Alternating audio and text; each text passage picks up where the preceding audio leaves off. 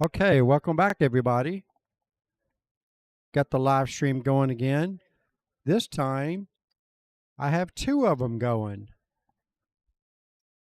You should be able to look both of them up under the YouTube channel, Sunshine State Pool Tour. Give me a minute and I will be sharing them to Facebook. Out at the bar. Yeah, you can just sit. You got it. So yeah, we got two live streams running at the same time now.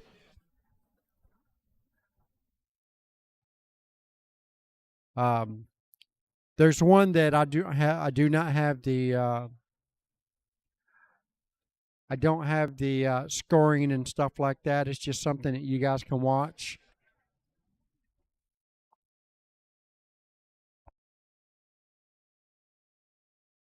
I believe the guy's waiting on his opponent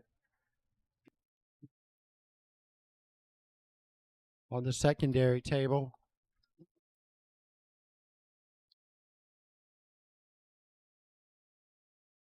There shouldn't be any, let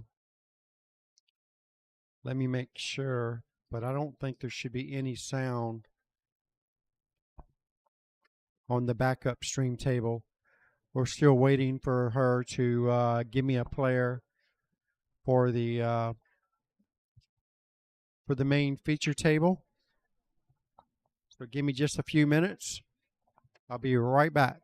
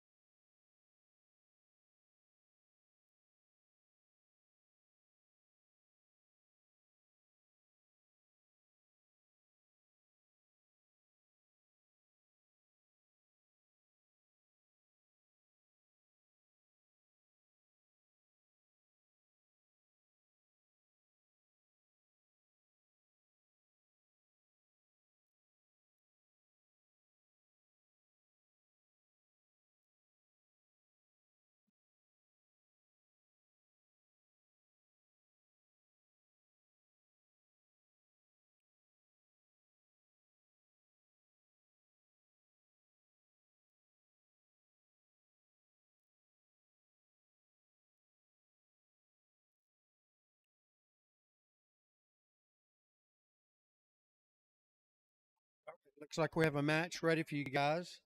Daniel Sangster versus John Colon or Colin. Let me get this set up for you guys real quick and we'll be ready to go.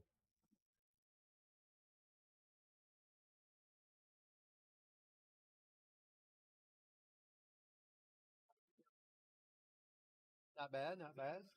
You need something? Not for sure. They'll help you out at the bar though. I'm just doing the streaming part.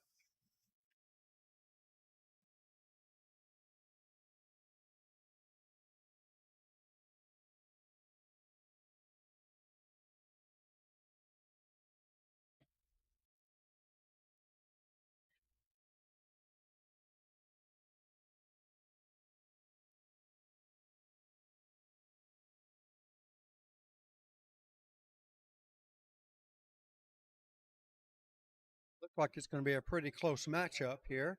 46 to 47. Daniel's going to 46. John's going to 47. We have another match going on right now on the other stream table in case you guys wanted to watch. There's no scoring or anything like that on it, but you're more than welcome to watch. Daniel, yeah, you're more than welcome to watch. What's your Fargo? You don't know your opponents, do you? I know she didn't write them down there. I'll get it.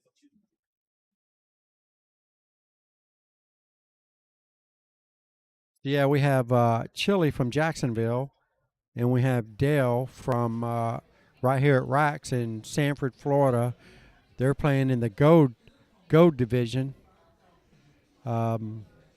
Not for sure what their scores are, what their Fargos and stuff are, but you guys more than welcome to check that secondary live stream if you want. Like I said, no scoring, no commentating.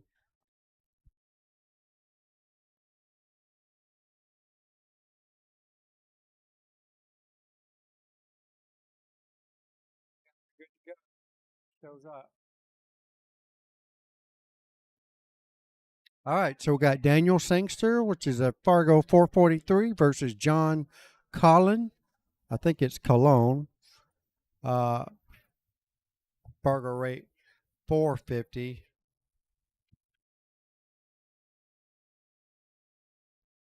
So Daniel's going to 46, John's going to 47.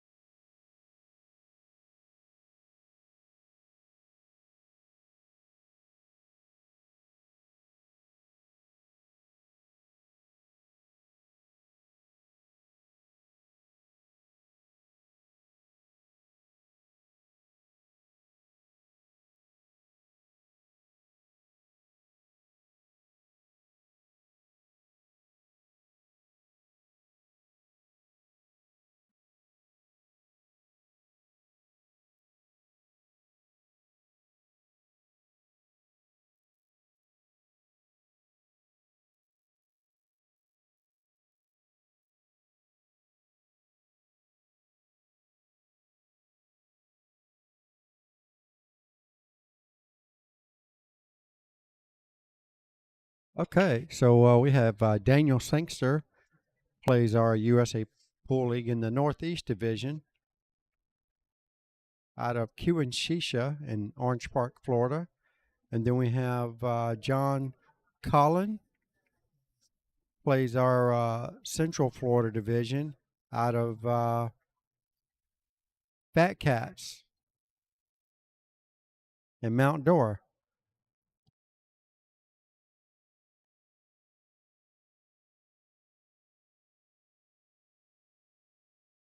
Both of these guys are in the 440 range, so should see some pretty good shots here.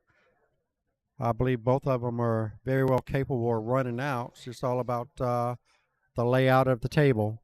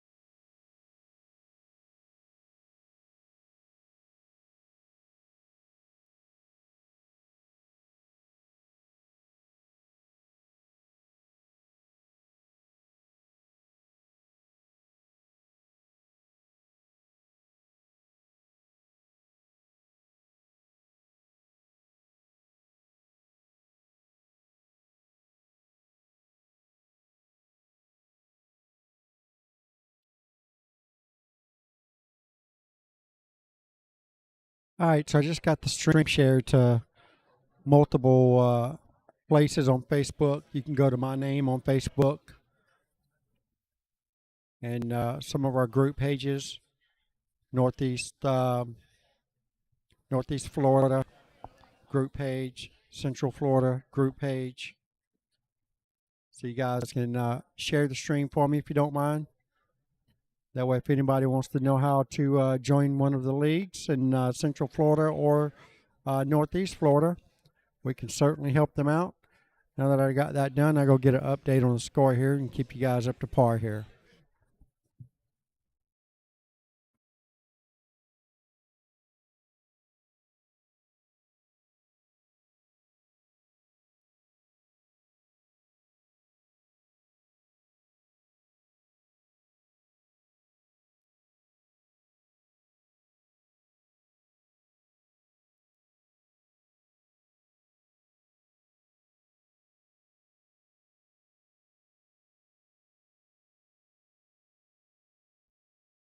All right, so we're still on the first game here on the feature table. Then our secondary table, we have Chile playing Dale, and they got a close match on theirs on their table. It's 18-17, so it's definitely a pretty close battle there. You guys hear everything okay over there? Anything I need to do video wise or audio wise? You guys can hear everything pretty good?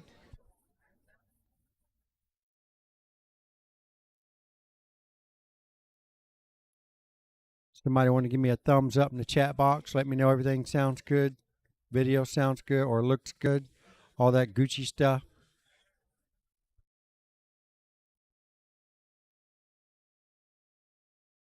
We should be able to roll out the rest of the evening with this live stream without having to restart it.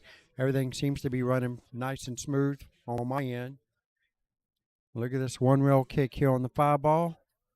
Oh, he makes a great hit. And he didn't leave the easiest of shots. John's going to have to back cut this 11 and try to avoid running into 8. You never want to run into the 8. Always that possibility of making it in the wrong pocket out of turn. And definitely don't want to send the cue ball in the side pocket. So see what he does here.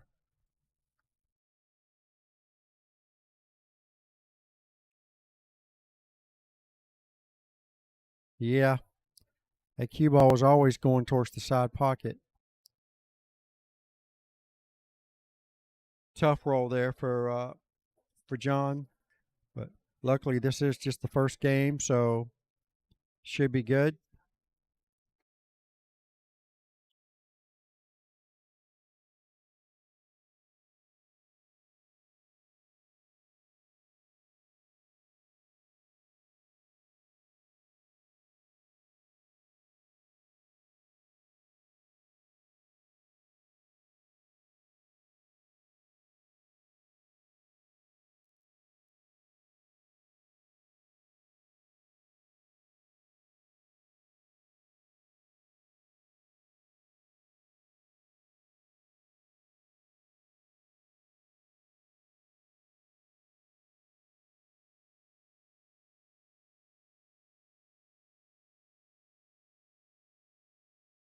Okay, thought you was going to send me some people, captains or I guess. Just tell them light sauce. Any captains or league reps? Anybody that knows these guys?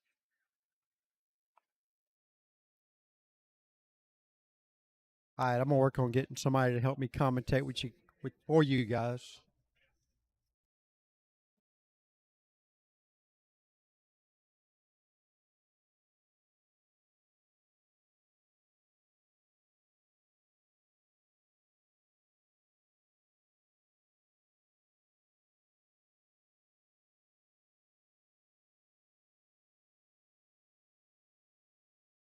You want to commentate?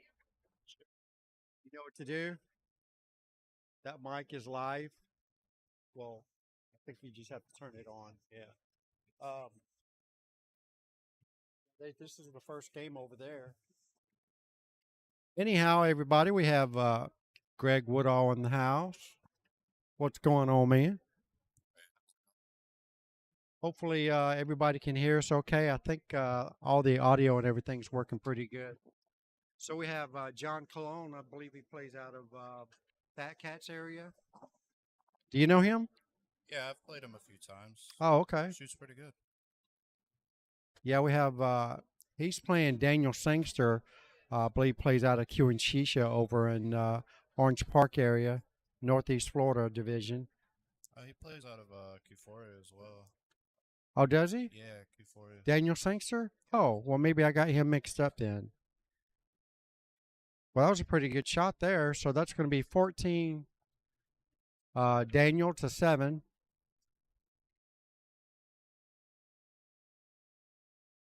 John made that. Oh, John did that?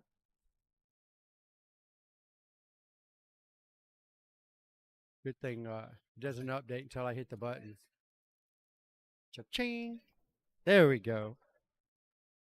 Oh, yeah, that was John. I'm looking at the screen different. Anyhow, this is a 46-47, pretty close race. Probably anybody's game. Haven't really been paying a whole lot of attention to it. So let's see how this is Daniel Sangster to break. Rack number 2. Just off center. Solid hit. Look at that 8-ball come all the way up table. I think that's the. Is that the 8-ball? 8-ball's in the center. Oh, 8-ball is in the center. Maybe I should roll this down. Might be able to see the colors a lot better. Still hard to tell. Yeah, the 8-ball's in the center up there by the 3. Table's always open after the break, no matter what. Probably got a good solids here, I would think. You like the solids here? You know, yeah, because the 5-ball's right there, and it'll let you open up the other solid. So yeah, everything is pretty much wide open. Shot on the stripes anyway, so, except for the 9. Yeah, that's true. And the 6-ball is probably a good starter ball. You got to get to that 5-ball as soon as possible, though. You don't want to wait till the last. Oh, wow. Wondering if that ball's going to go in or not. Definitely got himself in a little predicament now. I think he just needs to put the cue ball on this end rail down here. Maybe use the 9 as a blocker so he doesn't have a shot on that 1 in the side. Possibly play the bank. Behind there. Either that or shoot the 4 up table and do it. I'm not sure what he's doing. Did he call the ball? Okay. Not quite. Well, John's got a couple options here. 11 and the 9.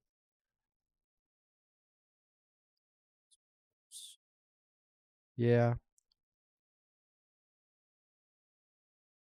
I mean, he's got the 9, but really the only thing he's going to have is, oh, that's the 15 ball by the side pocket. So it's probably, that's probably the shot. Shoot the 9 first, cut the 15 in, possibly run into the 7. You can hold position for either the 14. Looks pretty straight. Okay, then. Yeah, I definitely didn't leave anything easy. That cut shot right there on the 1.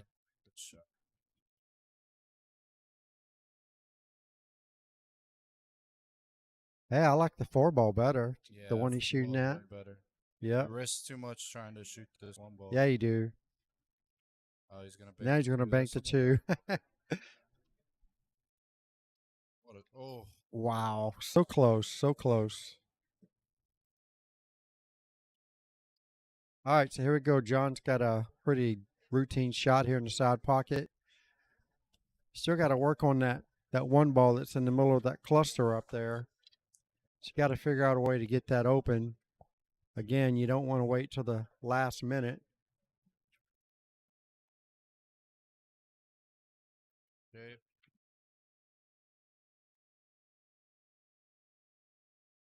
I don't know how he's going to get that one ball out the middle of that cluster.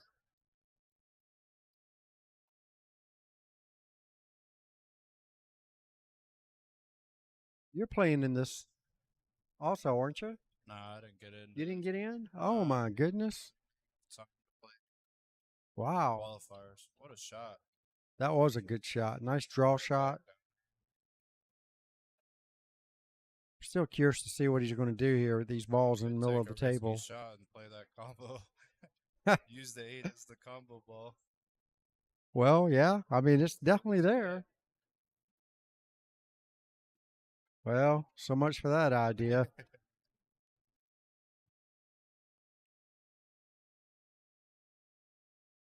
could almost still do it. Yeah, he could off the 14. Yeah, he could send the 14 in it. It may be dead off that 3, depending on how close it is. Yeah.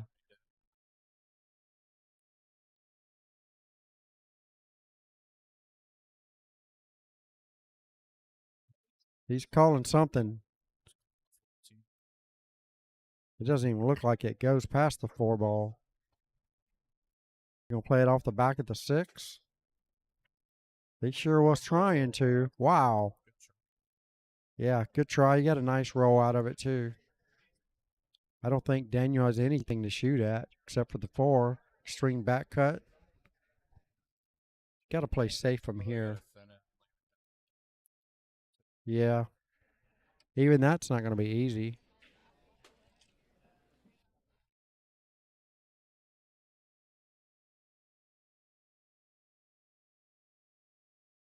Not for sure what he's looking at.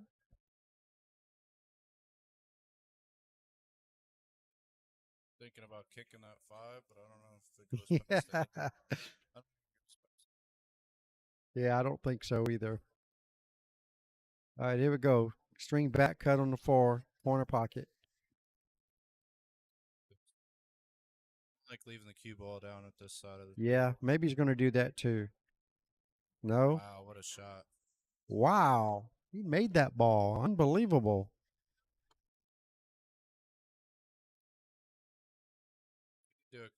You could shoot the 7, play a stop shot right there.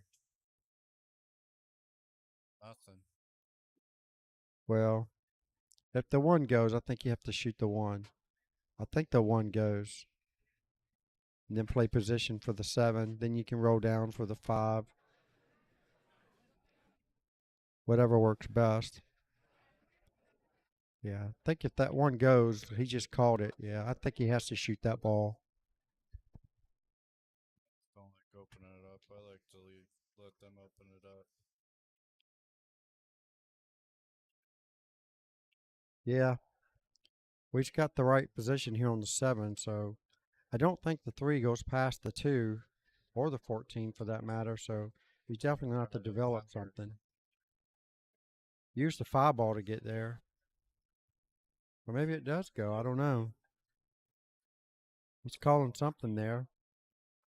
Oh, he's calling the 5. Well, this should open it up if he makes it.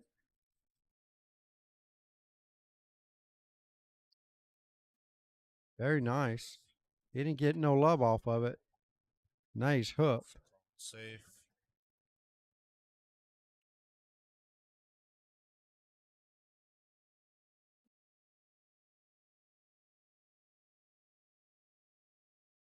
Well, you left him straight in. Combo. I mean, he's got options here. John makes his combo. It's going to be a fairly easy out from there. Yeah, you gotta play the combo here. I think so. Sits in the pocket. Yeah, I mean, you're sitting on it really, really good. I think this is the best opportunity to go ahead and take it out of there because otherwise it's going to be very hard to play position. He's doing what I would do almost, trying to kind of.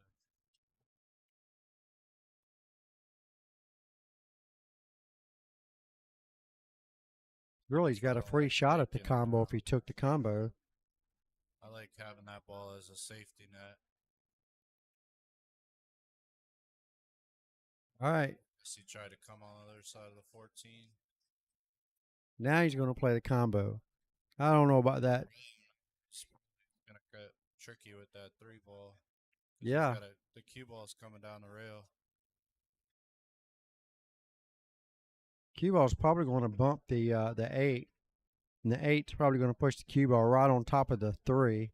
And he's probably not going to have anything to shoot at unless he hits it, you know, It's at gonna medium think too speed. much, I feel like it's gonna come on.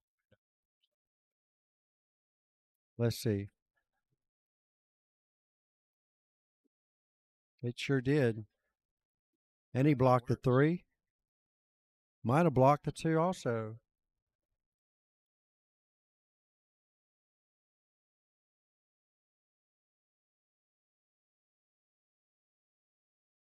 Daniel really needs this rack to stay in the match. You don't want to lose 2 racks in a row because that's a big deficit to overcome. All right, he's calling safe. He needs to try to get that 2 ball at least close over there, and that's a good shot there. Used it as a blocker. So, Greg, how long you been playing in the USA pool? About 3 years now. That's all. It seems longer than that. Yeah, it started I think right before COVID. I won my first singles trip to go out there. I get out there, I'm out there for like 4 days, and then they shut down singles. Oh yeah, I remember My that. gambling was so Yeah, yeah, no doubt. bad. And I just sat out there gambling. That was my first trip to Vegas ever, so Right. Yeah, you've done your team's done pretty well out there as well, right? yeah, we got the first right after that COVID year, I got first. Yeah. Went Was that the 9 2-0. ball or the 8 ball? What's that? Was that the 9 ball or the 8 That was ball? 9 ball. That was 9 ball? Okay. Yeah, that was my first one. And so they let me transfer my singles to that year. Oh yeah, that's right. They sure did. I played terrible. I went 2-0. It was just not my year that year. Right. Except for teams did great. Yeah, we had a lot of teams in it that year too. So Yeah. yeah, a lot of the teams did, you know, like top 5 finishes and stuff. Even our Northeast division, I think they got a 3rd or a 2nd or something. Yeah, we played them in 9 ball that year. Right. I got pretty lucky that year. I was playing Aiden. Oh yeah, I heard When about I that. comboed 3 9 balls. Got Yeah. like 200 points. Yeah, he's a really good player. Yeah, he's good. Haven't seen much of him here lately. At that point, I think he was only like a 505. Yeah, Now he's in like the 5. probably shot probably close to a 550, but yeah, he shoots good. That's how it is when you're young. You Yeah, get better real quick. that's right. John's got a extreme sharp cut here on the, what is that, the 14 it looks 14 like. ball. Just got to watch the double hit on the cue ball. Go to the rail and come back and hit your tip. I don't know how many times I've done that before. Cue ball comes back twice as fast once it hits that rail.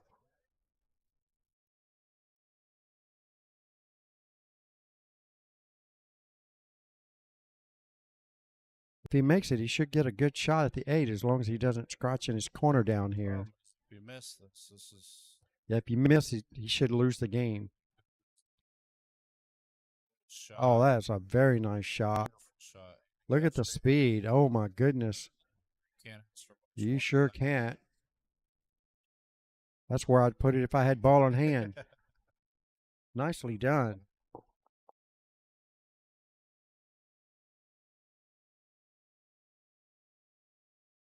All right. There you have it. John takes another one. That gives him 28 points. And Daniel's going to have 5 more added to his. And that's going to make him at 12. So 12 to 28. Got a fighting chance. Yeah. He still needs a couple racks.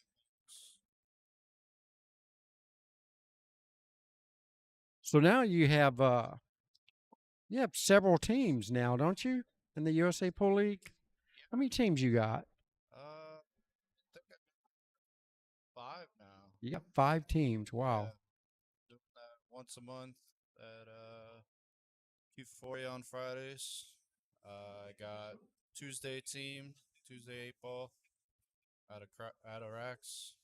Right. And Wednesday I'm doing 9 ball and 10 ball. Oh, you are in the 9 and the 10? Yep. Jumped up on the Dr. V's after Okay. disbanding our team. Right on.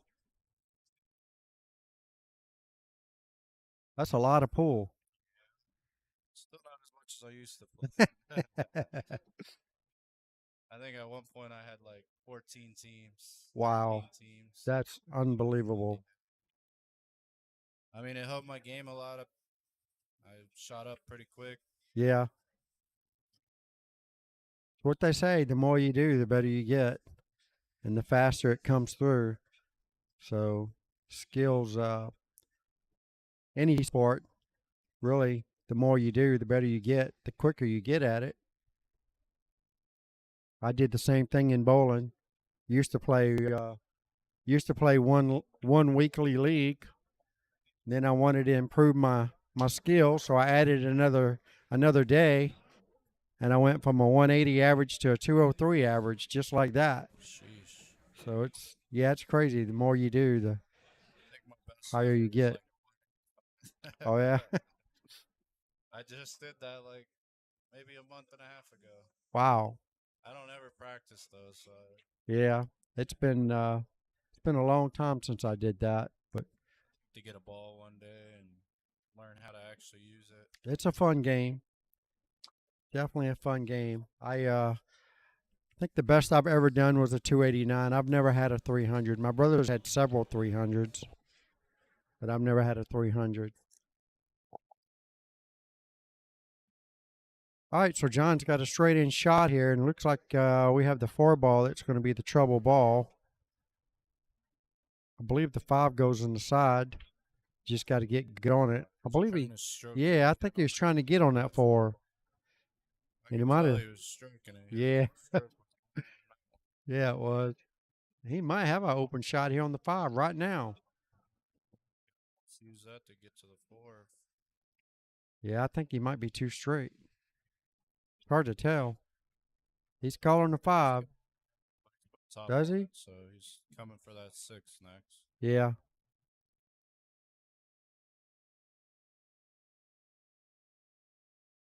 He did have a slight angle to that. He must have double tapped it or hit the 15. Some good sportsmanship there. Yeah, because I didn't even see it, to be honest. I don't know if he hit the strike ball first or not. It still went in. Maybe just double tapped it or something. I don't know.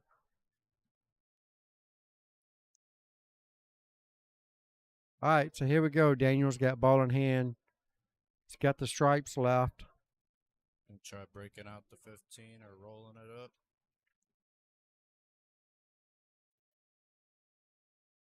Yeah. Don't think I'd be messing with that 12 ball just yet. Bank the 9 here. I like banking the 9. Even if it's just to play safe. Put the cue ball on the side rail.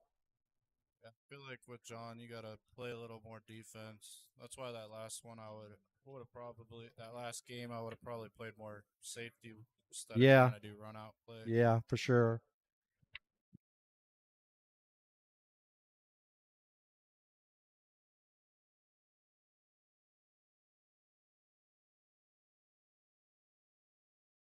Taking a long shot here on the 11. Good shot. Yep. Out ball if you make this 9. Yeah. You know, I think that 12 is clear. I think he's got room to make that ball. He just probably, well, he missed the 9 anyway. He did roll it too far.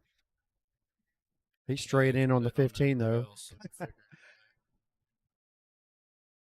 All right, here we go. Long shot on the 7.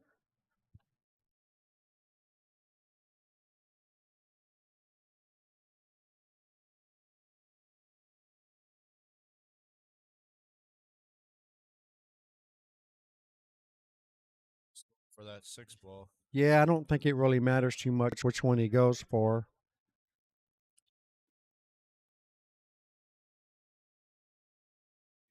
Shape on the 7 if he goes for the 6 though. So Yeah, just depends on how hard he hits this ball or That he misses works. it altogether.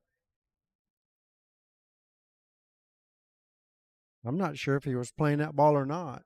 now you got It a looked back like he cut. was. Yeah, it looks really close.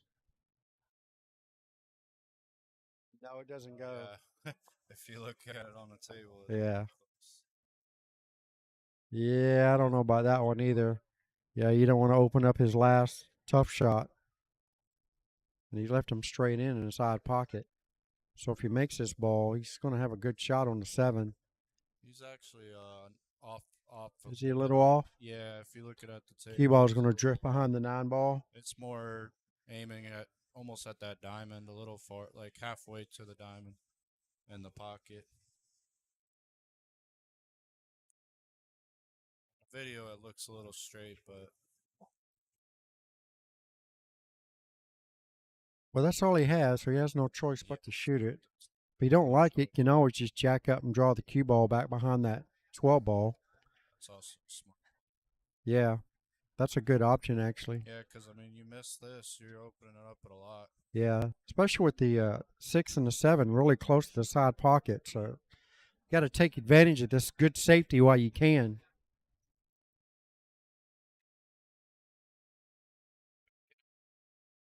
Get in the corner. Yeah, cross Trying corner.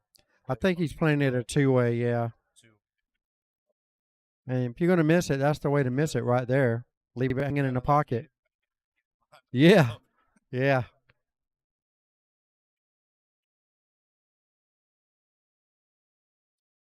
This one, you probably just got to tap that 9 and leave it behind there. And you're blocking all options. Yeah, that's a That good 12 shot. is- It looks like he can cut that Yeah, 12. It looks more easier on the on the actual table. table, yeah, than it does the Oh, actual there he screen goes. here. He hits that one really good. Well, I think you got to go for it from here.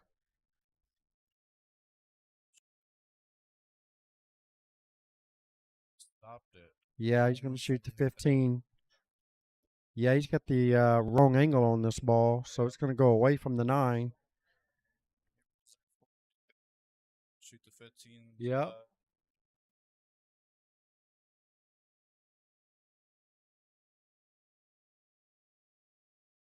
Looked like he's shooting draw.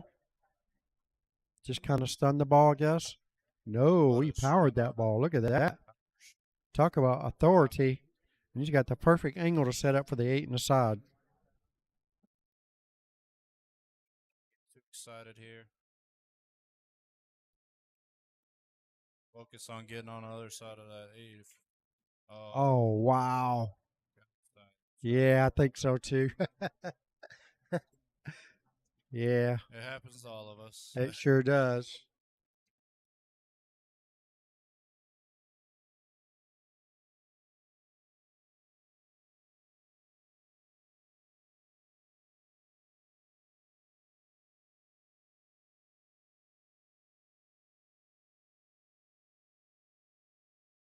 Well, I'm a firm believer if you don't make your last ball, you're not supposed to win the game.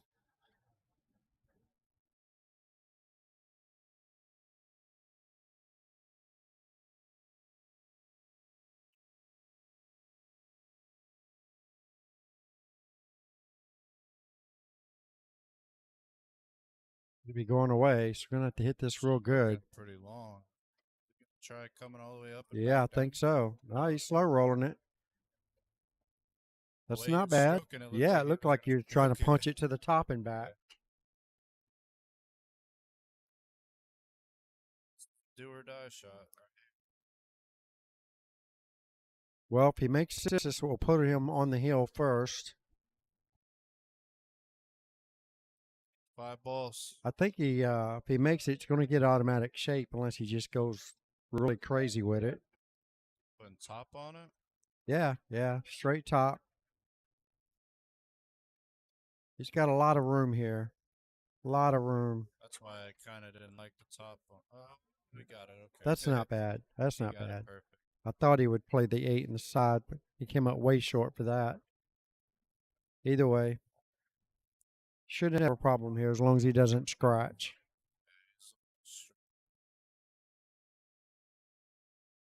Hitting center ball, he could scratch. Way straight. It didn't look like it was that straight. All right, that's another 14-6 win for John. So that gives him 42. And Daniel's going to have 18. All right, so 2 racks to 5 balls. yeah, Daniel pretty much needs a miracle here. As long as he holds him to 4 here, it'll be hill. Yeah, that's true. Got to hold him to 4. He hasn't done that yet, so it's a pretty large feat there.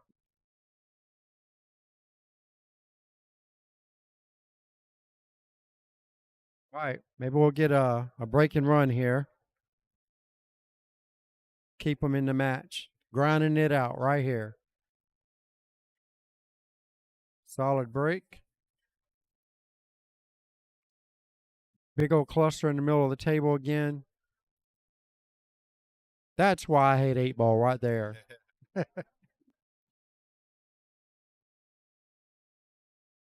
Although I played better 8-ball than I did 9-ball today.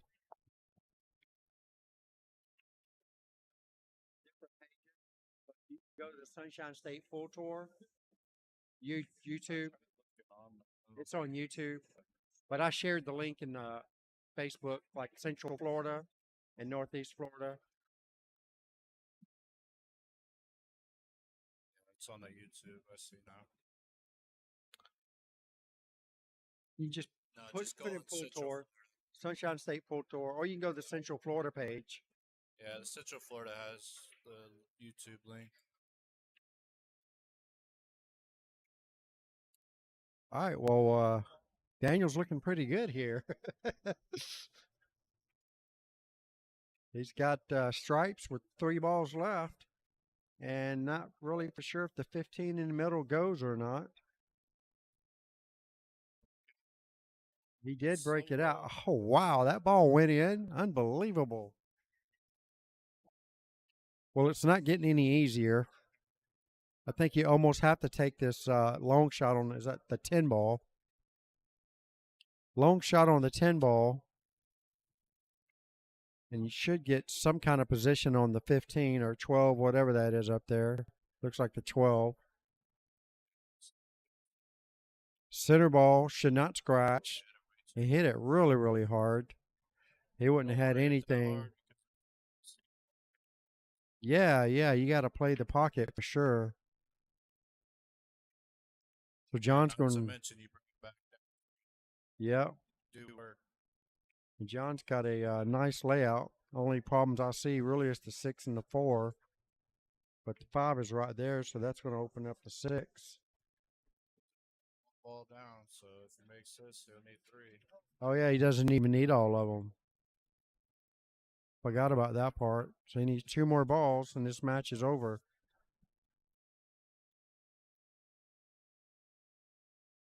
Oh, he needs 5 balls. 5 balls, yeah. Yeah, he needs 5. So he needs 3 more balls right now. Roll this, roll the 7, and make the 5, and you're good to go. Yeah, he's shooting a 1 ball. Make the 1, roll it down, roll the 7. Get that 5 on the side, and it's call it a day. Yeah, that's the way I see it. You want to get out, but yeah, focus on getting your. Well, you don't have to finish now since the other player's not on the hill. So once you get your points, you're done.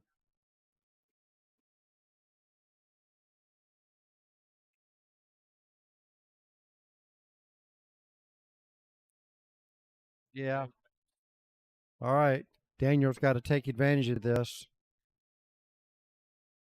Not for sure if he's got an open I shot. think That the 10 ball might go. actually goes from looking at the tape. The 10 goes past the Past 15. the 15.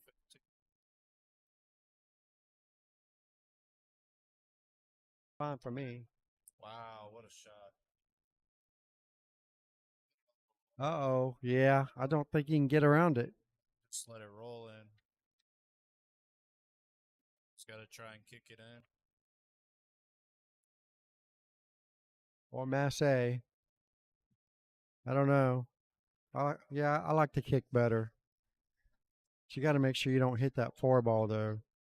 You could always kick it on the other side and try and leave it on the back side of there, but that 5 probably will go still, so you Yeah. got to go for it at this point. He's got to hit it kind of hard to get position on the 8. Sure. He didn't even hit it hard enough. Oh, he's calling it, so he's got an edge. I mean, I don't like it. Now you got to watch the scratch. It's going to be very tough. If he hits it, oh, wow. I figured if he would have hit that 8, he would have made it. And he's very upset here. He's going to lose this match. John only needs 2 more balls. Not really for sure what he's thinking about there. Shoot the 5, 4, 7. You don't even need all of them. You only need 2 balls. Pizza. I did get a pizza. You want a slice of it? It's like a free one because it's so burnt. Yeah, they've been doing a new way where they're cooking it a lot faster, which is good. Yeah. Put it at the high temperature, get it done a lot. I always try to get them to make it light red sauce. All that red sauce give me heartburn. They didn't even bring any plates or anything over here. All right, so there you have it. John, I believe it's Colin. Is that how he says it? Colin or Cologne? I would assume Colin. He just basically just won the match already.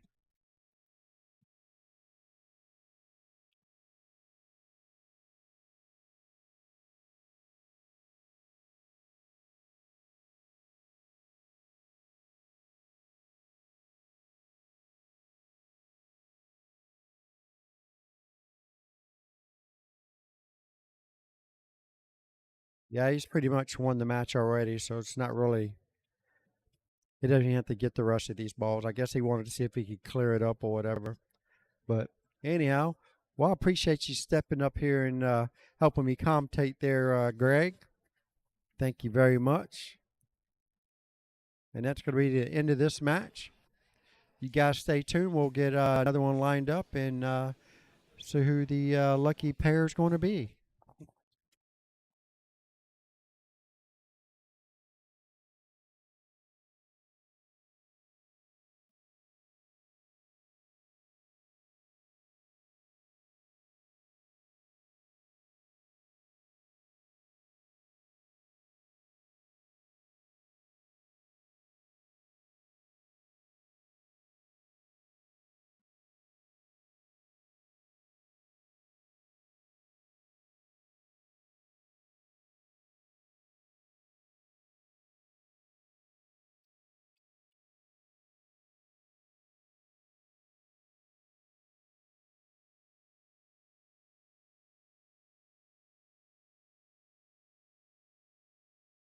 I might have broken mine too if I missed that ball.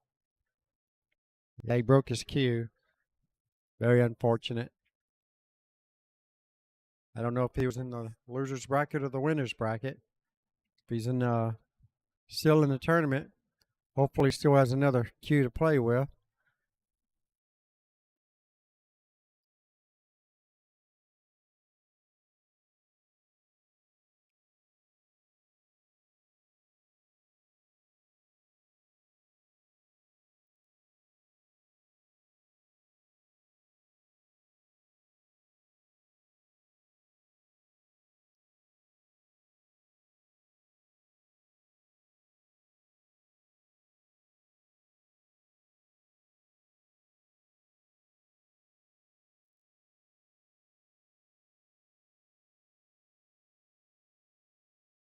Well, we still have our other stream up and running. Looked like they might have just finished on that one too. Chili just made the 8-ball. Yeah, looked like Chili won his. So we have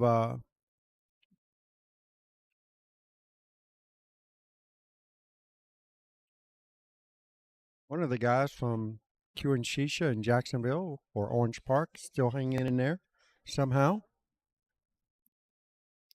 Looks like we have Kit Crawford still hanging in there. She's playing. Looks like she's playing a match with Kanan Wu from Mad Hippo in Q4.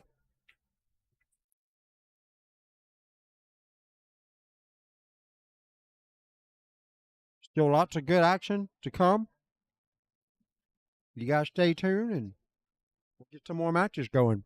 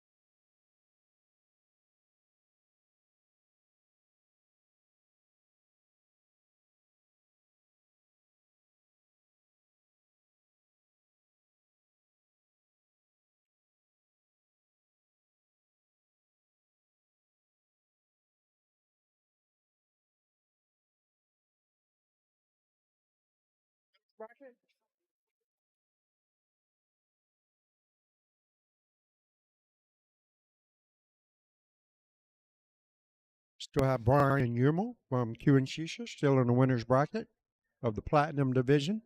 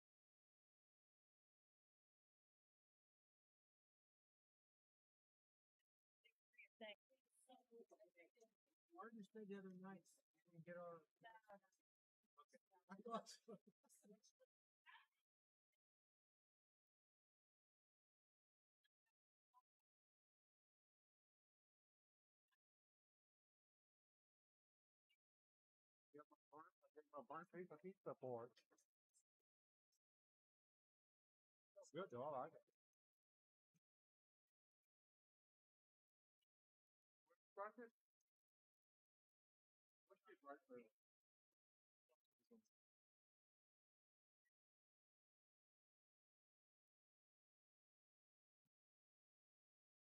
Is that their partner?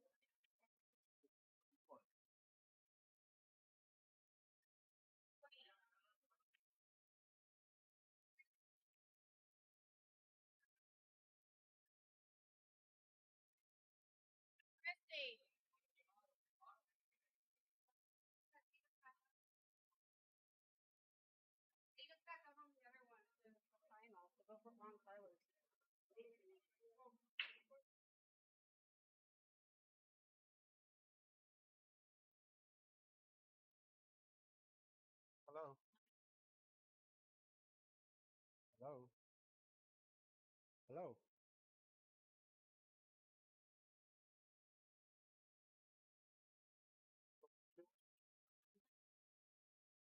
Are we doing Sarah Lee and Chili? What's your Fargo?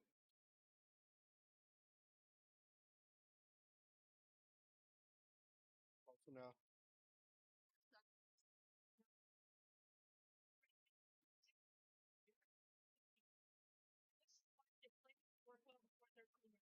The thing just said 417 on it. Is that what you were when you registered?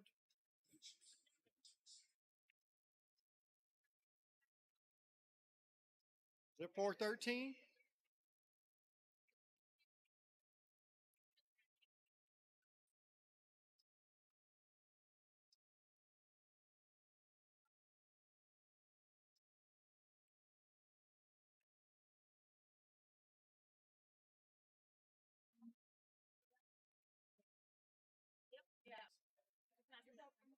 And his name is Richard Schwoda.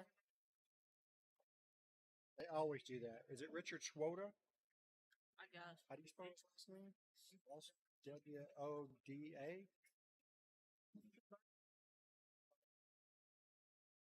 Gave her the paper. I needed a paper. SWA SWA D D. O A R A. No, D A. Sorry. So I'm like, Chili! Chili! Yeah, that's not right. Chili! Bring me the paper.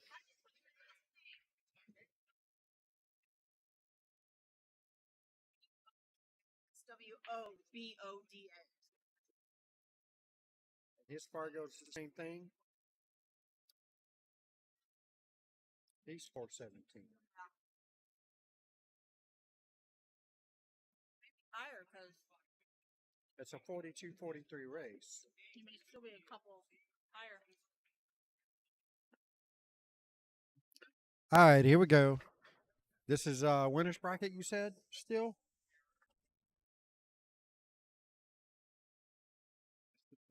Goat tier. All right, here we go. Goat tier division. USA Pool League. We have a 413 versus a 417. Sarah Lee versus Richard Schwabada. Not really sure how that works, but anyhow. Sarah Lee's got to go to 42, and Richard, we call him Chili, by the way. His nickname out in Orange Park area, Northeast Florida. It's the 417. He goes to 43. Should be a pretty close match. I think. Well, they've both been playing a lot of pool, so it could go either way. Let's check it out and see. Still waiting on another match for the other live stream.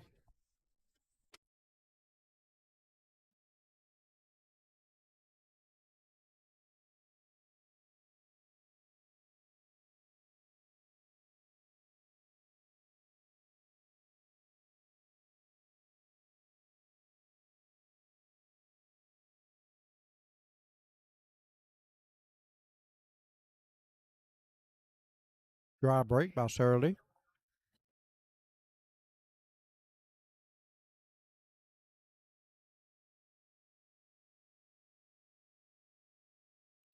Central Florida. It's streaming on YouTube.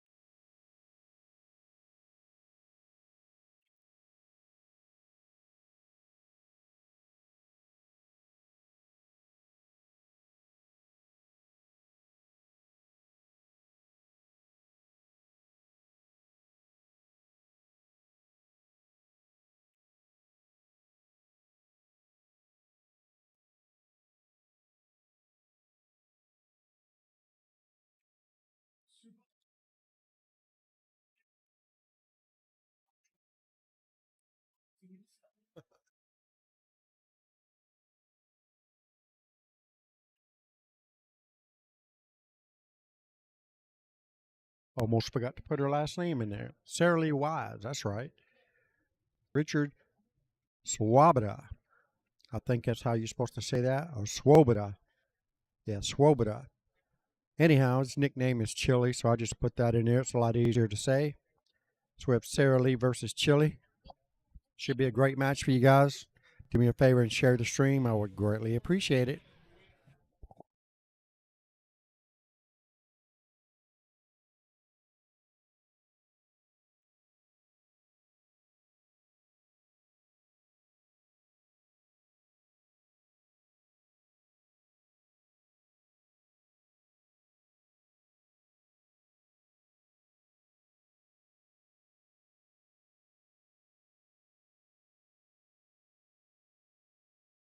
All right, we have another pair coming up.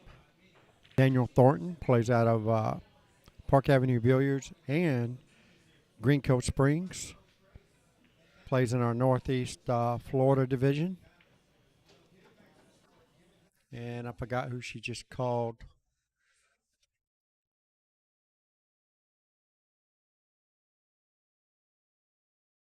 Just when they make their way over here, I'll let you guys know.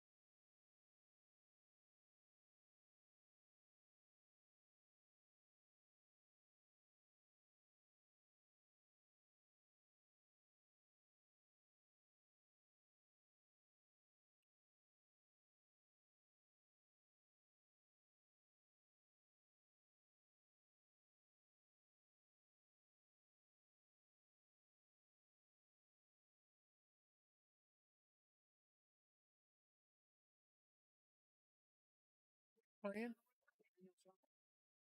Sangster?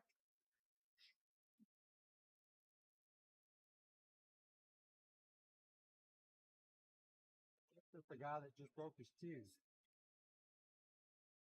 Daniel Sangster just broke his fuse. Oh, why would he break his fuse if he won?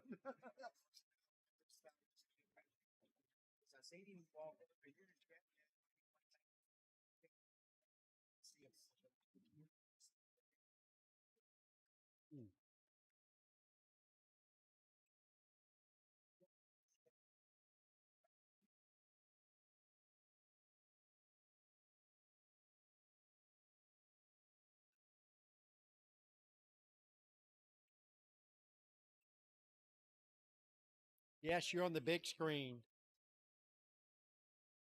Sarah Lee.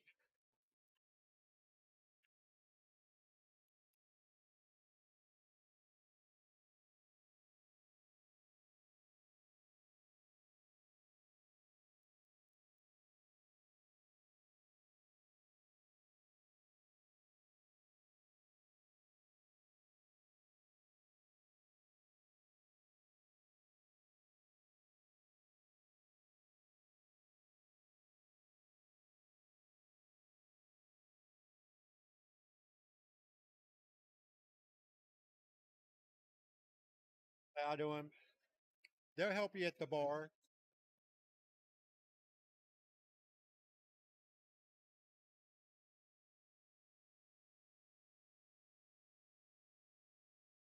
Hanging in there or no? You out of it? Hmm.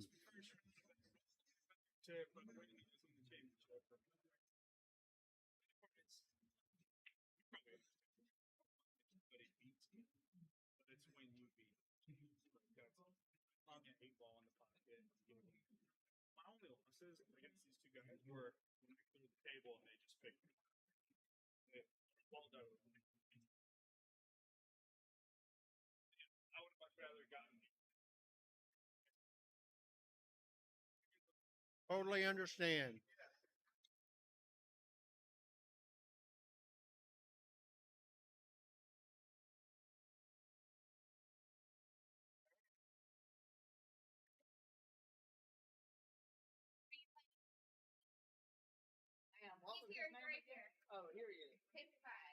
I need that.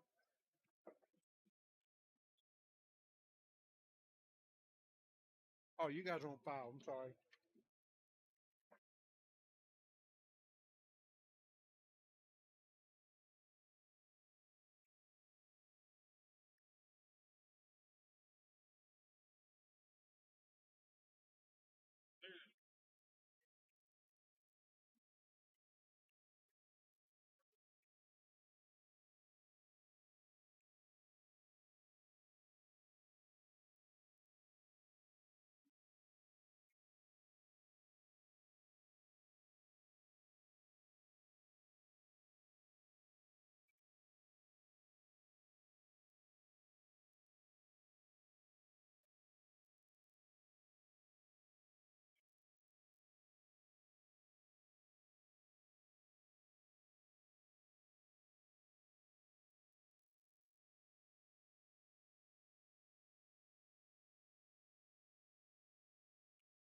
All right, so we have Daniel Singster. You just watched on the main feature table.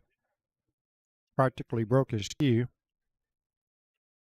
So he was in a winner's bracket. Now he's in a loser's bracket. So we have Daniel Sangster versus Daniel Thornton.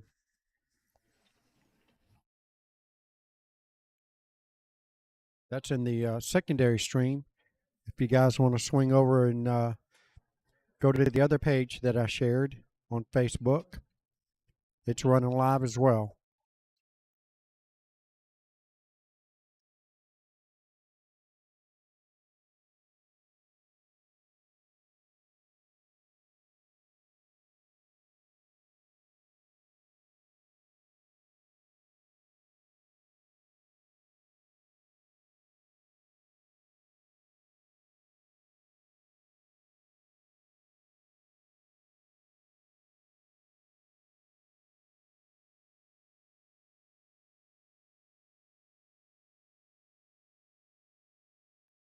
What a nice shot by Sarah Lee, and she is sitting dead perfect on the 8 ball to take this first rack 14-7 against Chile.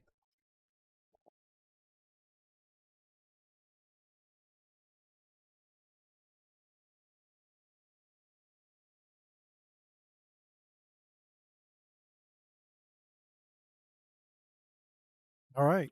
She takes her first rack down. 2 more to go. She needs exactly 3 racks.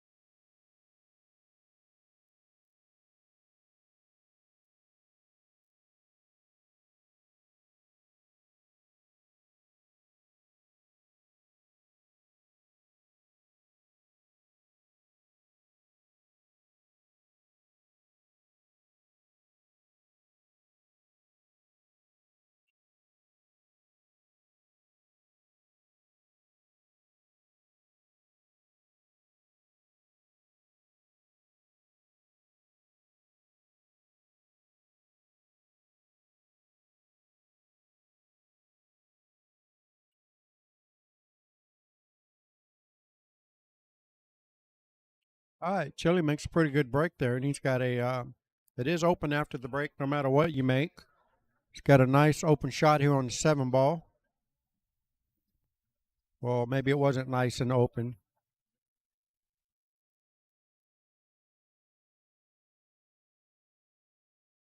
So the table's still open because he never made a ball after the break. So Sara Lee's going to be swinging at the solids, playing the 2 in the side, probably off the 7 ball. Just like so. All right, so Sara Lee is low balls.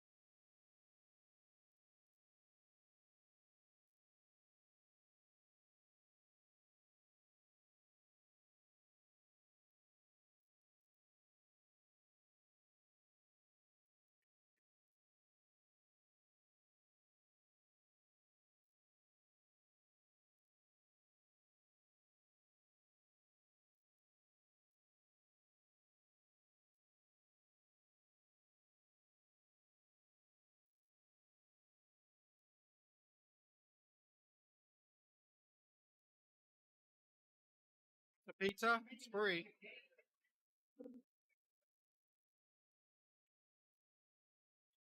Yeah, extra crispy. It was good. I don't mind it. All right, Sara Lee gives up ball in hand. She's the little balls and he's the big balls. He's got a couple issues here, the 11 ball and the 13 ball.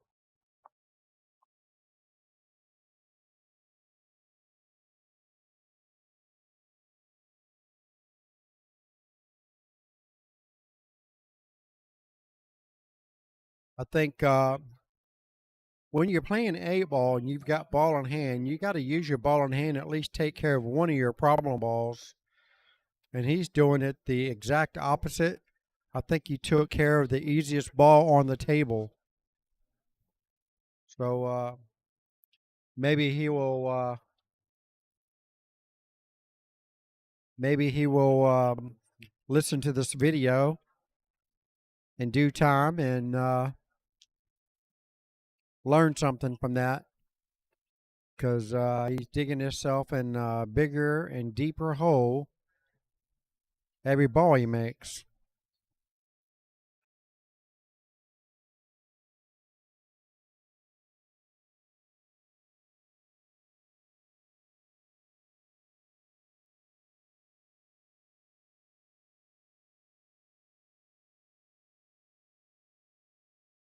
Sarah Lee's got a shot here on the one ball.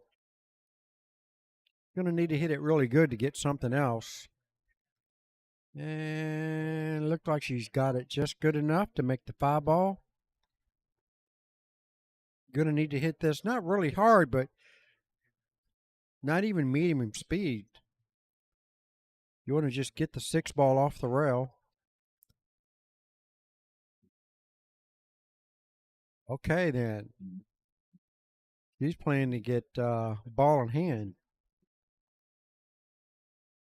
So Chili's going to have to do a 1 rail kick here. I can get my little whiteboard back on the thing here.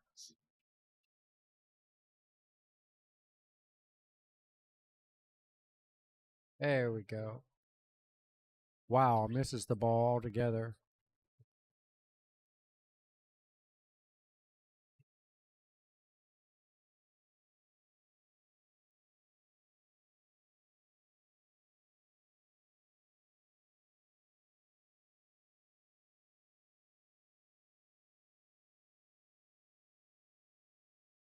All right, there we go. Got my little whiteboard. So she's going to need to get position right here for the 3 ball. After she makes this combination. Hey, why didn't it go away? There it goes. Went away. All right, so here we go. She needs to get that position where I had the table marked. Right here. She doesn't have to draw it back. Look like the 6 ball's hanging deep enough. She just needs to make sure she catches the very edge of the 6. That way the cue ball rolls straight back towards her. Maybe it hit the 11, but she hit it too fat.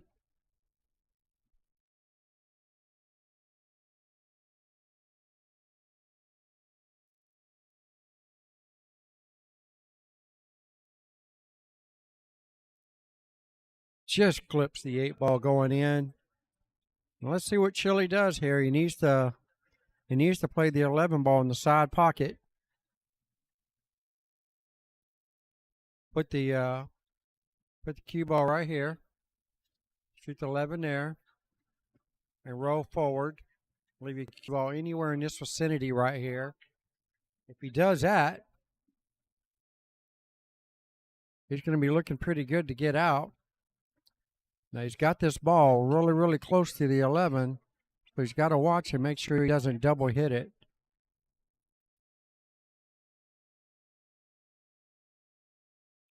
Oh, he hit it really good.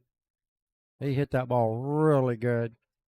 Better than I expected him to hit it.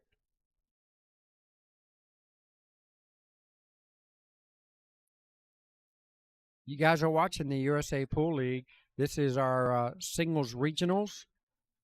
We have 6 tournament boards going on today. The winner of each board, we have a couple silver tier. I think we have a couple gold tier, and we may have a couple platinum tier. So the winner of each board, oh, that was a super cut there by Chili. And he's going to need another one here on the 15 ball. Yep, he's cutting it, so he's definitely hitting it super thin. So yeah, each winner from each board is going to win an all expense paid trip and tournament entry for a singles tournament in Las Vegas. Not sure if he was really trying to make that ball or play safe, but either way, Sarah Lee's got a cut shot here. Not for sure if she knows how to get position on the 9 from here.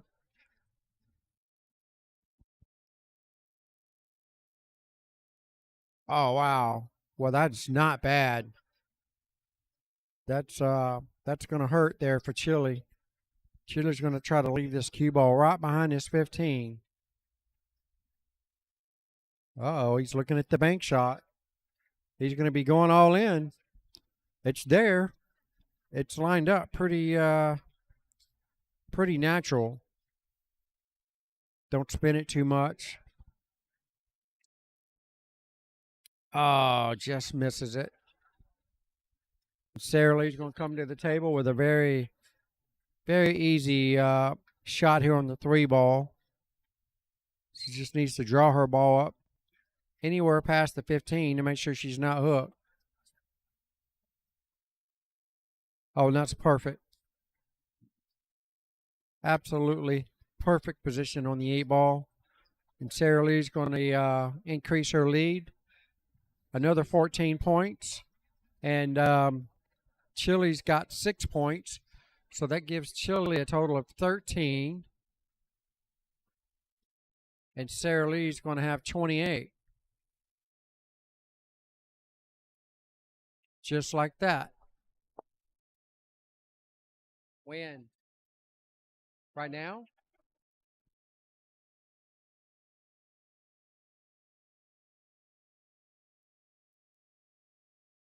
All right, so Sarah Lee is on the hill. She needs 14 points. That means she needs the 8 ball.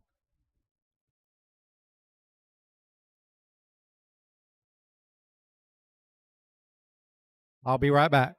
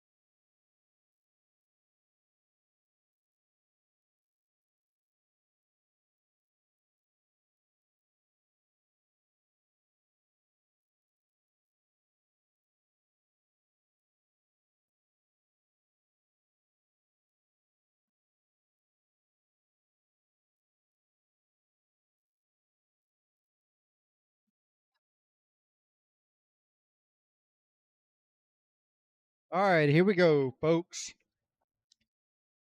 That's the one thing you guys will notice about Chili. He jumps up really bad on his shots.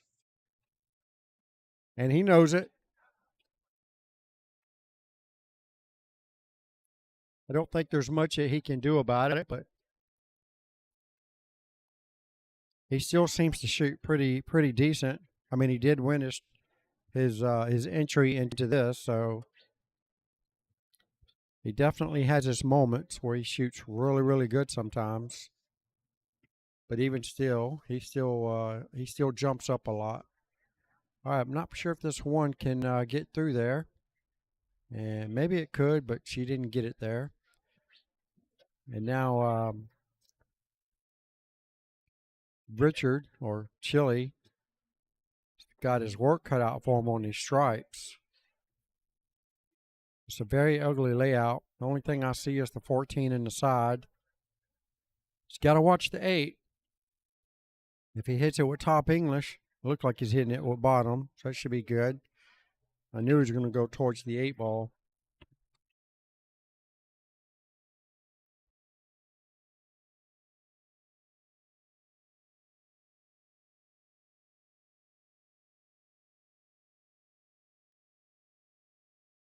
You guys hear the stream okay, or see the stream okay? Guys, give me a thumbs up. Let me know something. Let me know how it looks, how it sounds. Guys, do me a favor. I'm trying to fine tune my my live stream.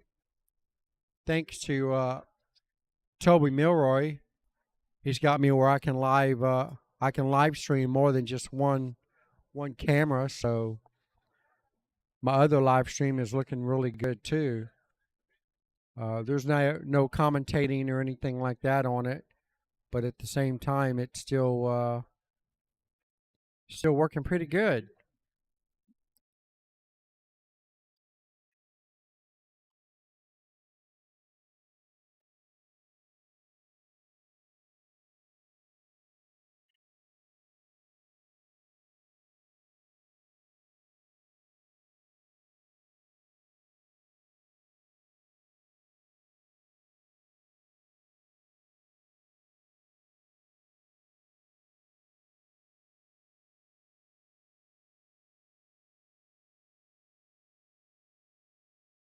All right, straight in on 6.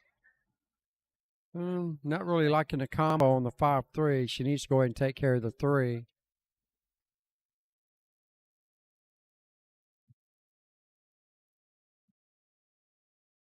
All right, she's going to attempt this one again, and she makes it.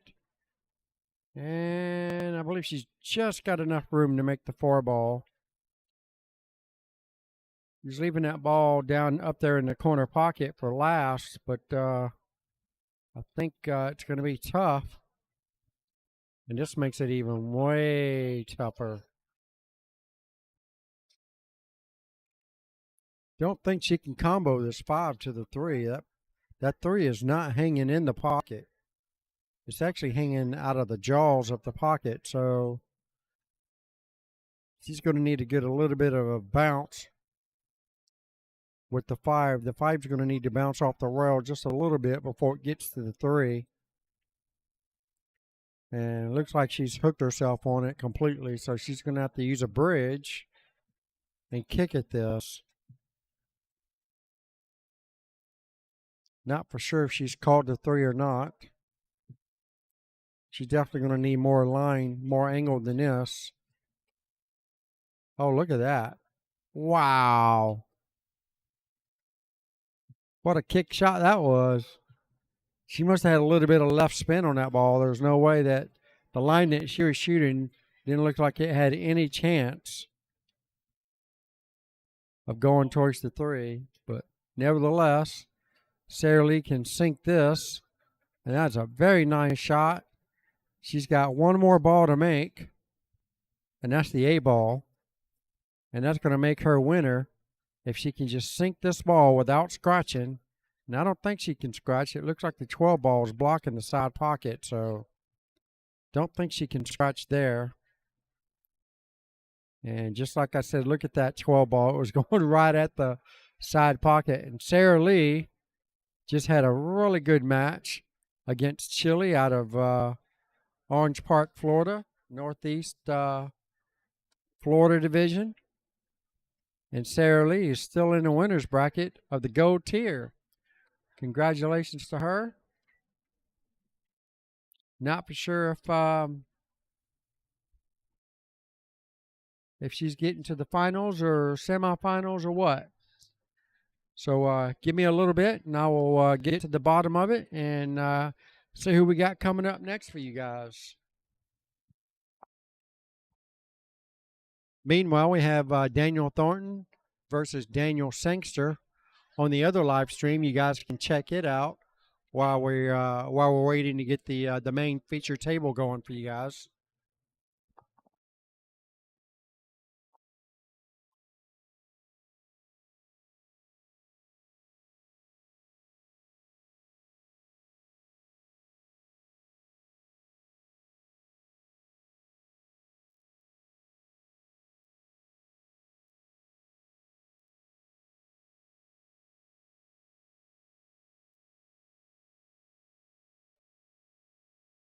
So no one's actually said anything on the chat yet. You guys let me know, does the video sound good or look good? Audio sound good? You guys hit me up, let me know. Nice to know if I'm coming through crystal clear for you guys.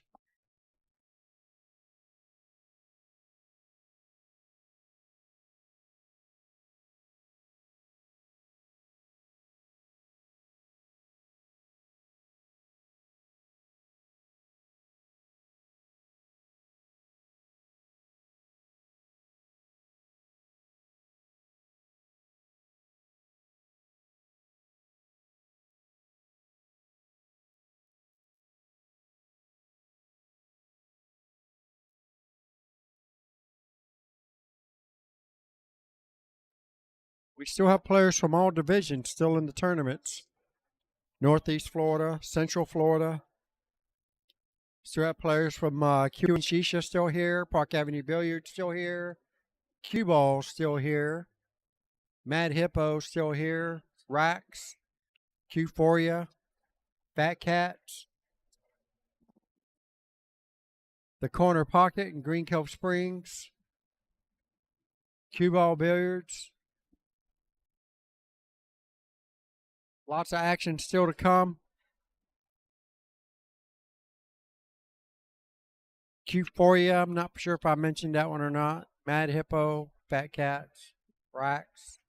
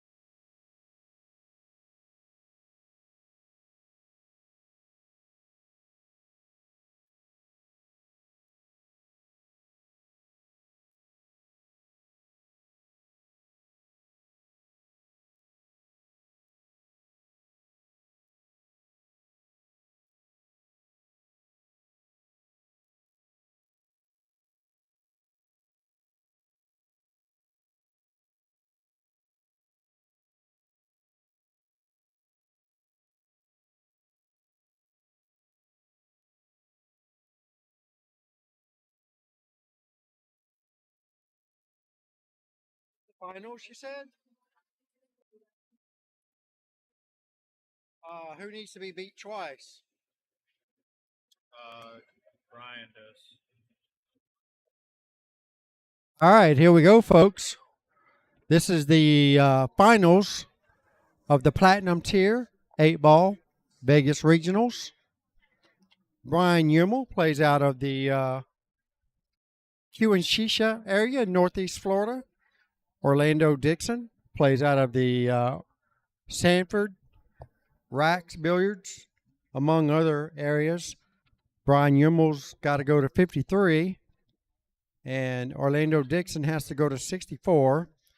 Brian is the hot seat winner, so he needs to be beat twice.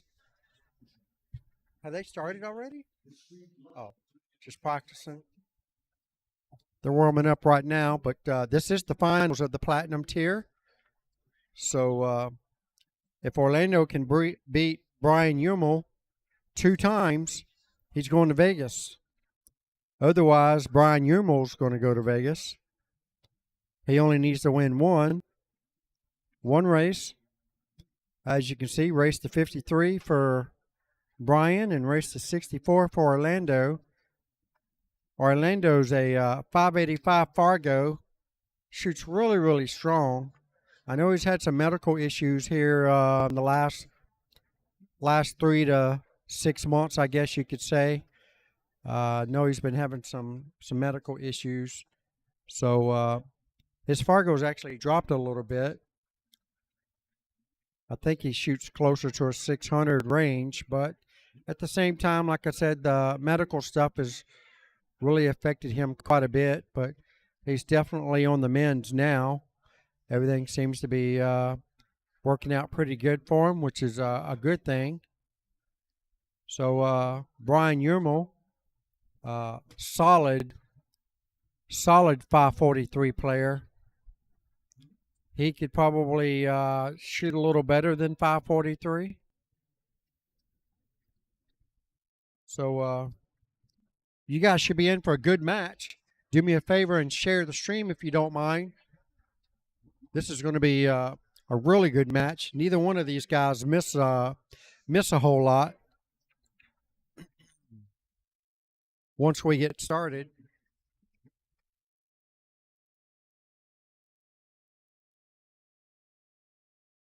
And we still have the secondary live stream going on right now. The two Daniels are battling it out. They're neck and neck. Daniel Thornton's like at 34. And Daniel Sangster's like at 26. So they're definitely neck and neck over there. I believe whoever makes the next win here is going to be on the hill first. All right, here we go, folks. This is Bobby GZ and Heezy coming to you straight out of Racks Billiards in Sanford, Florida. This is the finals of the Platinum Tier, the 8-ball Vegas Regionals. Winner of this match is going to get a chance to go and play in the singles out in the World Tournament out in Las Vegas at the end of February, which Janine and I both, once again, like this year, where we'll be out there for both of our birthdays. Mine February 26th and Janine's March 1st. See if I can actually make it to my birthday dinner for once. Anyhow, looks like Orlando Dixon's got the first won the lag for the break. This is call all balls and call pocket. That's all that matters. Call the ball that you intend to make in the pocket you intend to make it. Doesn't matter how it gets there. As long as it goes, you're good to go. Scratch on a break. It's pretty much ball in hand anywhere on the table. Not in the kitchen. Must rack opposite balls in the corners like Orlando's got it. Stripe in one corner and a solid in the other. And the table's always open after the break, no matter what. You make the 8 on the break, it's your option to spot it up and continue to shoot with the layout that's there, or your option is to re-rack the balls and re-break. Totally your option. Same thing with the opponent. If you do that and scratch on the break, you can't win or lose on the break. So your opponent comes to the table with the same option if you scratch on the break. So right now, Orlando had a draw break, and Brian Yuma comes to the table with a wide open table. And it looks like he's looking at stripes. And it looks like everything is pretty much wide open except for the 6 ball. So naturally he would take the stripes. I think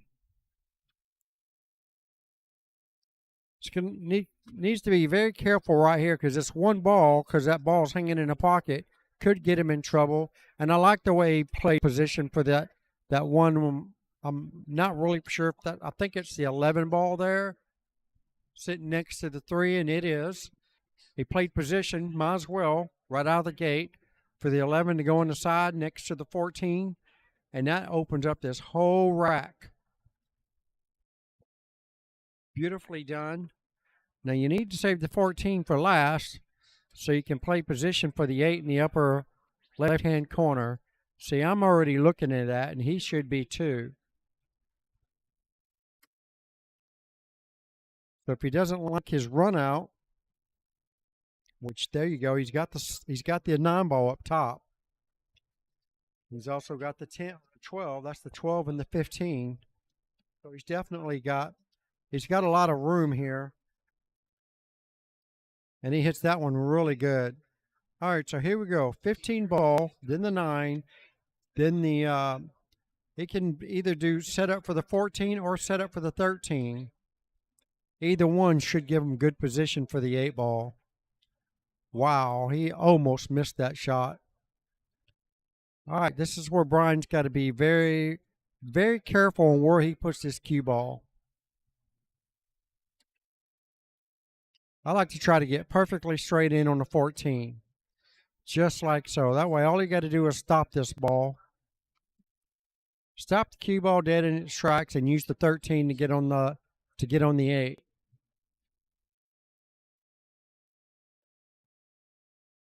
So he's either going to stop it or he's just going to barely pinch it in there. Yeah, just barely pinched it in, and that's perfect. He's got the perfect line here on the 13. Draw it back like 2 or 3 inches. He won't be doing much more than that. I mean, right where he's got the cue ball at now is pretty good, but I don't think he's going to go that far with it. Cue ball should be tracking outward towards the center of the table a little bit. You don't want to leave no more angle than you absolutely have to, and that's perfect. Couple inches, just like I said, and he's got a nice little touch here on the 8. Just to roll it up top left-hand corner, and this is going to get Brian Yuma off to a really good start to win this first set. All right, and there you go. 1, 2, 3, 4, 5, 6, 7. All right, so Brian Yuma just puts on a table run. So he's got the first rack, 14 games to 0 against Orlando Dixon.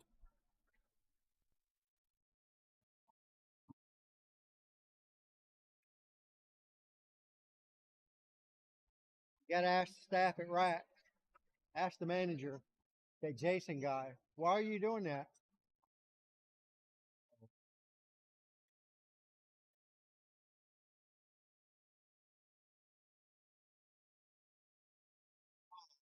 Put on charger.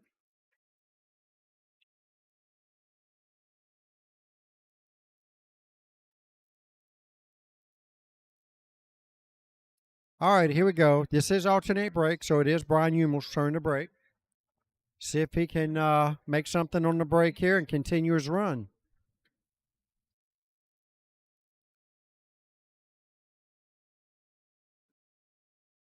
Coming back to commentate. Yep. All right, here we go. Greg Woodall back in the house. Solid break from Brian Yuma. Stops his rock right in the middle of the table. Don't know if anything went in or not. Guess that makes for a dry break right there. So now Orlando comes to the table. Yeah, he did. He did a table run from a dry break. Meanwhile, we got somebody bouncing balls around behind us. All right, Orlando makes the 2 ball to get his run started. So He has a lot of work cut out for him here with that 5 in the one ball. He's looking at it now, trying to figure out how he's going to get to it.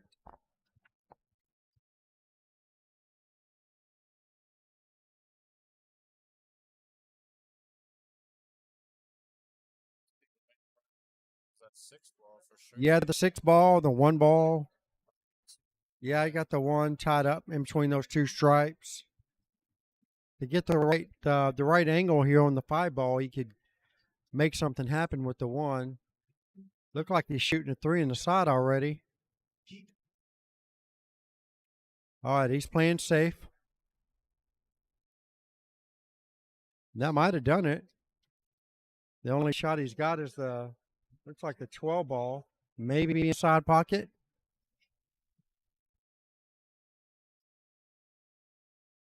Brian shot really good that last rack, so I expect him to make this ball. Shouldn't have to worry too much about getting position. He can just sink this ball inside the pocket. I think that's the only ball he can actually hit.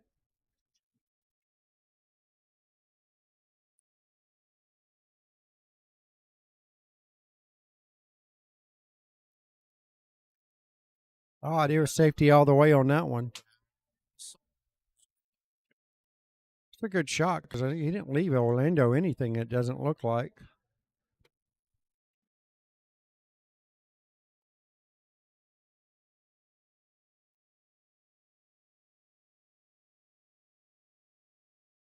Not really sure what Orlando's looking at.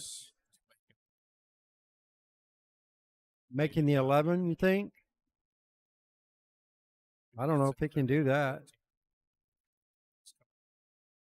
Yeah, he's going to use it as a blocker. That's a good shot. Yeah, really good shot there by Orlando.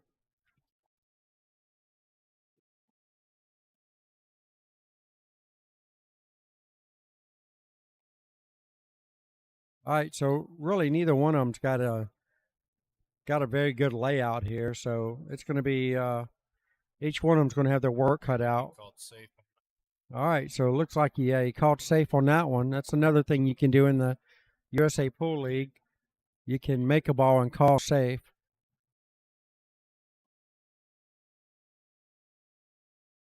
And we're looking at another safety here. I'm going to try to get him to wedge up and freeze up to the strike ball. And that's good enough.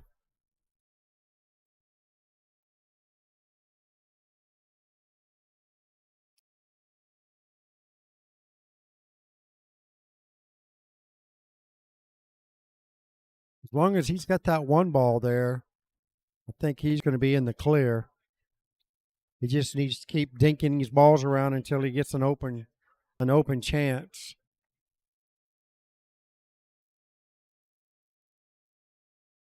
And really, that's the only problem ball that Orlando has right now. So if he can get a nice line on the 3 ball, which that's definitely not it. He needs a way to get back to the 1 and break it up. I mean, I don't know.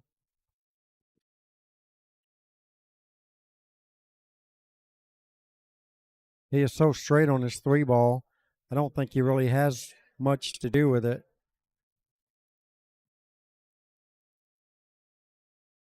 All right, so he's going to play safe on the 1. Send the 1 to the middle of the table and leave the cue ball in between those 2 stripes. He'd like to get it frozen to the back of them. Kind of like so. And I think Brian might have an open shot in the side pocket with that 14 ball. That's the 12 and the 14. And I think he just called it.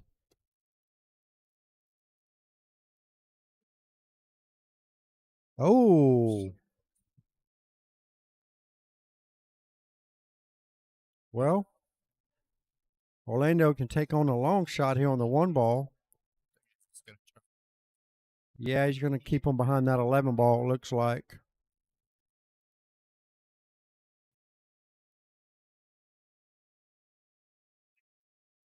Yeah.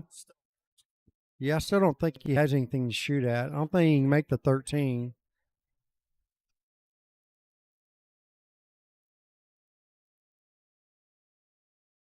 Brian definitely got his work cut out. Pretty sure he can't. I don't see anything that goes.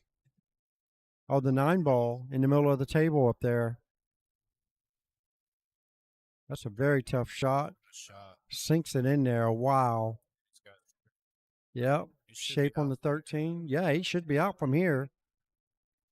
If he sinks his 13 ball, he's definitely out from here. All he has to think about is getting the right angle on that. Probably the 12 ball in the side. Or the 15 ball in the side pocket.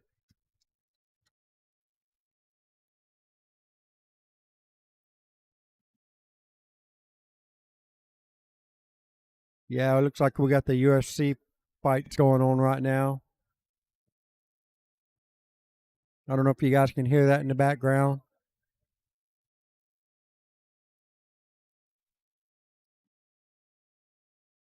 We didn't quite get the angle he wanted on that 14 ball, but he should be okay. Probably going to do the top rail and back up. And there he goes. Needs to keep coming. Keep coming. All right, that's going to have to do until he learns better. He'll just barely touch this 15 ball and take the cut shot on the 8.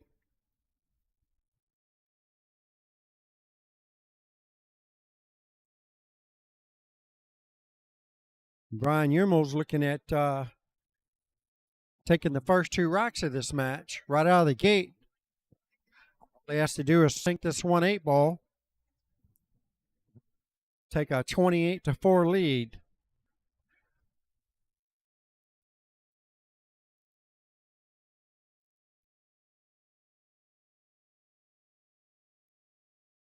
There you have it. So that's 28-4. That's a huge lead.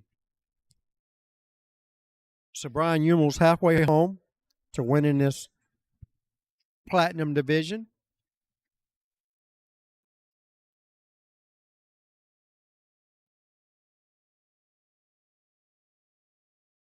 Not really sure what happened on the other live stream table.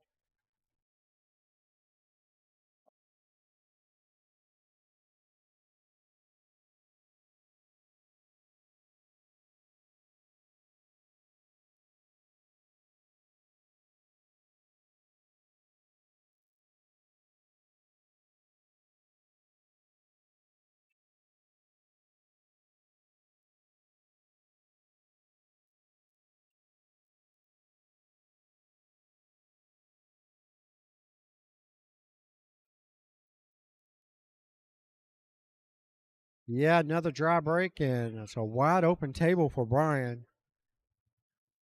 Got the 10 ball to deal with and the 14, but with that 13 hanging in the pocket, that should give him leadway to get that broken up. I like to take care of it early if possible. Go ahead and send that cue ball towards the 2 right there. And go ahead and use that 13 right now. I like to do it when I still have a lot of balls on the table. That way I have more options to run out. He's going to wait and make a few balls, and then he's going to be stuck with the luck part of it, the luck factor. He can go into those balls right now if he wanted to, or at least close to it. All right, so he's playing position. Might have been playing position for the 9, but overran his cue ball. Whatever you are. You won that match? Nice.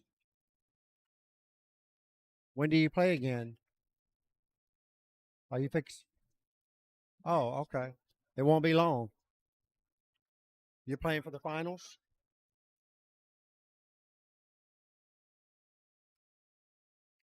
All right, so Brian Yurmel's got a very nice position here on the 9. I'm guessing he's got a plan here, I would assume.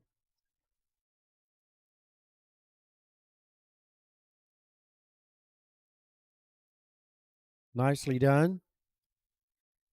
Okay. Here we go. Not sure why he's looking at that because it doesn't go. So he's going to have to, he's going to need a good roll here. He's got the right angle. Cut the 13 in and try to send the cue ball right into the 14 or the 10-14. Oh, he overcut that ball so much. He's very fortunate the 4 and the 5 is kind of tied up still.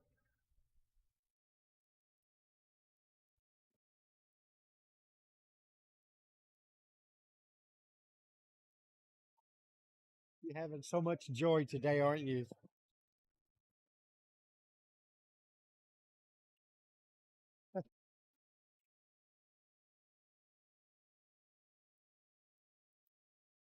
Well, Orlando misses the ball.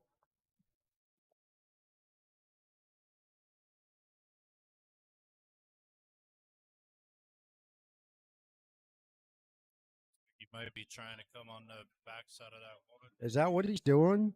I don't get that.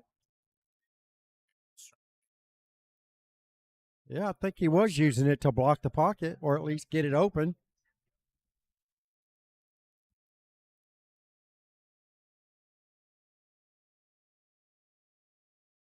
Well, I don't like giving my opponents free shots because you never know what might happen. And he was playing a two-way there, it looks like. Just in case that ball didn't go in, Brian wasn't going to have a shot. Now Orlando's got a long shot on the one ball. He's just got to bear down and make this ball. Can't really, I don't think you can really play a two-way. Well, he's playing safe all the way. And this is going to be a tough safety here. He's going to have to hit this really good. And that's not really good. Yeah, that's not good at all. So Brian's going to come to the table with a very easy 2-ball outs.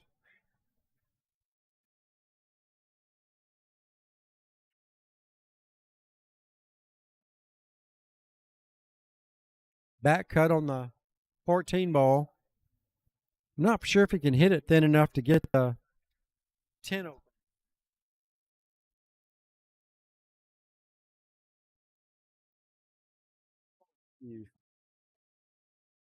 Well, he's got a shot. It's not a good one. I don't think it goes past the 8-ball.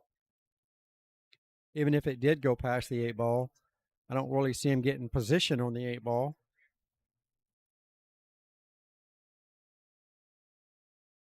Should have taken care of that a lot sooner. Yeah, he should have. Yeah, you can't wait till the last ball to try to break open your trouble balls.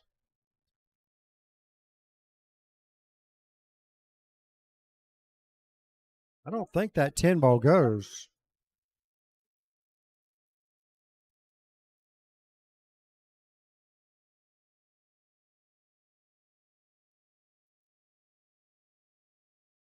I'm not even sure. I don't even see a good safety here. Other than maybe you got to hit it really perfect and leave the cue ball frozen to the back of the one. And he didn't do any of them. Thank you.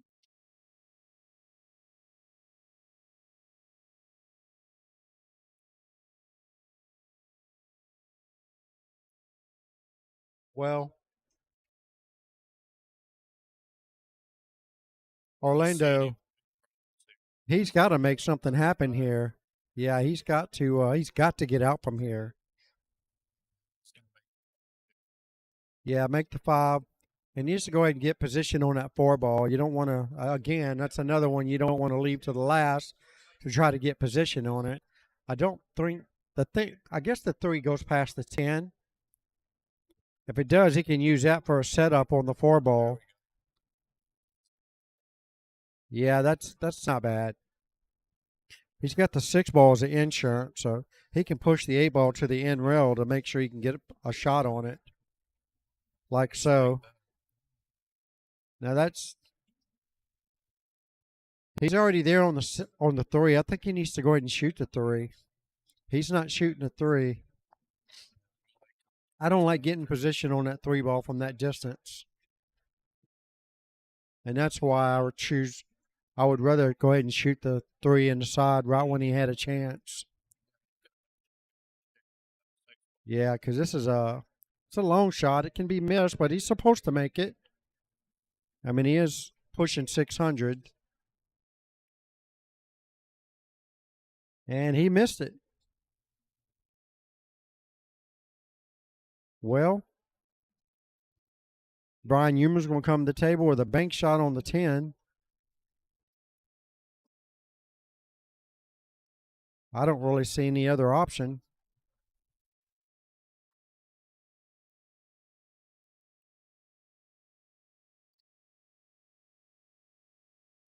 This is a one-pocket shot. If it were me, you bank the 10 ball here, and I say one pocket, cue ball goes here. Bam.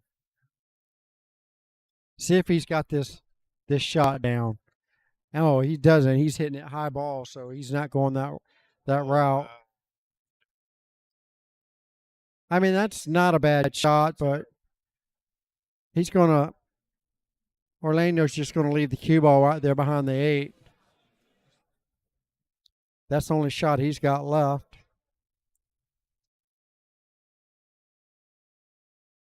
He just barely touches the 8 ball, like so.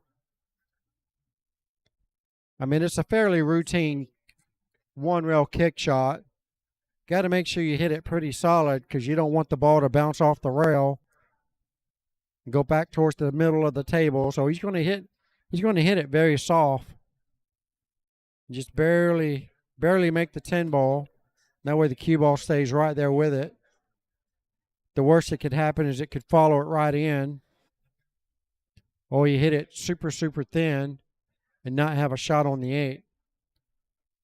I expect him to hit this ball pretty full in the face. Very slow pace so it doesn't fall in with it. And that's solid shot. And Brian Eumer's going to get on the hill first. 3 racks in a row. Yep. So 14-7 in that rack. That gives Brian Eumer 42. And that gives Orlando 11 points total. So it's 42-11. So Brian Eumer's on the hill. And Orlando needs a miracle.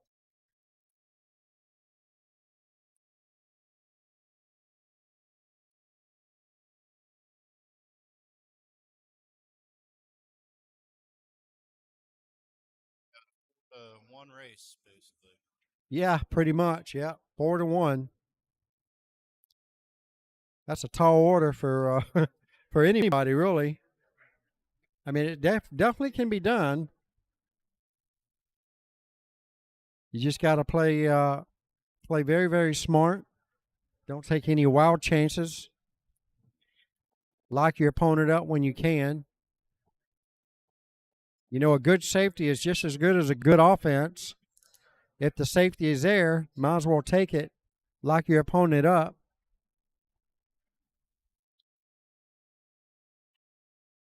Solid break by Brian. And, he makes a ball. First time I think either of them's made a ball on the break. And Brian Eumer does need the 8 to win. Because it looks like he needs 11 points. So he definitely needs the 8 to win. If he doesn't make the 8, he doesn't win. And Orlando Dixon's going to be grinding it out.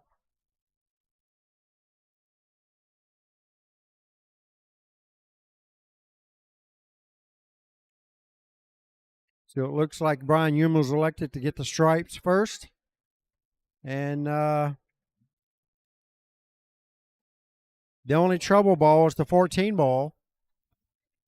So if he can use the 14 that's in the middle of the table here on the right side, close to the side pocket, if he can use that to get position up top there, Brian Eumer's probably going to run this rack out. And I'd say that's perfect position to get up there. Needs to go ahead and play shape for the 14. Well, actually, that's the 10 up there by the 6 ball. If he comes up short, he can use one of the other ones, like the 15 or the 13. I think he's straight on the 15, I believe. It's pretty straight. If he doesn't get out here, he's still getting 7 or 6 probably right here. Yeah, well, he's trying to get, Yeah, he's trying to finish this rack. He didn't come back far enough for that one either, so he's going to leave himself a very tough shot here on the 14 ball or the 10 ball that's next to the 6. I'd almost rather him try to shoot at it now. He can get to the 13 off of the 10. So let's see. He's going to hit this with high English and try to thread the needle. He sure tried to. He had a lot of jism on that ball.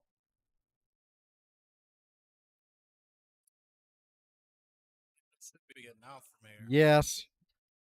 I mean, you got to go ahead and take care of the 6 ball. Yeah. Yeah, you got to run out from here. So go ahead and take care of the 6. And you just know you've got to run out.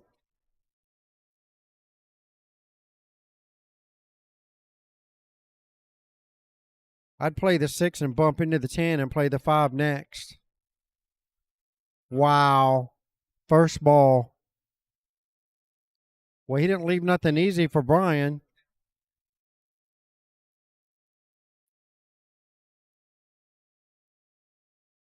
He can 2-rail bank this 10 ball. Pull a Mike DeLauder on him. Mike would 2-rail bank this ball here in a heartbeat. If nothing else, bank it into the 6 ball and send the cue ball up table. I kind of like that shot. Bank the 10 into the 6. Go ahead and call it just in case you hit it that good. Send the cue ball up table and leave yourself a long shot on the 8 in case you make that 10 ball.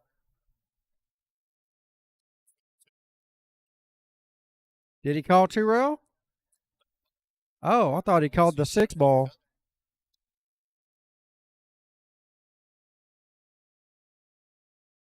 It looked like he's trying to cut it in there. That was a super thin cut. Yeah, I don't like that. I'd much rather him go ahead and put it where the 6 is and block the pocket. So Orlando's got another chance to redeem himself.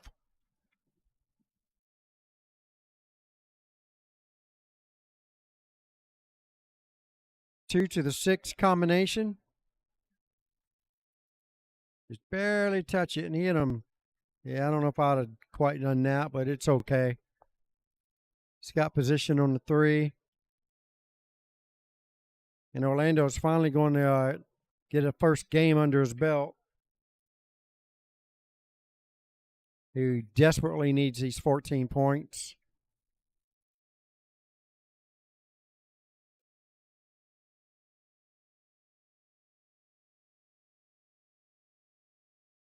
All right, there you have it. That was a 14-6 Orlando swing. That gives him 25. Brian Huemel, 48. So Brian is just 5 points from the win. And because Orlando hasn't even made it to the hill yet, if Brian Huemel makes 5 more points, 5 more balls, then he will win this tournament and win his trip to go to Las Vegas to play in the singles in the World Tournament for the USA Pool League.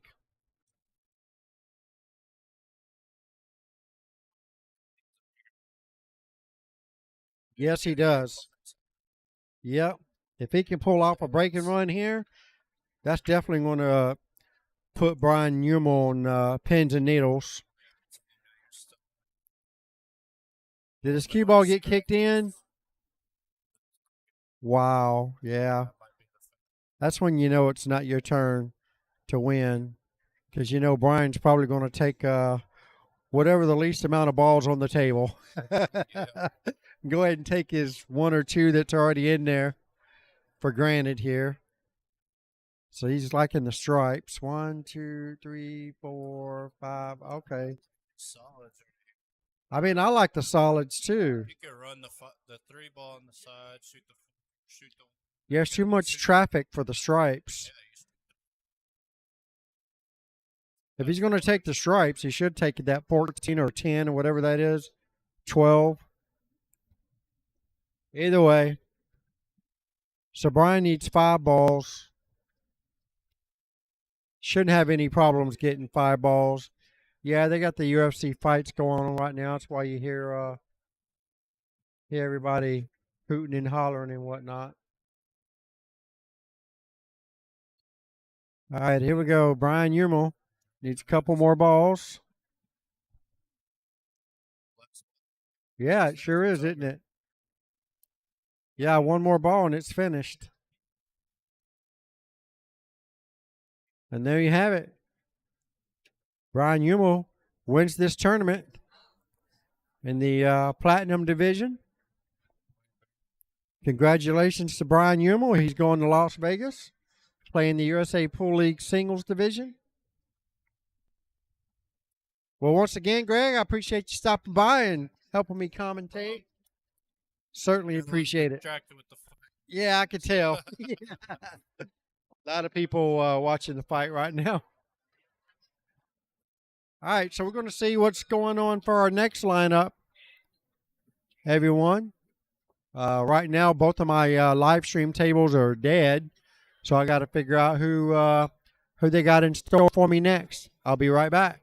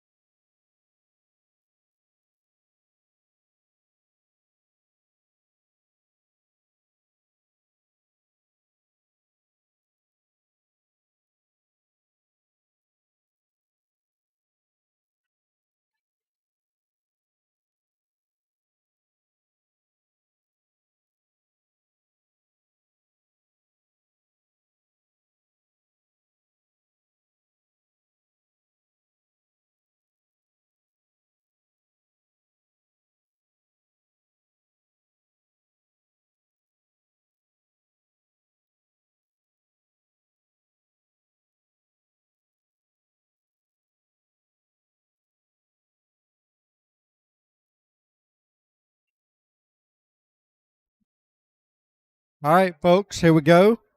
We got another, looks like we got another finals. This is the, this the gold tier, right? Gold? Yeah, this is another, this is the gold tier. Looks like it's going to be the finals. Whitney Waydig versus Justin Waquina. Justin's got the hot seat, so Whitney's going to need to beat him 2 times to take this tournament down. Give me a couple minutes and I'll get it lined up.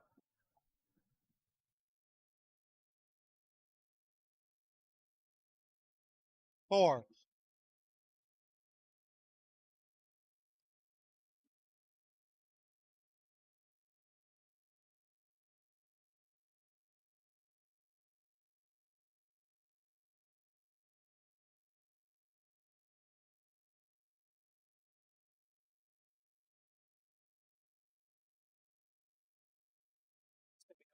Come on now.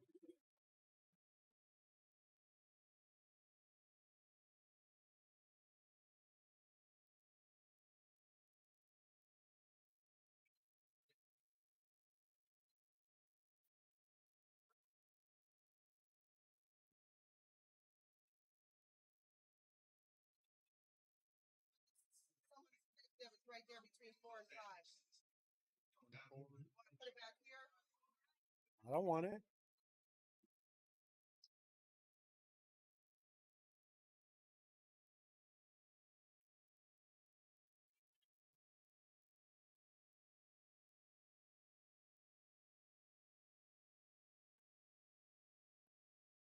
All right, folks, here we go. Justin Requena, Fargo rate 499 versus Whitney Waydig.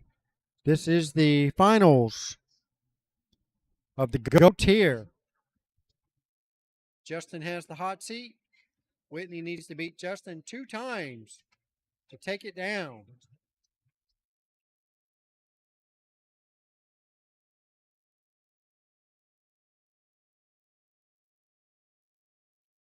To him.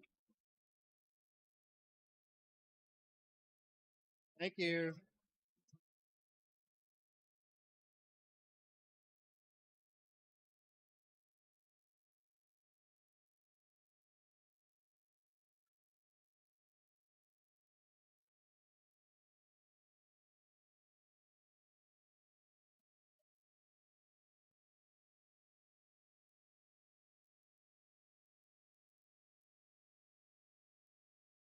All right, so we have Justin Requena, Fargo rate 499, plays out of Q4 Billiards right here in the Orlando area. We have Whitney Waydig, 424 Fargo, plays out of Rax Billiards. I think she might play out of Q4 as well. Either way, definitely know these two players very, very well here in the Central Florida area. So we're getting ready to get this shindig started. You guys are watching the USA Pool League Singles 8-Ball Vegas Regionals 2023. Welcome back. If you don't mind, please share the stream. I would greatly appreciate it. This is Bobby Jeezy and Easy coming to you straight out of Rax Billiards in Sanford, Florida. Bringing you guys one more again. Another finals match here. Justin Requena's got to go to 55, and Whitney Waydig's got to go to 41. So basically a rack difference between the two players.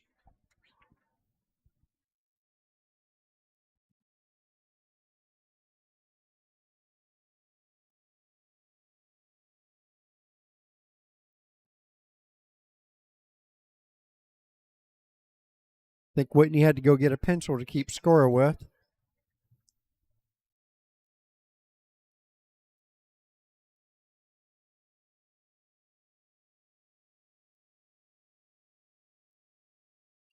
Whitney's daughter, what's her? Caitlin? Caitlin? Caitlin.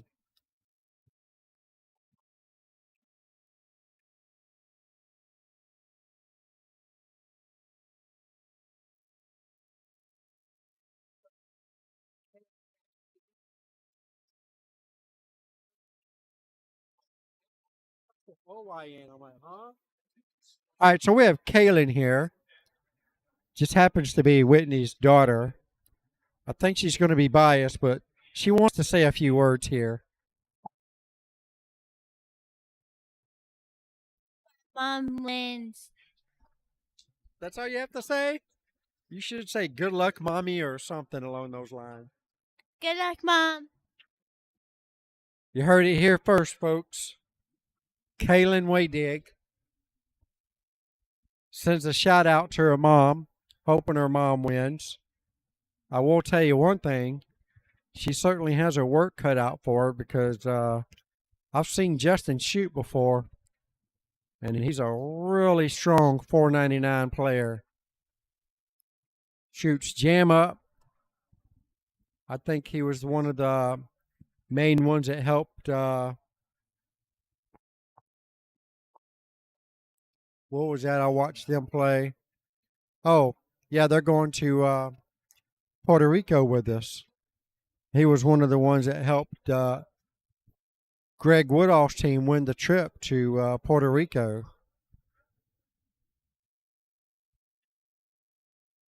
They're They're checking the lag, so it must be really, really close. They're not really asking me to go look. If they did, then I would come and look. That's up to y'all. You want me to come look at it? I'll come look at it. All right. They're calling me to go look.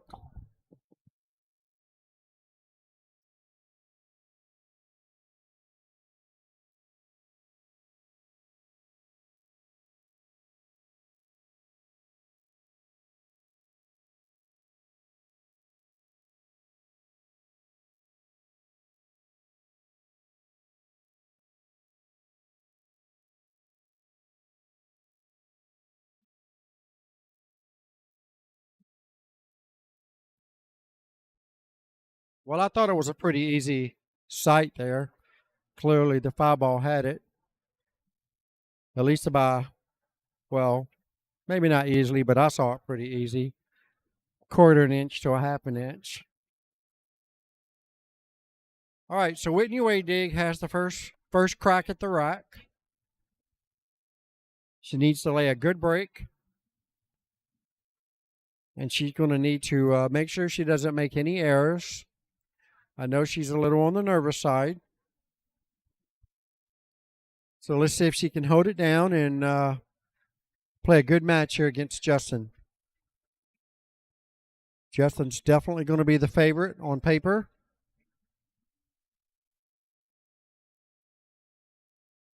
But Justin's not going to be able to make any mistakes, because if he does, Whitney plays in our BCA matches as well, and she's been learning a lot playing with the better players, so she's getting better every year. And as you can tell, that break of hers, she has some behind that break. So she's not fooling around. A lady on a mission right here. This is going to be a great finals match. You guys should share the stream and get some more viewers involved. Any players out there you think that might be interested in the USA Pool League, have them check out the stream, and it's going to be a great match.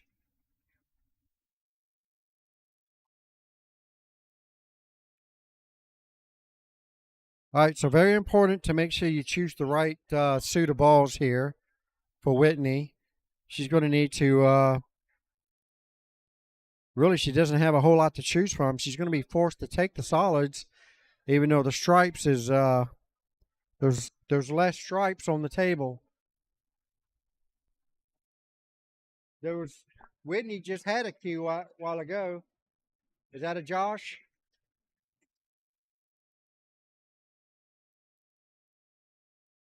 It should say it at the bottom.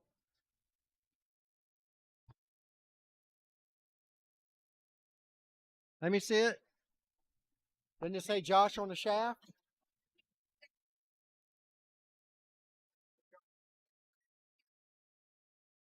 Whose is it?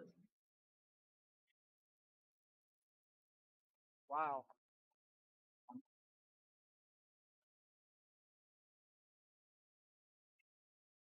She's so excited she left her cue here. Misty Powless won the trip to Vegas. She was so excited she left her cue here. That's real funny. Anyhow. All right, here we go. Meanwhile, back at the ranch. Well, I got distracted there. Whitney must have missed the ball, and Justin's at the table. Doesn't have the easiest of layout, so his balls are definitely by far more in trouble than Whitney's solids are.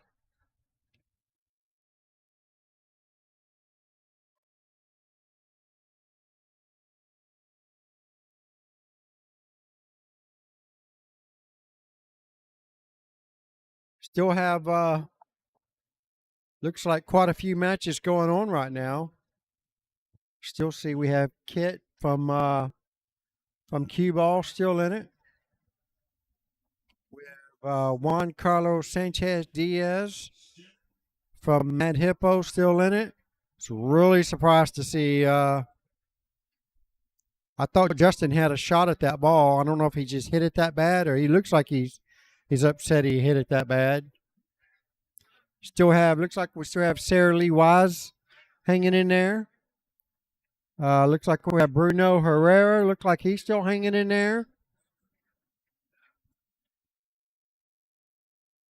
Looks like we have Daniel Sangster still hanging in there. Not really for sure. He's playing a match now. Not really for sure who he's playing. And Whitney, wow. Not for sure if she miscued there or what might have happened, but definitely didn't go according to her plan, I'm sure. So Justin's got a shot here. I'm not for sure. I think the 11 ball goes in this bottom corner down here. Or it may even go in the top left corner. It must go because he's not even shooting it, so he's not too worried about it. So Justin's got 4 stripes left. It looks like the 10 is sitting behind the 7. The 12 is in the top right corner, and the 11 sitting just to the left of the 5 ball. Yeah, so the 12 on the right, 14 in the middle, right where he's pointing at, and the 11 on the other side. So he's going to go ahead and take the cut shot on the 14 now, and misses. And he's going to leave Whitney at least 3 or so balls to make. The 8 ball's kind of in an ugly spot, so she don't have to worry about it just yet. She got to start making some balls, though, at least get Justin to feel the heat. Well, that definitely wasn't the best of shots, but if I were her, I think I would go ahead and shoot the 2 ball up top where the 14 ball is, the top left-hand corner up there. Now if she misses, she'll have the pocket blocked. But she's going to call the 1 in the side, it looks like, instead.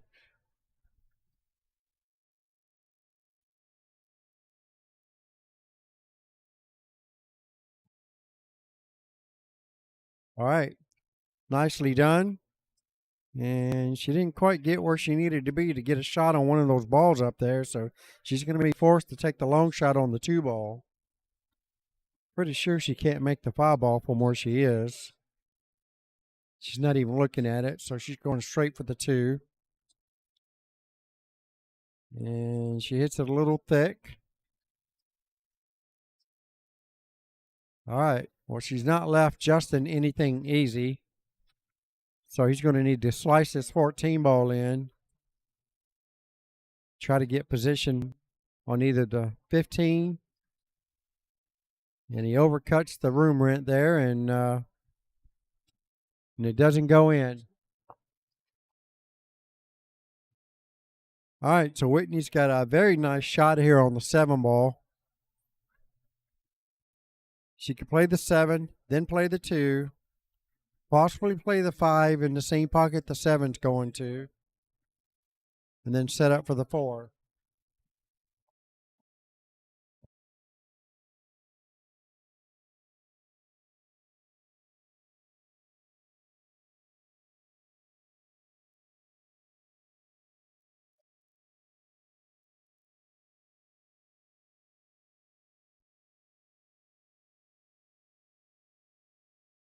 Good shot on the 7.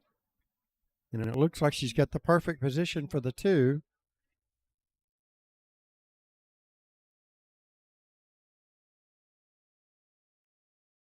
If she's going to run into the 2, into the 5, she needs to hit it with a little bit of authority.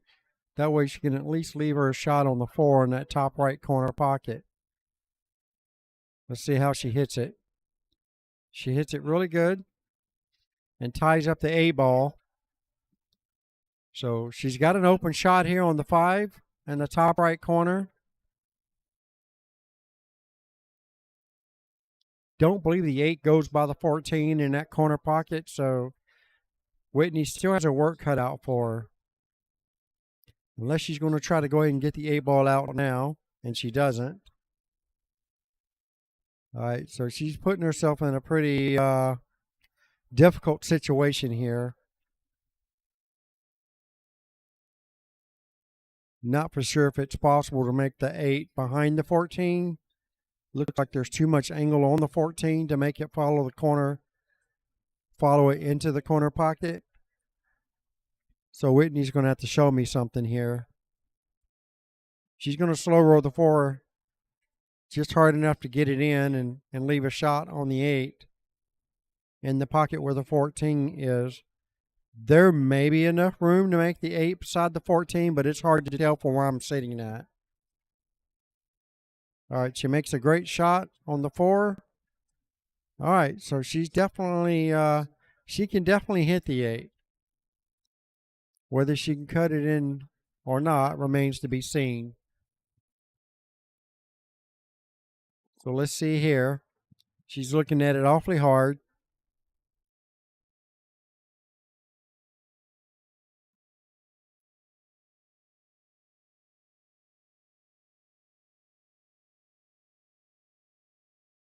It's a very tough shot here on the 8 ball.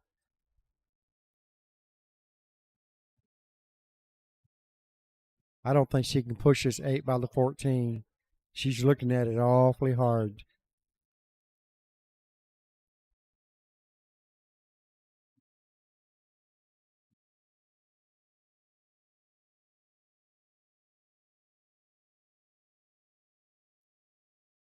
Here we go.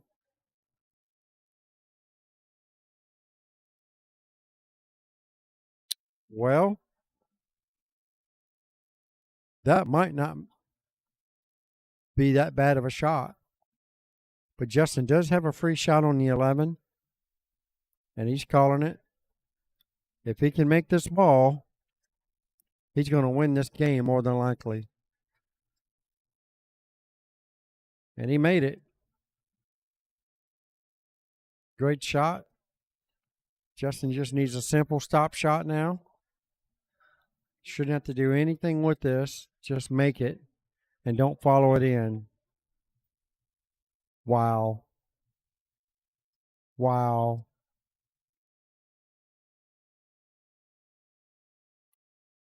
Well, he didn't do Whitney any favors.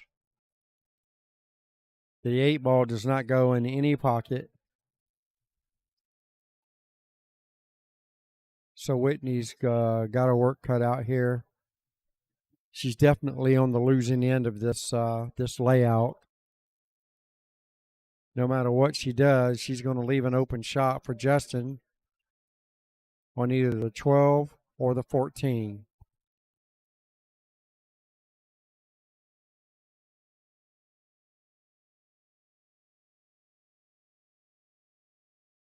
See y'all later. Y'all get home safe. All right, looks like Juan Carlos Sanchez and Bruno Herrera and on their way home.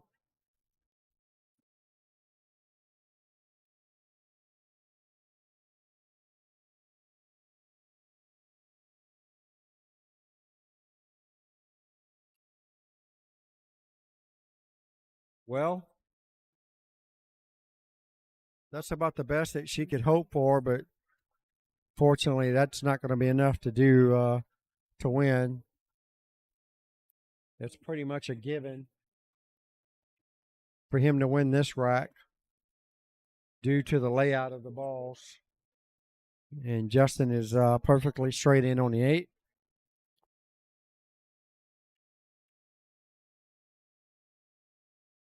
All right, Justin takes the first rack down, 14-7 over Whitney Waydig. Get the score updated here real quick. And there you have it. Justin going to 55 and Whitney going to 41. So it's not as bad as it looks. Really doesn't look that bad. Look that bad at the moment.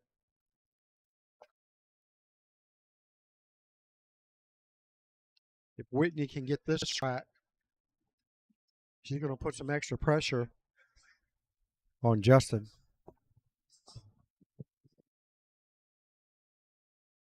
All right, looks like we're getting ready to get another match going on here on the other live stream, the secondary live stream. If you guys are interested in watching it, If you're listening to me, you just got to go to the second live stream I've got going on. And it looks like John Collin is going to be Cologne. I was asking how people say it, but all right. All right, so John Cologne is going to be playing. They're both. I got them both live. I'm not doing the commentating or nothing on 5, but it is live. Yeah. You can't win or lose on the break.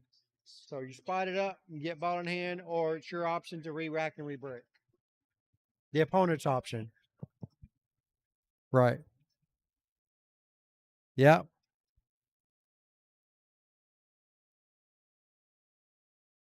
All right, so here we go. Whitney Way Dig, what? I don't have any chargers. I don't see anything back here. You don't know how to do that? You just turn it on is all you do. Oh, so that was Justin that broke those balls. Turn it up. Click. All right, so we have Kaylin. We have Kaylin in the house, Whitney's daughter. She's not really sure what to say, but she's gonna fake it. She's gonna act like she knows what to say somehow, even if it's nothing but like maybe can't believe you missed that shot, Mom, or good shot, Mom. You got to be watching the monitor so you can tell what your mom's doing. Right now, your mom's got ball in hand. It's her option to shoot whether she wants the solids or the stripes because the table is open. And it looks like she's shooting the solids, correct? Do you know what ball is that she just made besides the red ball? Do you know what number belongs to it? You are correct. The red ball is the number 3 ball. Okay, so which ball do you think your mom's going to make next? Well, right here. The white ball is the cue ball. They all look white to you? This is the white ball right here. So which ball should she shoot next? She's solids. 5. She's going for the 5 ball. Okay, that is correct. That is the one she should shoot. All right, so let's see her mom, Whitney. She makes that ball. So her next ball looks like it might be the purple ball in the side pocket. Yeah. The 4 ball in the right side pocket. That is correct. Now, she can't hit this ball too hard because she wants to leave herself something on the 1 ball, which is that yellow one. Yeah, but there's a stripe and there's a solid. Naturally, she's not going for the striped yellow ball. That is the difference. All right. So your mom, your mom made a great shot. She's got the 1. The 7 ball doesn't really have an open pocket from the layout that it is now. She's going to need to get a different position on the 7. So here she's got to watch the 1 because she could scratch here if she makes this. Oh, she makes a very nice shot on the 1 ball. Now what do you go for? I believe the 7 or 6. Yeah, but where's the 7 ball going to go if she goes for the 7? 6. Yeah, I think she's going to have to shoot at the 6 ball. The 7 ball doesn't have an open pocket on that side of the pool table. So she's going to need to make a really, really good shot here. Not only does she need to make a good shot on the 6, but she's going to need to get another good shot on the 7. And look at this. Oh. You're supposed to start talking to the ball a little quicker. That way it stops faster. All right, well, your mom made a really, she made a really good shot. Yes, amazing shot on the 6 ball. She's going for the 7 ball. Yeah. And she might be coming out with short cue. And I call this, that's the short cue. And I call this an aerial attack. You know why it's called an aerial attack? Because the cue ball is going in the air. Huh? It's the same as jump, though. That is, yes, the same as a jump shot. Sounds better when you say aerial attack. Like you're flying in the air. Oh, yeah, there you go. An aerial cartwheel. All right, here we go. Whitney to jump the 9 ball. And she's trying to size this shot up to make the... Yep.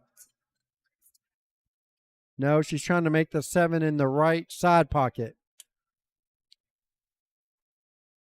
Oh, she was so close. That was a valiant effort. That was a valiant effort. That was a great jump shot. Your mom almost made that ball. It's Justin's turn. Now it's Justin's turn, and she didn't really leave Justin anything easy, though. So Because Mom went on a run. Justin's going to be, he's probably going to be a little nervous here. See, he missed that ball. He missed that ball, and your mom's got a... Oh, I don't think the 7 ball doesn't go on the side, so she's going to be forced to bank this ball across the table into the other side pocket. And then she's going to need, hopefully not run into another ball and get some kind of shot on the 8 ball. Huh?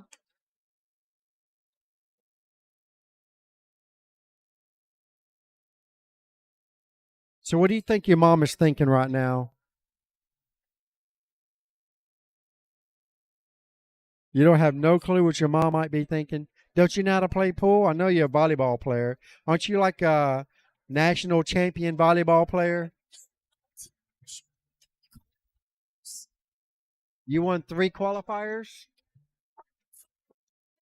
Yeah. One for like Sunshine to get into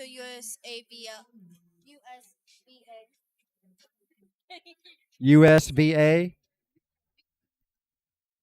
Volleyball Association? Huh? United, the USA.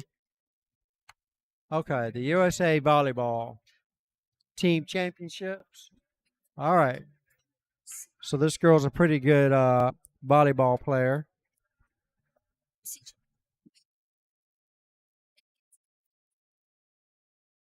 It gets what? Amazing? confusing. Oh, confusing. Oh, well, it can be confusing. It's one of those things. Yeah. Confusing to like people about the sport. Oh, I know all about the sport. You don't put top English, you don't put bottom English, or anything like you would do Positions on a out there in pool. volleyball. I didn't say I knew that much. I would say 9 or 12. Answer is 6. 6, 3 up front, 3 in the back. That's it. Setter, right side, Oh. middle, outside, libero, Well, that backer, sucks. side. Yeah, that's too much for me. Well, your mom made a great kick shot here on the 7 ball. It's still like ball in hand, but she made a great shot. He is jacked up over the 9. I guess he left already. Why, are you tired of helping me already? Oh, yeah, I think he went home already. Turn it off. Turn it off. Turn it off.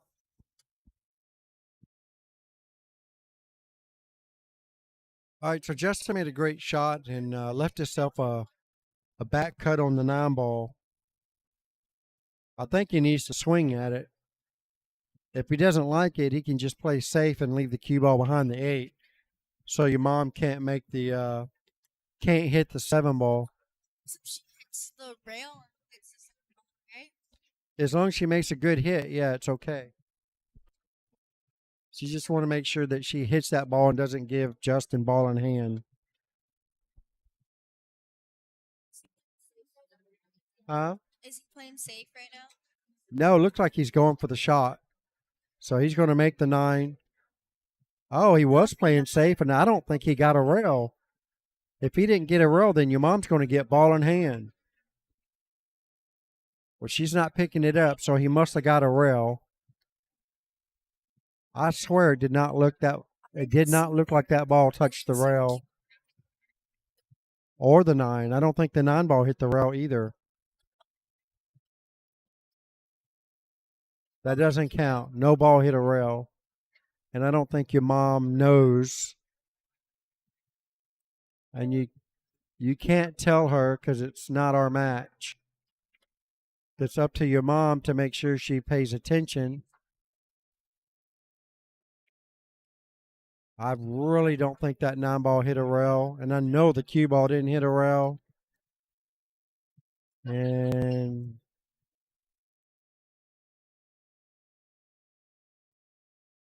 Effort for the shot. yeah, I don't think It's just his turn, and I see he's going for the 9 ball. I don't have instant replay on my on this particular live stream because I just rebuilt it this morning, so I wasn't able to pull up the replay. But I really don't believe that Justin got a rail on contact. He should have told Whitney Just that he did not get a rail. So good observation. So now what's he going to shoot now? He's like, we call this a tweener. We call this a tweener. He's like in between anything easy. Everything is like kind of difficult.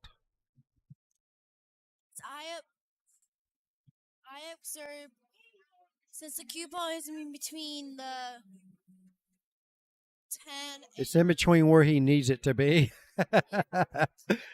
He's either gonna go for the 10. Well, or he shouldn't go for anything at this point. He needs to play safe because one false move and your mom's going to get out. So he's going to push the cue ball behind the 10, just like so, and make your mom kick at it.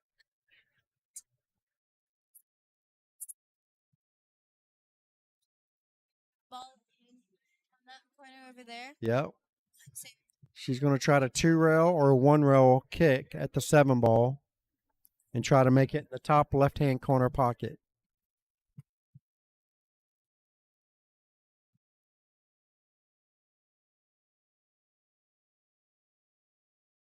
She really needs to hit this ball. She cannot afford to give up ball in hand. Oh, great hit.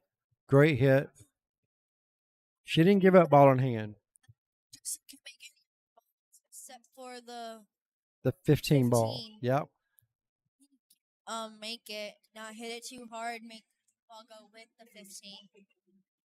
But he's now going for the 15 ball. Let's see if he makes it. Now, as I observe where the ball is, he's either going to go for the 10 or 14. Well, he should go for the 10. That way he can come across the table for the 14 ball. He hit it really good. A little bit of authority, but he did get, he left himself a very long shot. He could easily end up on top of the 8 ball after making this 14. Ooh, look at that.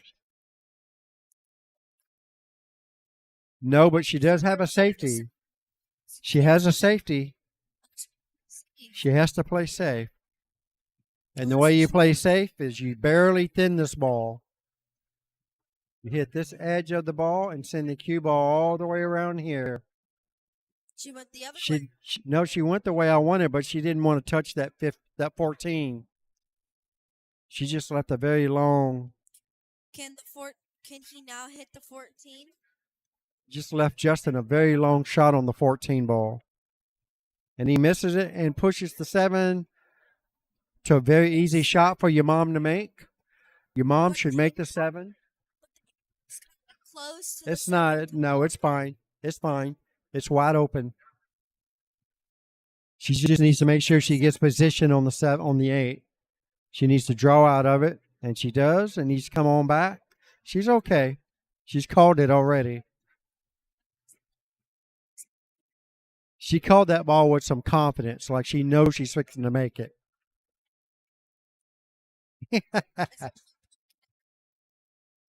You just have to play more, that's all. The more you play, the less nervous you get. Oh, ooh. That ball had some hang time. Did you see that? Your mom made that nice shot on the 8 ball. So that's a 14-6. So you don't have to top it. That's 21 here. But she just got 14 points added to hers. And then he got 6 points, so he gets to 20. All right. Just like that, Whitney takes the lead by 1 point. 1 point. Your mom is on a roll. The thing about it is your mom only has to go to 41 points. 55. So, in a sense, your mom is winning. Yeah, dude. You need to hurry up so you can come and commentate too. It's right there. It's playing. Oh, table 5. Yeah, table 5 is the other one. Go to YouTube. Go to YouTube to my YouTube channel. Sunshine State Pool Tour. There should be 2 live streams running at the same time. Or you go to the Central Florida. I shared them both. Didn't make any balls. It's Justin's turn now. So your mom had a dry break?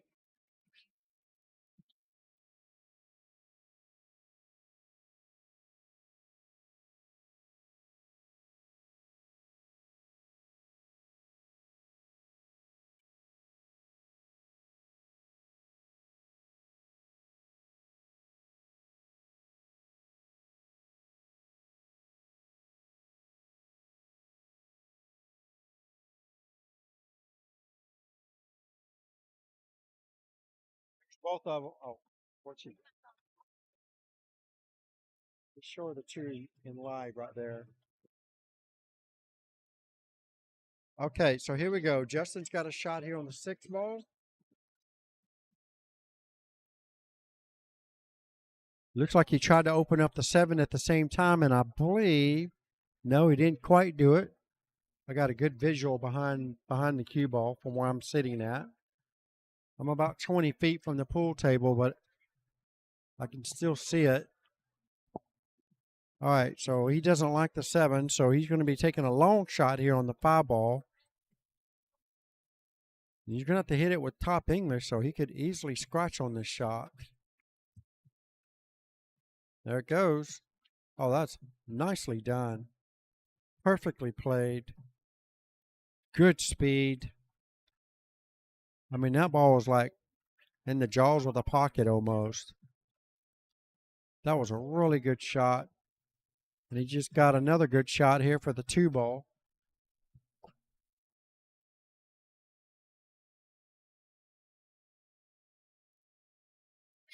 Well, Justin made some really good shots here to stay alive in this rack. That's pretty much all you miss.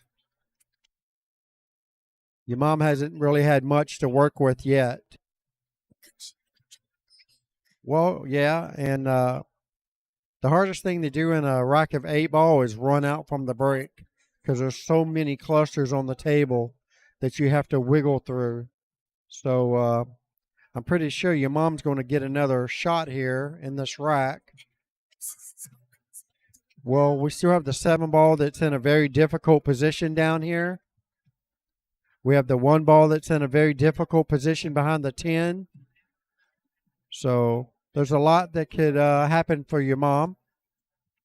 And Justin's using the bridge. It's got a very It's got a piece of the cue sticking out past it. He might want to get one that's not broken.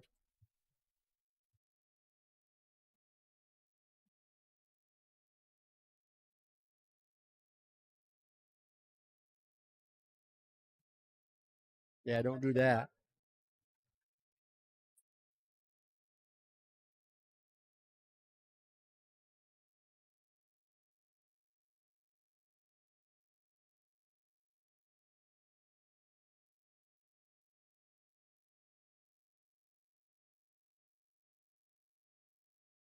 It looks like Justin's thinking about playing a safety here off the 4. At least get his 4 ball open, maybe put the cue ball behind his 1. Looked like that's what he was trying to do. He did leave Whitney a shot on the 10 ball. Not sure if I would shoot the 10 ball. I think I would shoot the 11 and send the cue ball all the way down here and try to get it to hide up behind her 3 stripes that are down here on this bottom end of the table.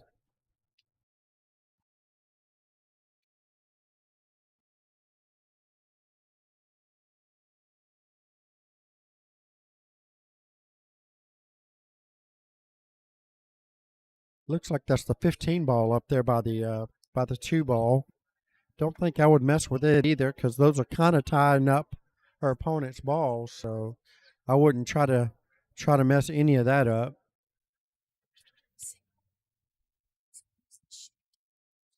Going to go for the 10. Wow. That's a really good try. I think she hit it a little too hard. Maybe if she didn't hit it as hard, it probably would have went in. Some days. Because I have a stick, I just don't have a breaking one. I have a regular one, I just don't have one. Ah. Yeah.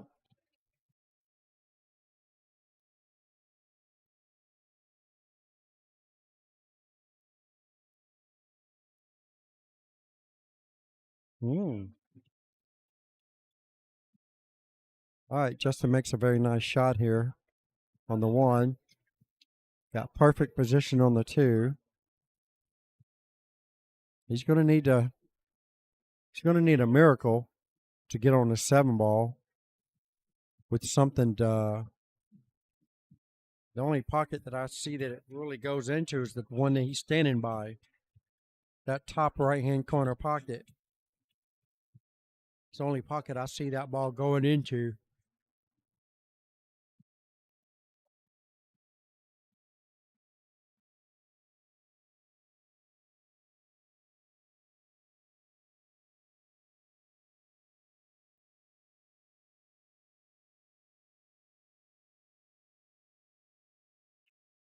All right, back cut on the 4. He's probably going to try to send his cue ball into the 7-14 area to get it broken up just a little bit to where he's got some kind of shot on it. You don't have to hit this hard. You just need to hit it good. All right. He didn't put any English on the cue ball at all as it goes straight into the side pocket. And Whitney Waydig, he's got ball in hand.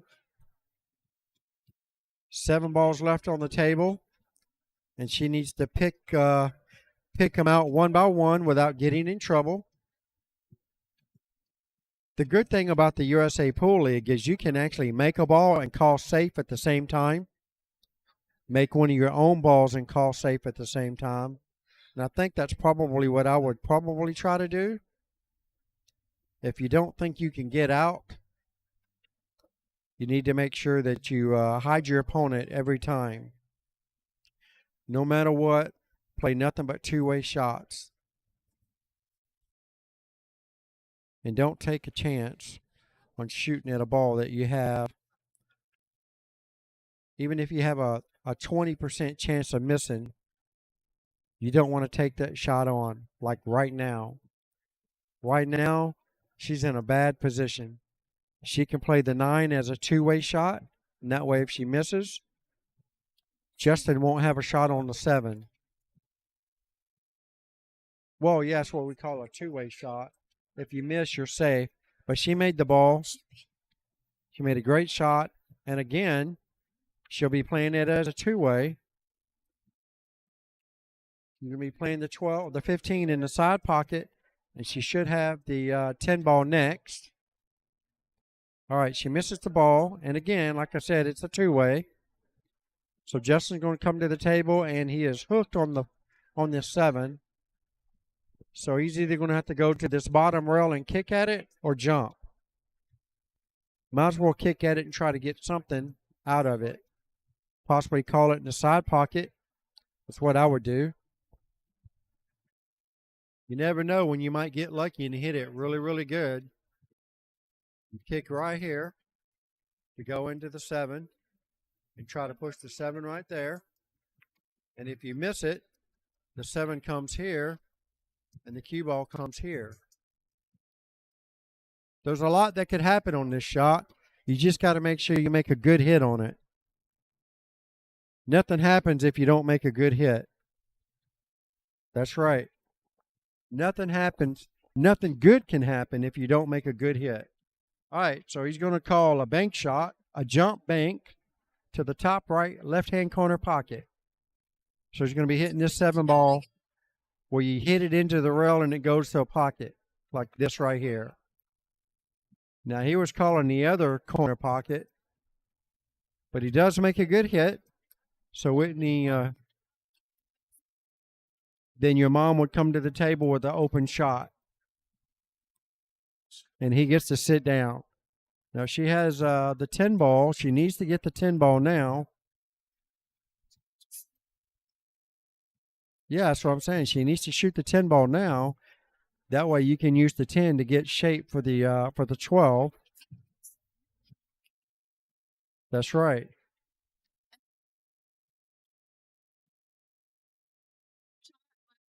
Closer. Well, she's looking at she might be playing another two-way. She'll play the 11 and leave a very difficult shot on the 7 in case she misses. All right, she makes it and she has a nice shot. She has a nice shot on the 15 now. She'll cut the 15 ball in the side pocket. Yep, that's it. She's going for the 15 ball. If she makes this ball, the worst thing that can happen here is run into the 10 and get some ugly shot. If you miss the 10, the cue ball, can't the 10 ball just go in? it could go in, or it could get really ugly. She's start for the 10, right? Now she has to shoot the 10, and she's going to need to get some kind of position on the 12. What if she bounces off the rail and goes a little bit past the 12? She could, but she needs to hit bottom English and draw it straight back. Just like that. She hit that ball really good. And your mom is looking at getting on the hill first. If she makes the 8 ball, that gives her 14 points. That's going to put her at 35. She's only going to go into 41. So that will put her on the hill.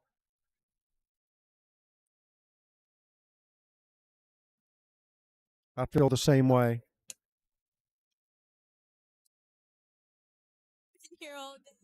She got a little straight in on the 10 ball, so she's going to have to punch this ball. And she did a good job. She got about as good as she could get out of it.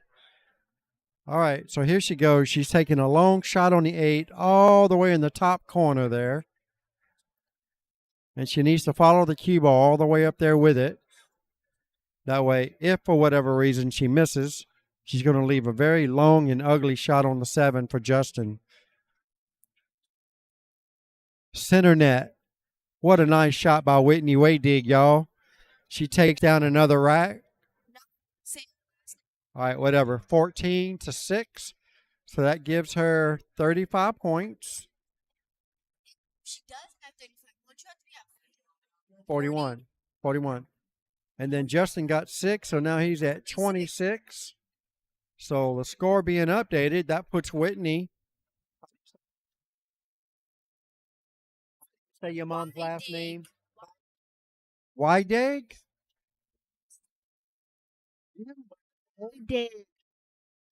Wydeg. Okay, Whitney Wydig. I always thought it was Waydig. Nobody's ever said anything different until now. Her own daughter corrects me. All right, so Wydig in the house on the hill. She only needs 6 more points. So if she can get 6 balls in this rack, she doesn't even need to win the rack. She just needs to get 6 points in this rack, and she will win this rack, and they will start another set for the final of the finals. She has to beat him twice because he's in the winner's bracket. And he just made a jam-up break, made a couple of balls on the break, and got beat.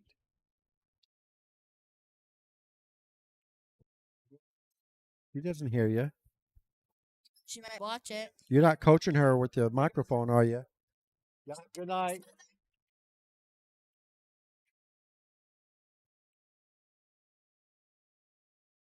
All right. She needs 6 balls. What does Destin need again? Justin needs a lot. He needs a miracle.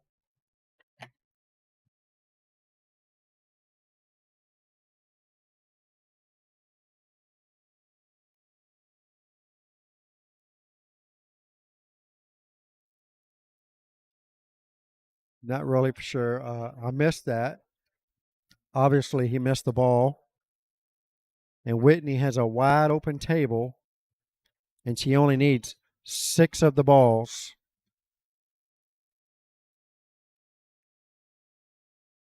She's straight in on the 5. Draw back for the 2. If she draws too far for the 2, she can play the 3. She has a buku of options. The old saying is, think long, you think wrong. Just get down there and make these balls. Stop looking at it. It's a very easy layout. She's got 5 balls sitting in the pocket. All right. She's taking a back cut on the 2 when she should take the 5. All right. Good hit. All right. She does make the 2, and she has a shot on the 4. She's got to be very careful right here because she could hook herself or leave herself a very bad position. Each ball represents 1 point. Each ball represents 1 point unless you win the game. If you win the game, you get a total of 14 to win. And she is just 4 balls away. Is that right? 1, 2, 3, 4. Yep. She's 4 balls away from winning the first set against the hot seat match winner. set 1. It reminds me of my sport. Oh, my goodness. Each set in order to win. For example, in college, there's 5 sets. You need to at least win 3. The first 4 sets in college go to 25. If you make it to the 5th set, you only go to 15. Same goes for Yeah, well, our points are higher than that.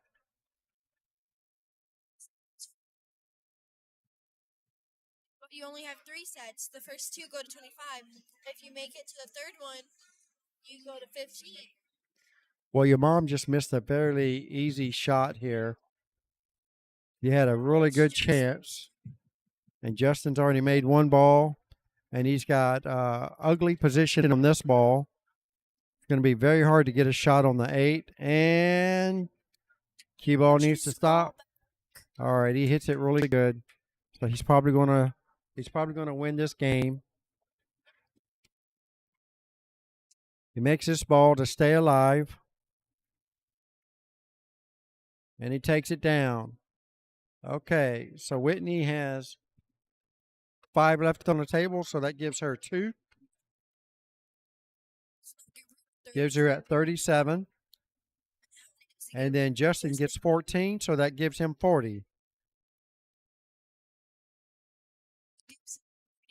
Yep. So Justin's got 40, and Whitney's got 37. Now, because Justin is not on the hill, technically Justin is 1 point away from the hill. So with that being said, Whitney only needs 4 points. If she can get 4 balls this rack, she can win this set and start a new one for the finals. Because no, that's set one. It is set. Game 1 is 1 rack. This is a set. A set 51 to 40, 55 to 41. All right, so Whitney needs a really good break here to take the first set down.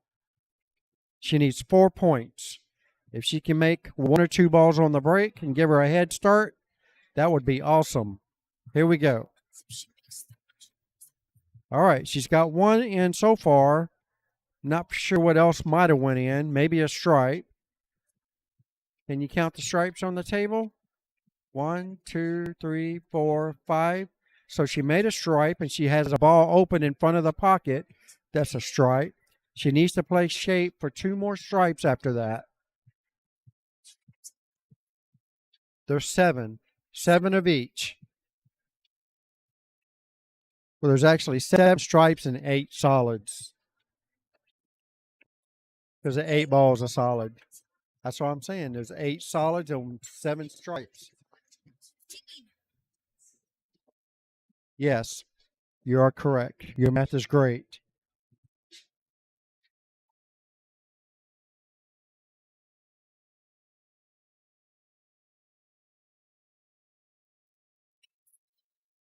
Team ball in. She only needs 2 more balls to win this match. to win this set. To win this set. To win this match. Trying to help you out. Now you bring me back to sets. All right. Whitney has, she does not have an easy shot. I don't see any direct shot that she can make without trouble. She might be able to make the 12 past the 2, but I don't think so. Well, we're fixing to find out. Well, I'm not doubting her. I'm just stating the facts. And look at that. She almost made it. Well, I knew that wasn't going to be a problem. That's why I said make the 12 past the 2. She got it past the 2 already. She just forgot the make part. She just needs 2 more to win this set. Justin needs all of this rack plus part of another one. Justin needs 55 points. And Justin just missed that 3 ball. And Whitney is straight in on the 10 ball. She's straight in on the 12 ball. Whitney has a great opportunity to win this first set. Are you watching your mom? Okay. So she's going for She's going for the 12 first.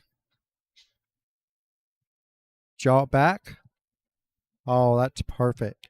She needs 1 more ball. She needs 1 more ball.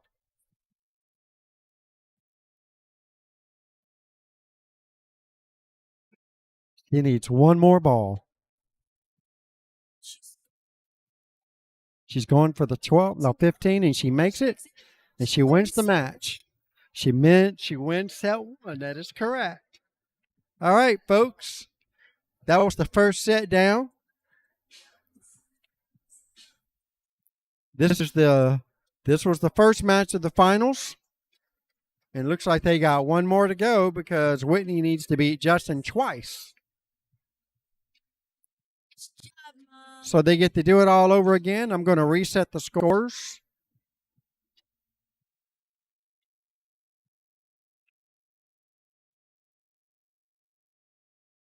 And there we have it. English.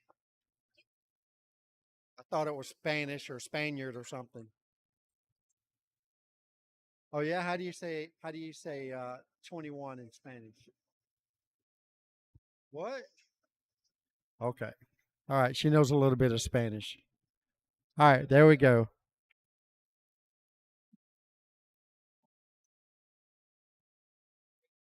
Great out.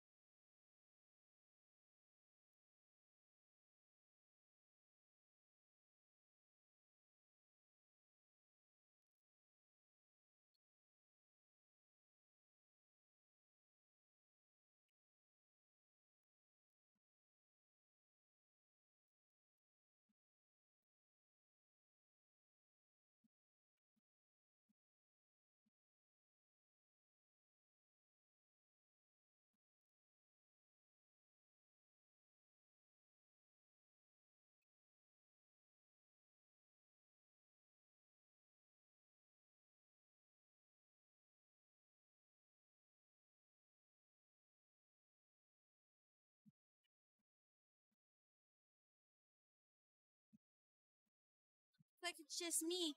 I have no idea where Bobby went. Oh,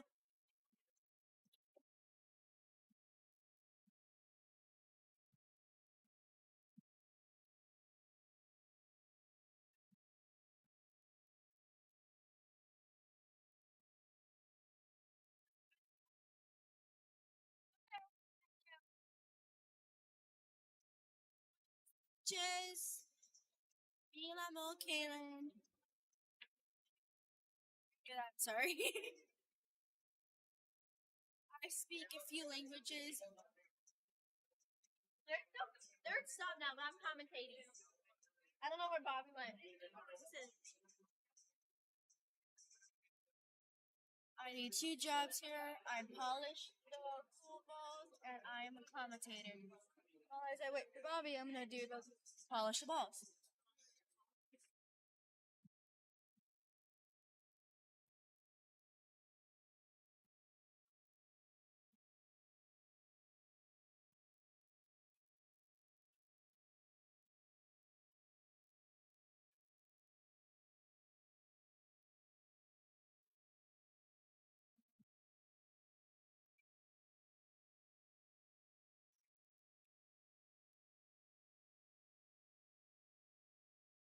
Bobby's coming.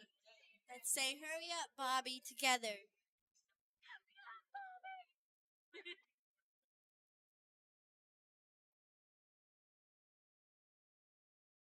Say up. I did one. I did one.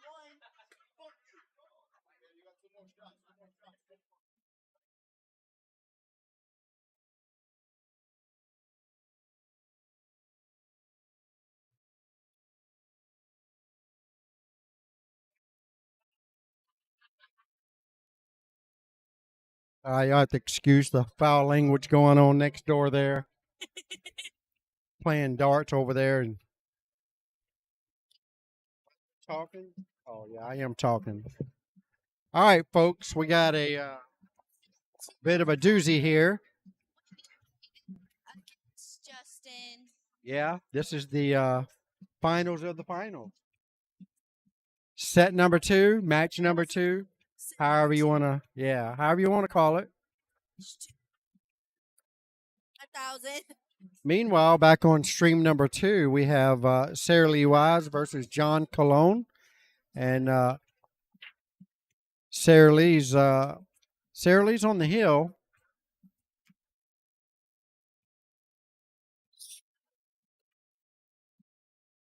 All right, Justin breaks, and I thought, did he not make a ball?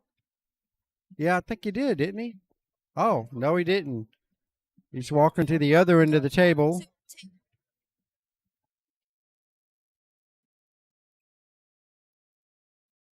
Oh, the ball hopped off the table. No wonder. They're tracking the cue ball down. No balls in. So it's mom's They sent the cue ball flying. table, so they had to chase it down.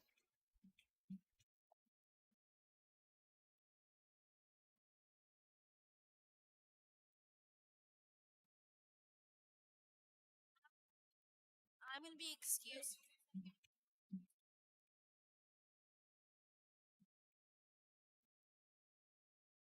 All right, so Whitney's got ball in hand here. She's got to try to figure out what's the best ones that she can run and stay out of trouble. Hard to tell from the video. There's a lot of clusters up there at the top end of the table, and it looks like she's lining up for stripes.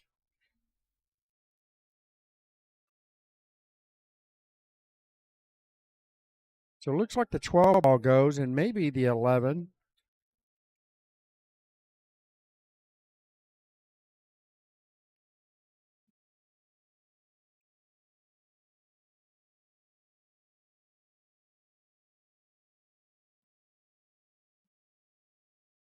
All right, so she's straight in on the 14. Now she's got the 9. She might have the 11. I don't know if she's even looked where she's. I don't think she's looked at the 11.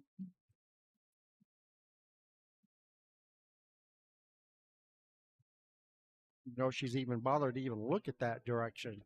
I swear it looks like the 11 straight in. No, it's not. My bad.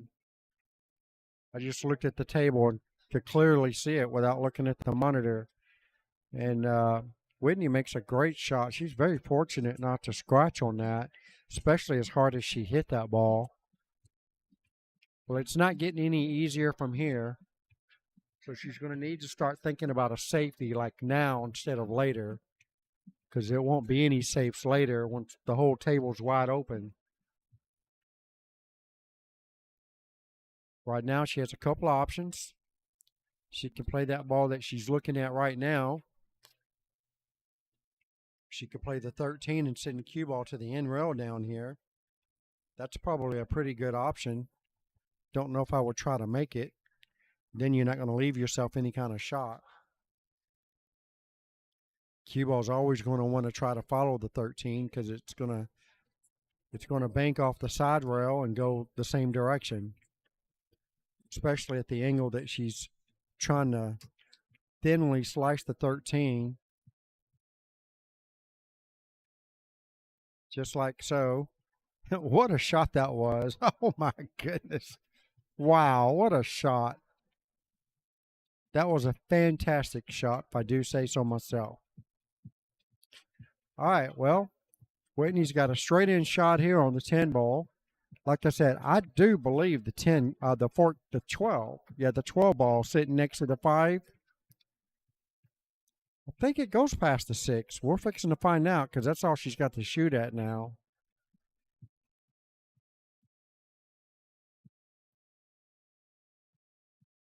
She's not even looking in that direction, so maybe it doesn't go past the 6 ball. Even standing up looking at the table from here, it looks like it does go. All right, she is looking at it. If it goes, cue ball should go into the 5 and push the 11 ball either into the 4. She should have some kind of shot on that 11 ball. All right, apparently it didn't go. Well, could have got a little bit better roll out of that, but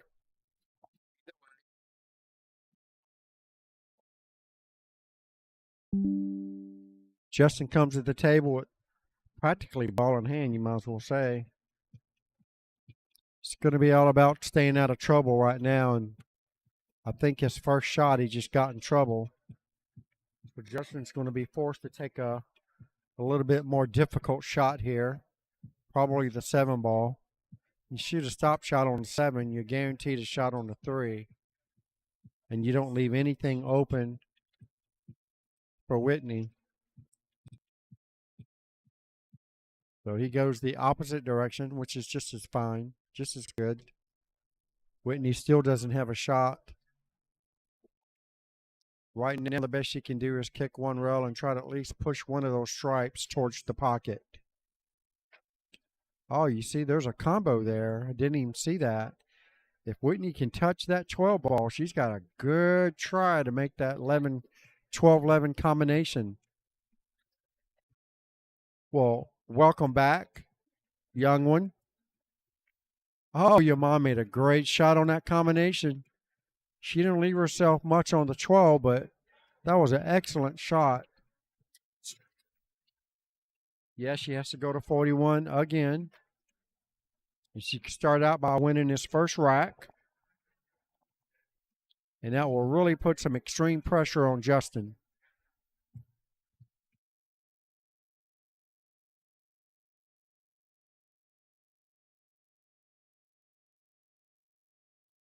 There we go. Back cut on the 12, and she doesn't make it.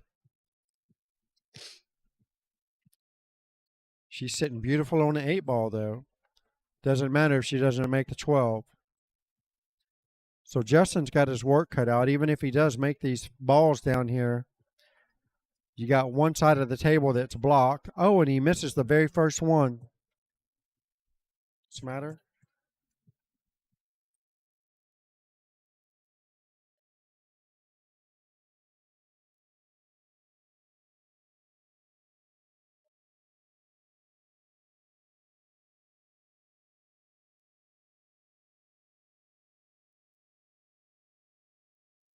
All right, so Whitney's got a back cut. It's a small back cut on the 12 ball. Shouldn't have no problem making this ball. Her only thing is getting a decent shot on the 8. She's going to need to hit this ball with a little bit of left English to kind of straighten it up and try not to hit the 4 ball. If she hits the backside of the 4, it could get really ugly for her because 8 does not go in the bottom left corner.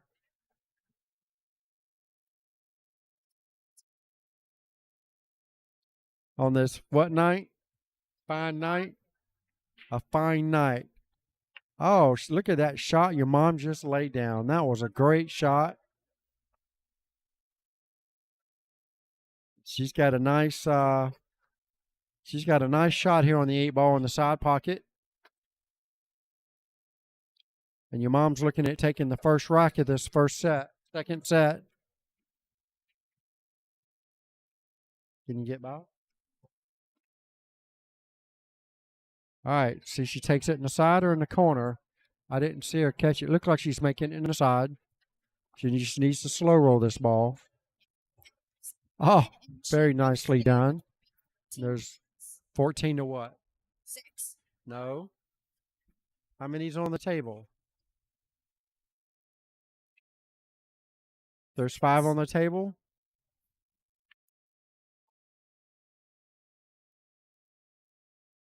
So Whitney gets 14. 14. Justin gets how many? 2. Yeah, because there's only 7 balls in the rack. All right, there we go.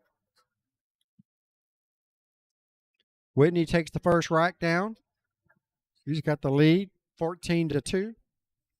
She's going to 41.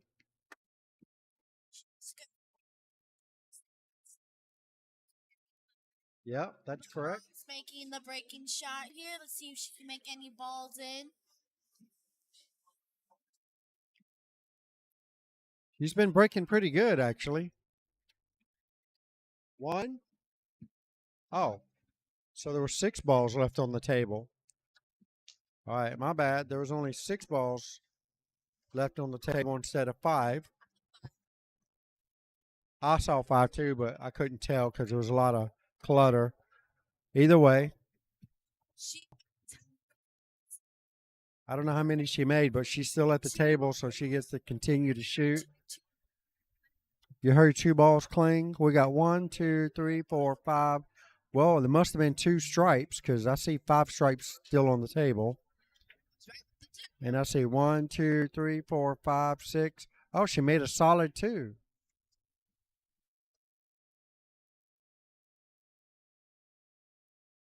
You can have my cold pizza there. My cold pizza. They burnt it. It's a meat pizza. Pepperoni, sausage, and whatever else. All right, so Whitney, what? That wasn't mine. Whitney gets the stripes, and she doesn't really leave herself anything easy. It's not burnt. Yes, it is. Look at that, the back of it.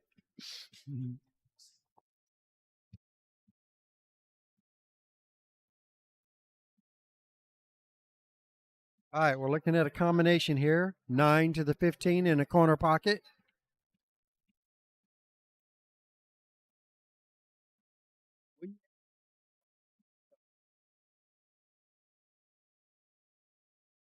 This is me.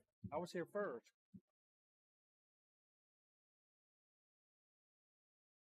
I tried to get him to put me in behind the glass there. I tried to get him to put me behind the glass. A lot easier to commentate.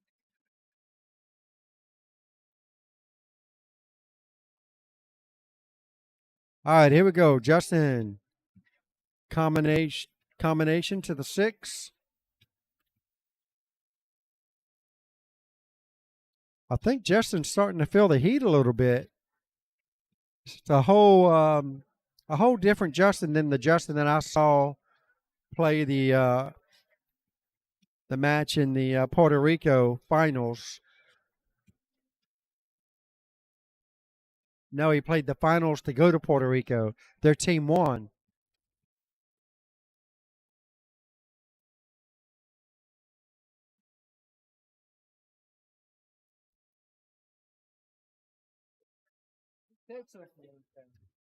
Put me over there and just close it all off.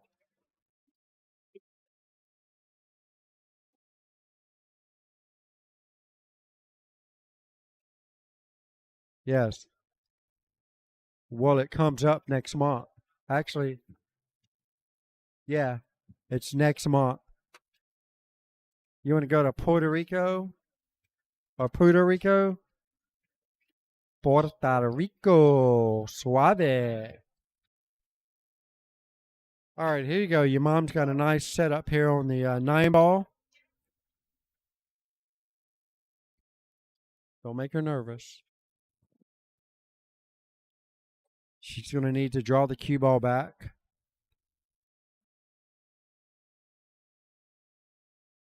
All right. She's got a straight in shot, almost straight in on the 15 ball in this bottom corner.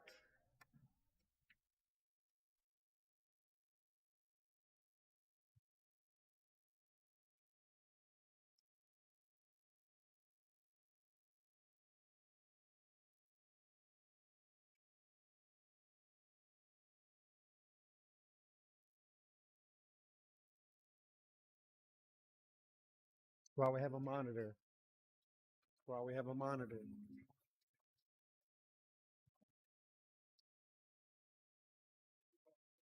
Can you see out the other?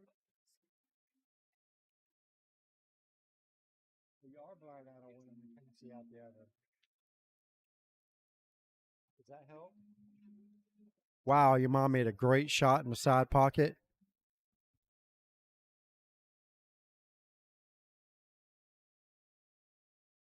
Well, Whitney's got a great shot here to run this ball down the rail. She needs to make sure she hits it with high English. That way she doesn't get stuck behind the 3 ball. She needs a confident stroke. Hit the cue ball very high. Oh, what a shot. Should have hit it a little harder than she wanted to, but she's still okay. She's going to leave herself a very long straight in once again on the 8 ball. But given what she's been doing, she's shooting really good.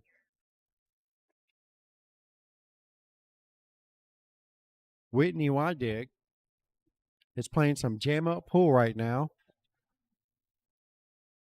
And this is to get on the hill first. And she misses it. Very unfortunate. Now Justin's got a wide open table. And if I was Justin, I would be playing two ways on every ball. Kind of like that. Justin's in a wrong state of mind right now, as you can tell. He's not shooting with a lot of confidence. He's not really sure what to do at this point.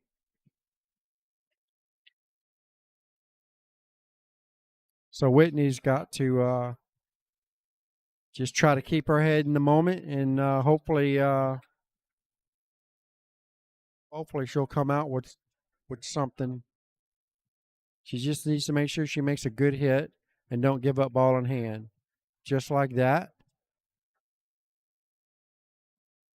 I'd say that's a pretty decent outcome. Justin can go for the 4-ball in the side pocket. That's the only ball he has really that's feasible. Everything else is a little bit more difficult to make. So if he doesn't like the 4, then he's going to need to play safe. Send the cue ball behind the 7 and the 3, which is look like that's what he's going to do. That's exactly what he's going to do. Now, if I was Whitney, I would go ahead and for the jump cue and try to make this 8-ball.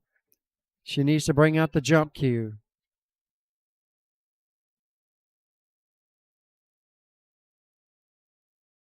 She can one rail kick this ball in if she wanted. She can kick the ball off the side rail, one rail.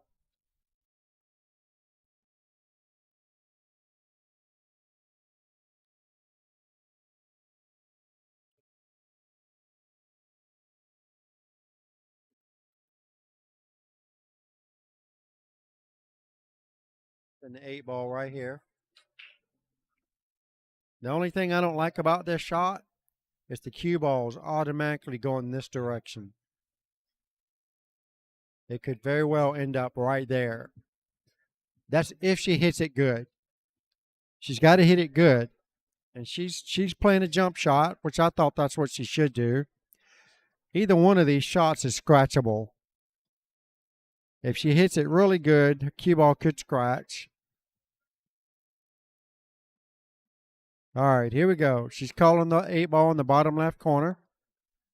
She makes a great hit, and she probably got about the best outcome out of that she could possibly get. That's when you know you must be living right.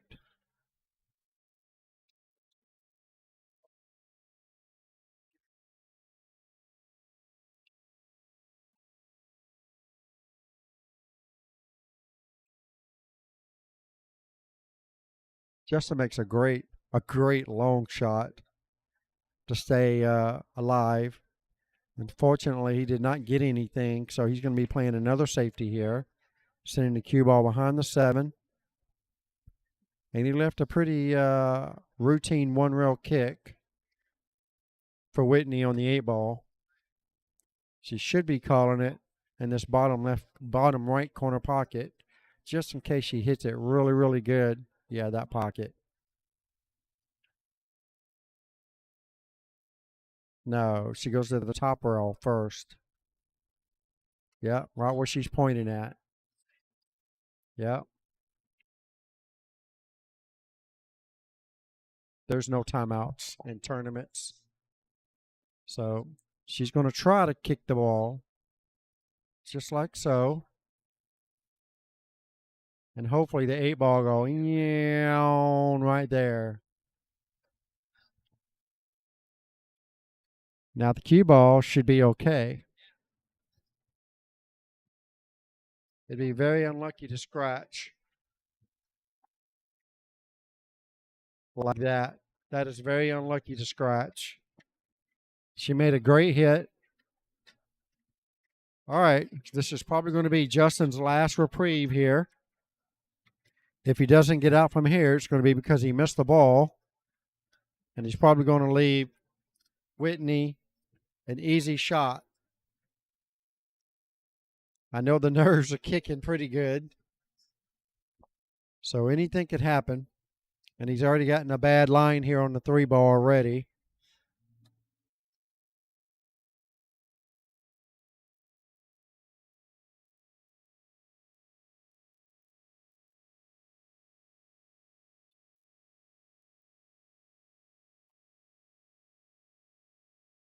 All right, looks like Justin's going to take down the second rack and get him 14 points. All he has to do is make this 8-ball.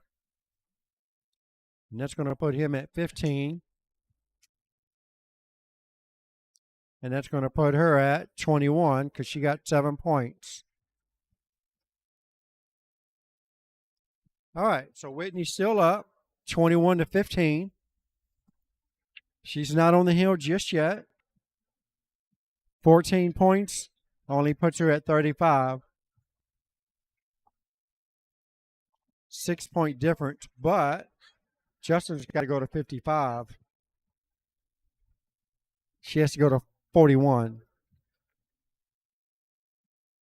So, yeah, she only needs 30 more points, and he needs 40 more points.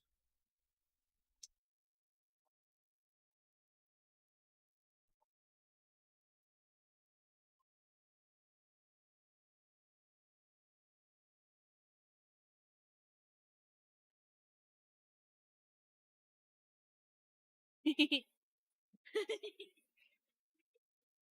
it's just this is covering and this. Anastasia. Justin's to break.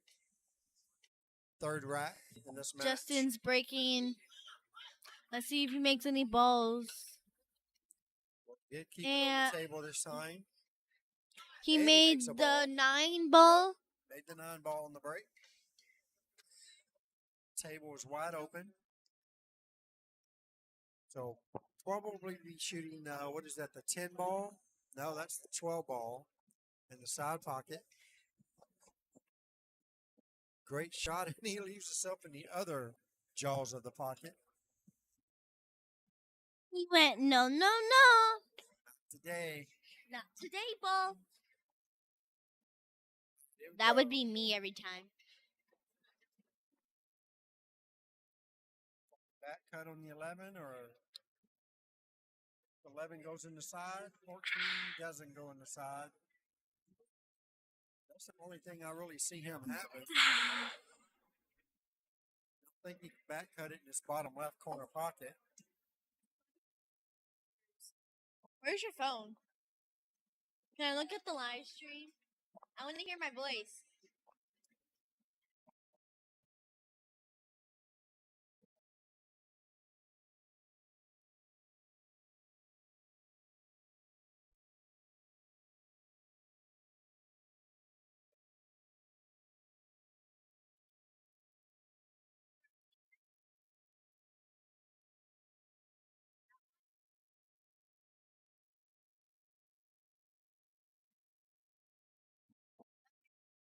Take your mic back.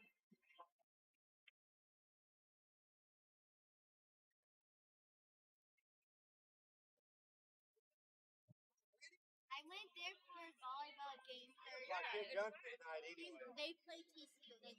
Yeah. They were supposed to play yesterday, but I didn't get to see the video. Y'all win? No, we don't have. Yeah. They lost against West Virginia, but they beat West Virginia for volleyball. Yeah. That just messed up. Y'all know all Hello. Hello.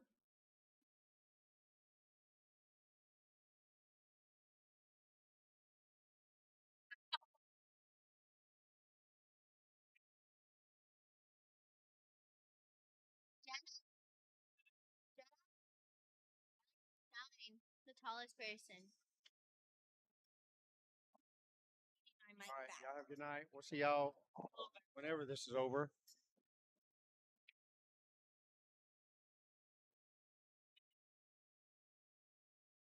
All right, so here we go. Justin, long shot here on the 10. 10 to the 11.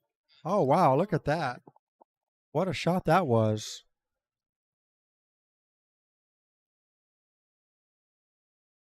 He got a very unfortunate roll here on the combination. He made a great combination and then didn't leave himself a shot on the other ball. So Justin's got a very difficult shot here. Bank on the 10, cut the 10 in the side. I don't see anything easy here, so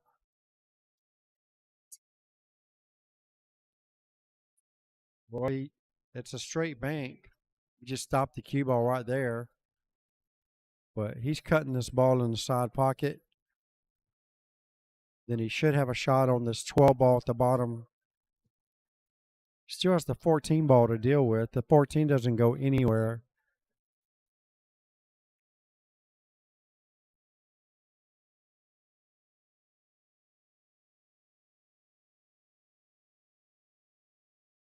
Well, he misses the 10. Whitney is solid. It's going up to the table. Good chance to take the second rack and dog that ball, the 8 ball. Yeah, she dogged the 8 ball.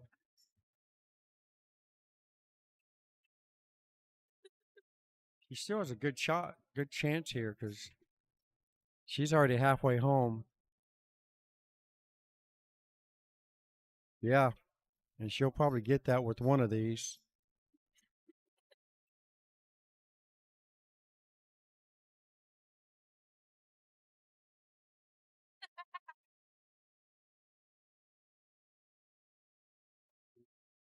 Paseo. All right, so long shot here on the 5 ball.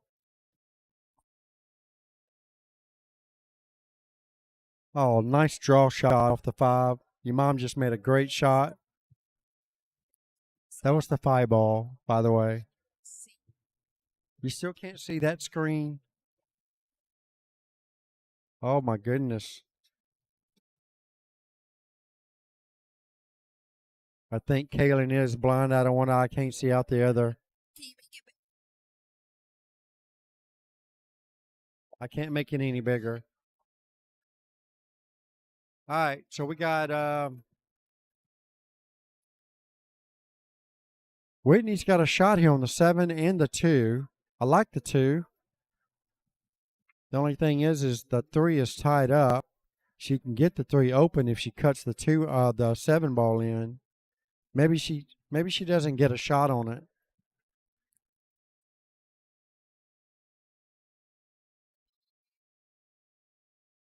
Yeah, she made the ball. Now she's going to have to get some kind of position on the 3 ball.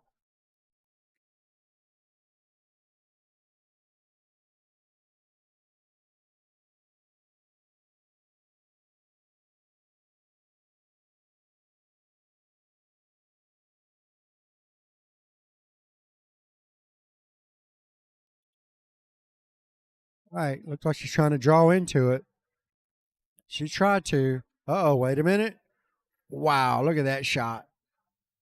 That was a great shot.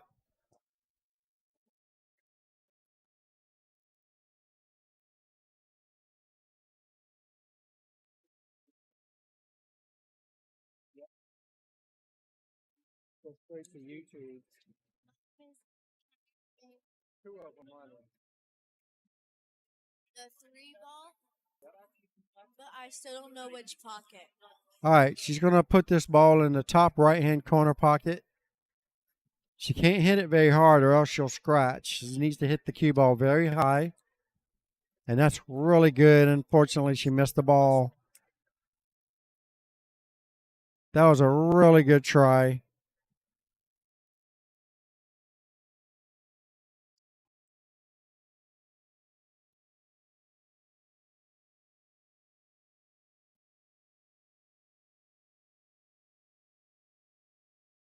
I think Justin is feeling a little bit of the confidence coming back as Whitney is giving him more and more chances.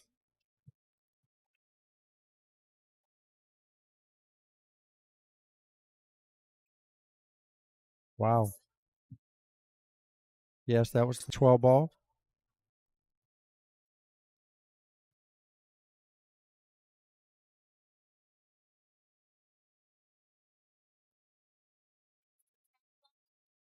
Yep, and that's perfect position for the 8 ball.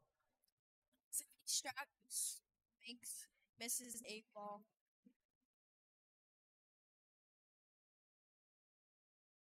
There you have it. Makes it 14-6, Justin. That will give him 29.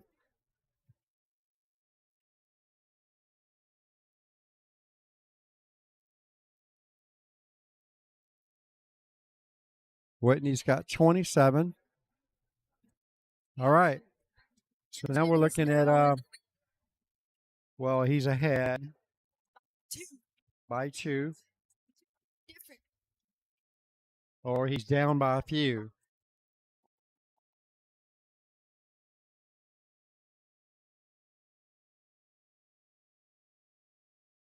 All right, Whitney needs one more 8 ball to really put some extra heat on Justin. If Whitney can make one more 8 ball, like this rack, that will give her 14 points. So basically, she's on the hill. She's on the hill. She only needs 14 points to win. If she can make this 8 ball, she's going to win the tournament. Win the tournament. She has to make this 8 ball. This rack. Didn't see anything go down. But she is definitely on the hill. 14 points will give her exactly 41.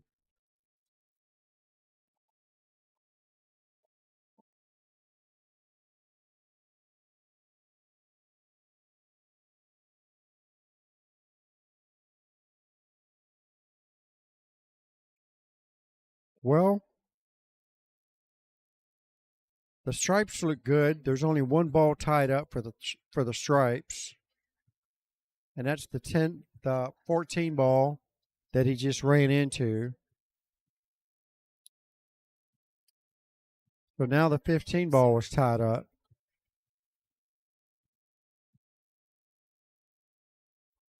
Ball. Yep, he went for the 1 ball. And now he has the 2 ball. The solids are really wide open. It's just all about. Is it mom? Is No. it mom's a stripe. Yep, your mom is the stripes, Just the solids. And there's only 5 solids left. stripes are there. And none of them are tied up. And there's 6 stripes left. No, there's 7 stripes left. My bad. So your mom hasn't made a ball yet in this rack. So you're saying 7 stripes on the table. That is correct.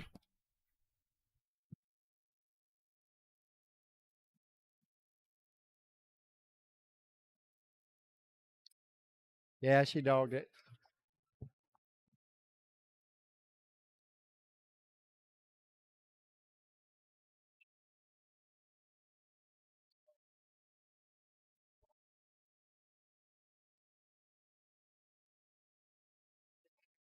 Justin missed the ball. Now it's mom's turn. Okay. She's got a chance. Got a back cut on the 12, it looks like, in the side pocket. She's got a back cut on the 10. What is your question?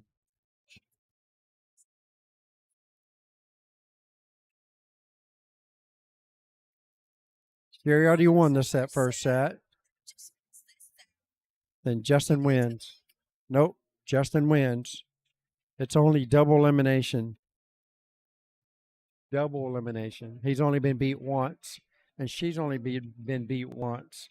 So whoever loses next is out. All right, Whitney just missed the ball.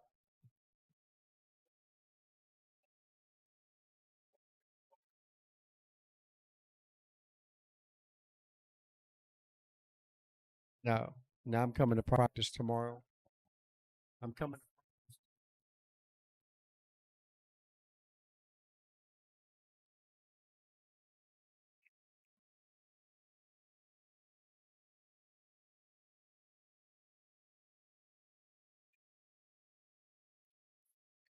Well, that was a 2 ball. I'm not really for sure if he hit it slow enough. All right, he's going for the 4 now. So I guess he couldn't get to the 5.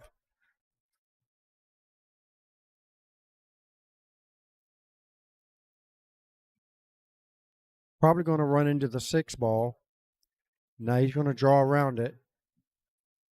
Probably try to draw into the 8. Missed the 8. Got great position for the 3 ball. So he still has the 5 ball to deal with. This is going to be very tough.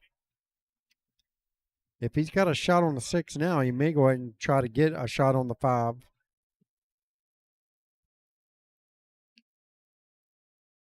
Decisions.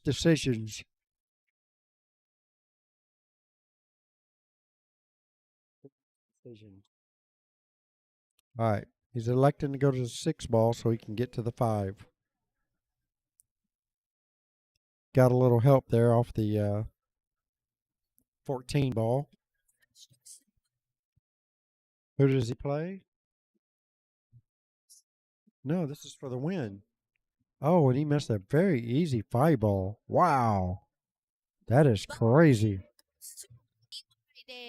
That's right. Ball in hand. She needs all of these balls. She needs every single one of them to win the match and win the tournament.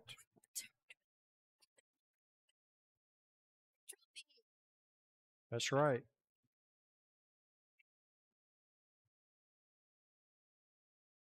Well, she's overdue.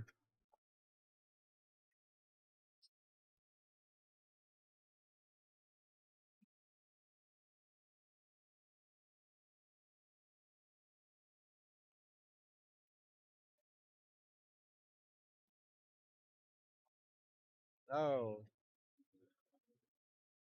Don't mess with the settings. All right, here we go. Whitney, ball in hand, 7 balls on the table, and she needs them all to win this tournament, to win a trip to Las Vegas and play in the singles world tournament. Strip. February, my birthday, 26.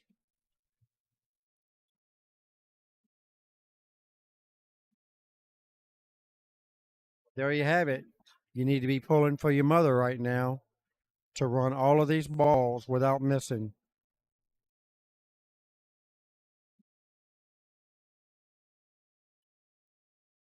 Well,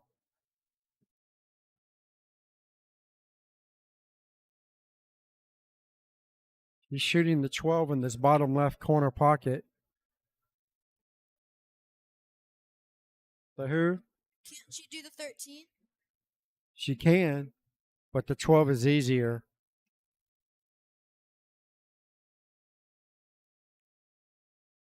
Nice shot. Yes, nice shot. Not sure why she drew it so hard, but so she has an equal, basically the same shot here on the 10 ball. Might be a little bit more difficult here.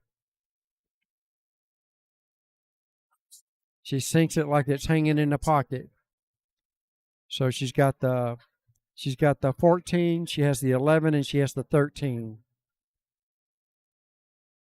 So she has 3 balls left on the table, and she's going to need a good roll here off the 13 to get any kind of shot on the 14 or the 11.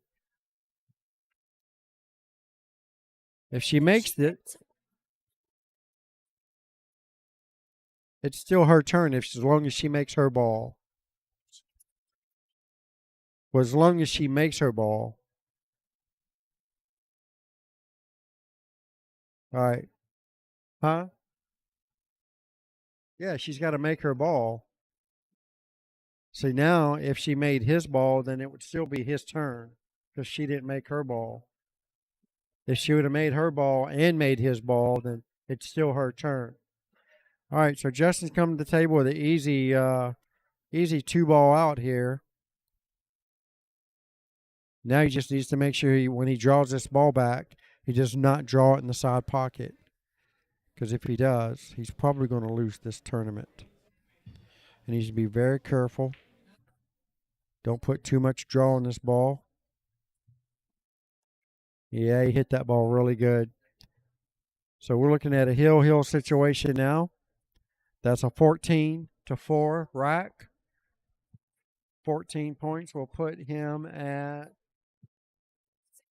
35. No, 45. I'm sorry. So 45 for him. And she had how many? 4. So 31. Okay, so they're both on the hill. So whoever wins this rack wins the tournament. One rack, and it's all over and done with. Whoever makes the 8 ball is the champion.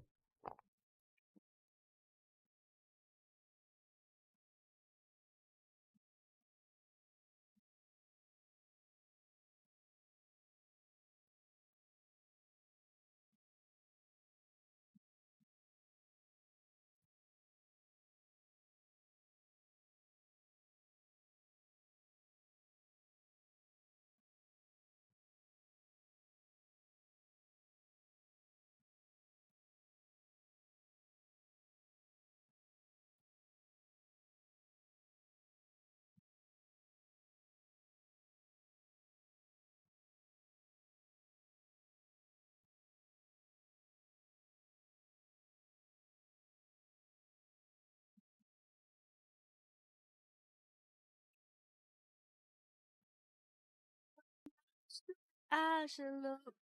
They'll pay the Tesla so money, cash. And he makes the cue ball on his break. Now Whitney goes to the table. Justin's now on the hill. This is the finals. The person who wins this gets to go to Vegas for the singles in February 26th.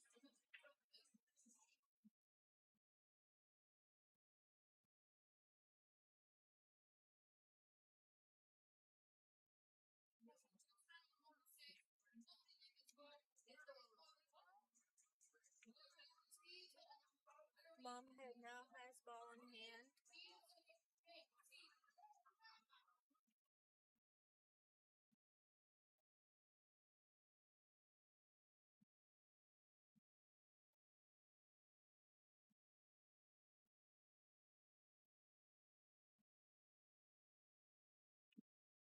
Be left. So I have to do this all by myself. And they're playing Cardi B right now. So I don't think I can handle this. So if you hear me sing, just don't mind me.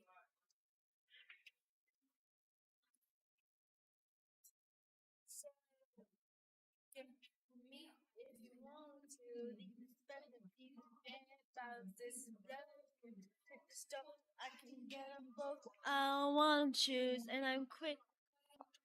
So don't get comfortable. Look, I don't dance now. I make money move.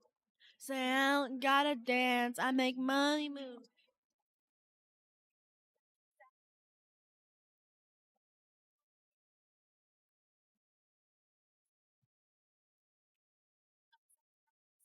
Cardi B, you know my beat. I run the club.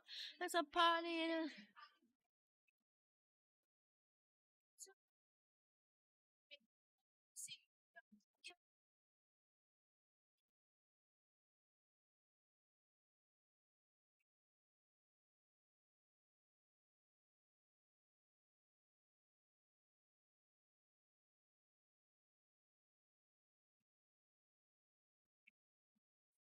So hard to focus, so she can win this rack and win the game. We get a trip to Vegas in February 26th of 2024. She made that ball. She has 2 more balls left before the 8 ball. Oh, look, Bobby came back. What do you know? You thought you was doing the rest of it by yourself, huh?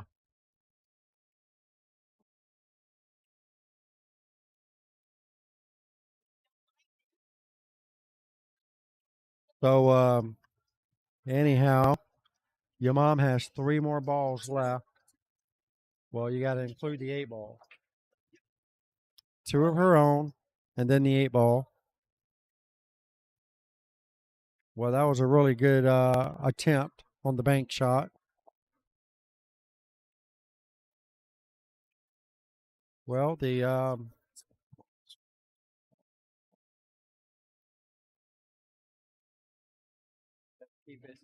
keep it real here. Sorry. All right, so straight in on the 11. It was way straight on the 11. He couldn't do anything with it.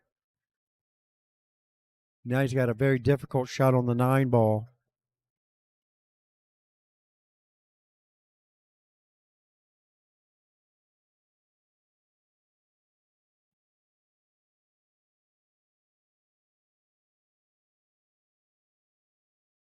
I don't really see even a good safety here.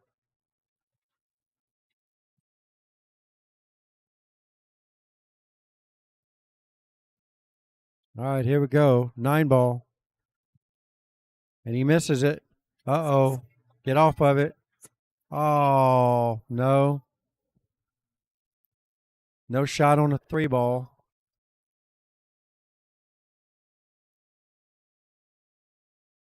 Cue ball rode too far. It was looking like she's going to have a shot on the 3 ball. Fortunately, no, the 12 got in the way.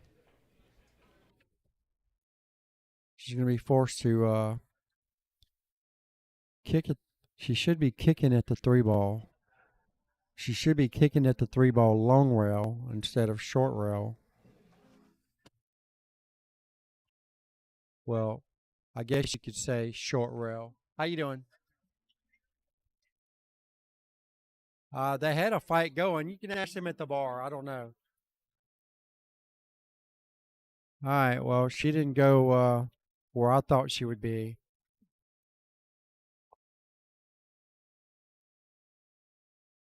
So Justin's got ball in hand. He has a mix up there. He's got how many left? 7. Oh, including the 8 ball. Okay. So yeah, 6 stripes, and then the 8. All right. So he's going to make her ball in and play safe on the 1.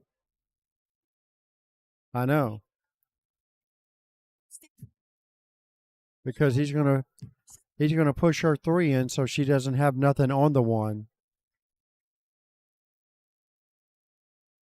All right. Yeah, but he didn't call the pocket. He was playing safety all the way. Yes. He has to let Whitney know what his intentions are. If he's intending on making the ball 2, he has to call it. But he didn't call it. So he was only intending on playing a safety. Which he got that part right. Well, if you played it long enough, you wouldn't have that problem. What are you, like 2 years old?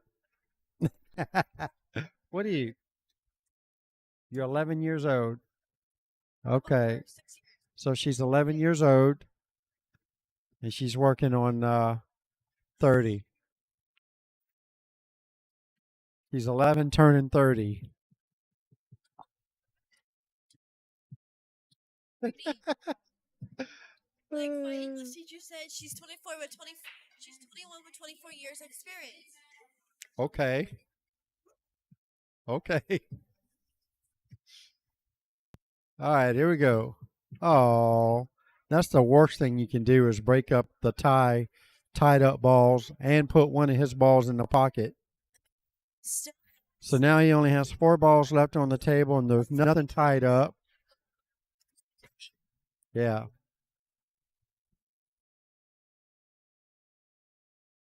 Well, on a good note, Justin's going to need to not miss because there's not many safeties left in this rack. There's no, well, you can safety as much as you want. He could, yeah.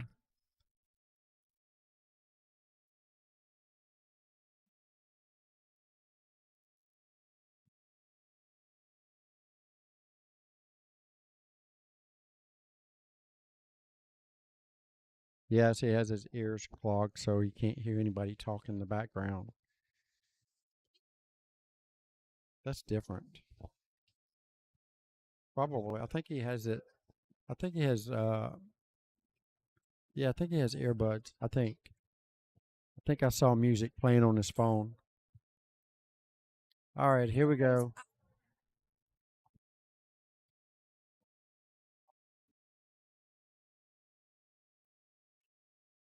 Yeah. All right, so here we go. 2 more balls before the 8. Justin's got a cut shot on the 10, and he's not even going to try to slow roll it. He's going to go ahead and hit it somewhat firm and make sure he plays the 14 for the same pocket. That's probably the smarter move.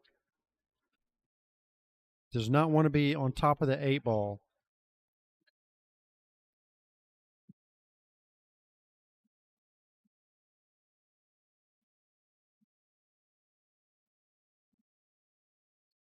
Well, it's a tough shot, but it's definitely makeable. He's looking at cutting this in the side pocket, and this is for the win. 8 in the left-hand side pocket for the tournament championship and the trip to go to Vegas to play in the World Tournament.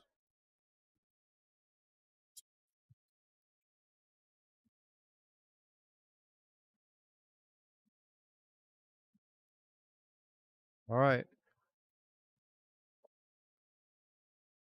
There we go. 8 inside pocket for the win. Oh, I guess he changed his mind to bank it. And Whitney has a very difficult shot here on the 1 ball. Very difficult shot here on the 1 ball. I'm pretty sure she can make this ball without scratching, though. She just have to slow roll it and hit it very, very high. You need to put the tip at the very top of the cue ball to help it roll forward. Because if you put the tip at the bottom, it's going to go right into the side pocket. Yeah, you need to hit right about where that dot is on the cue ball. That way, when you make contact with the 1, it tries to follow the 1 before it can drift into the side pocket. So either way, it's a very, very tough shot here. But pretty sure, I'm pretty sure it goes. It looks like it's just past the point of the side pocket. Very tough to tell from this angle.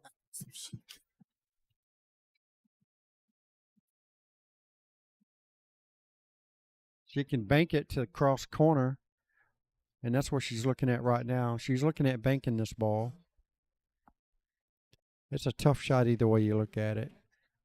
This is going to be one of those. This is going to be a championship shot if she pulls this one off. I'm not sure what pocket she called. Did you see her call a pocket?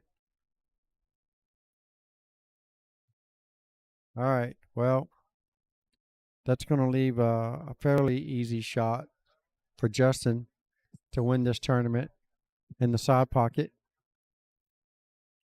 Well, nothing's easy when you're on the hill, though. Anything is missable. That's why he's looking at it like he is. He wants to make sure he's lining it up correctly.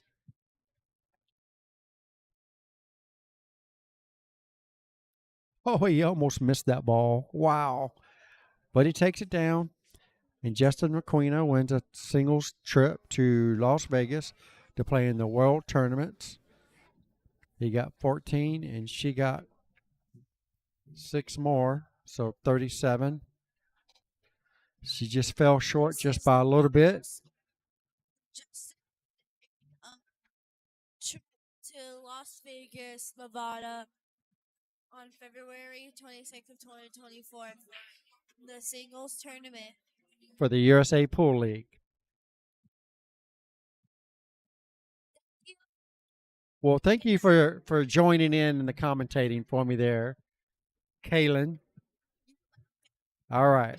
Maybe we'll do it again sometime. Maybe. Highly doubtful, but maybe. You never know. All right. Well, congrats to Justin for winning the trip to Vegas. And congrats to Whitney for second place. She played some outstanding pool to get this far. It was not easy. Justin's a very tough competitor, and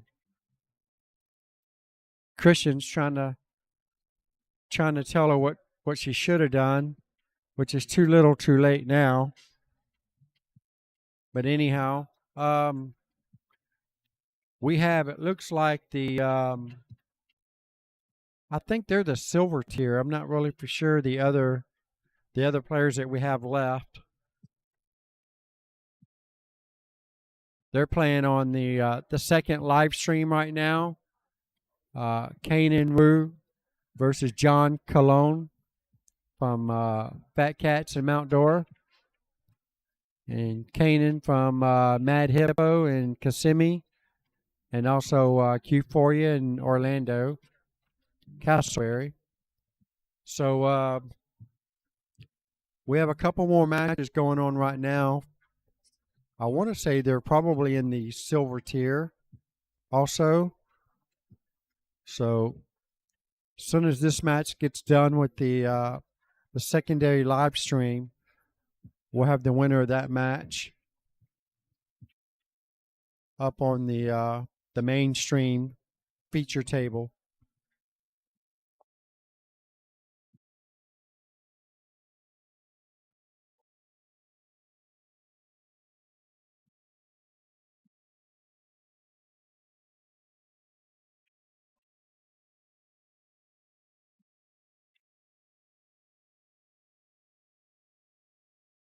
All right, so until that happens, stand by. Enjoy the secondary live stream, and we'll try to get you our next matchup.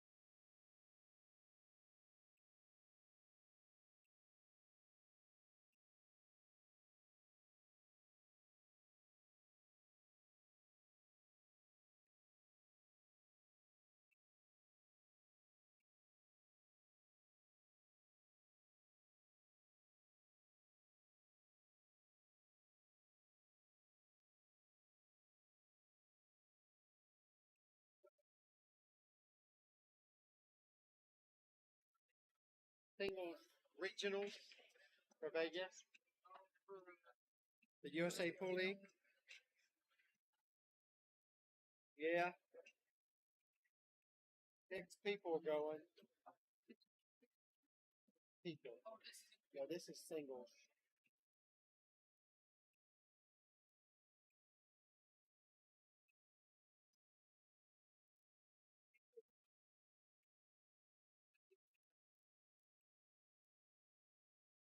Giving up points. Win the game, you get 14 points. You lose the game, you get however many balls you make.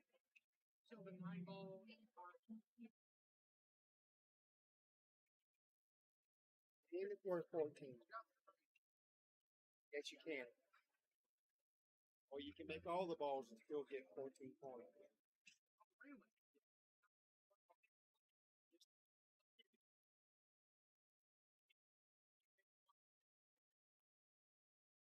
Yeah, if you're playing 9 ball, yeah. You get 8 points, you get the opponents get 14.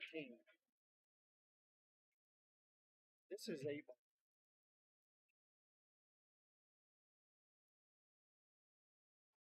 Got second place, she almost did it. Made Hill. She had to beat him twice. She beat him the first time. That Justin Laquina guy. He's a good player. That guy right there, they call him Big. Yeah, he's a good player. He had him shitting bricks there for a little while, but he kept it together and finally won. But it was Hill. It was a good match. Yeah.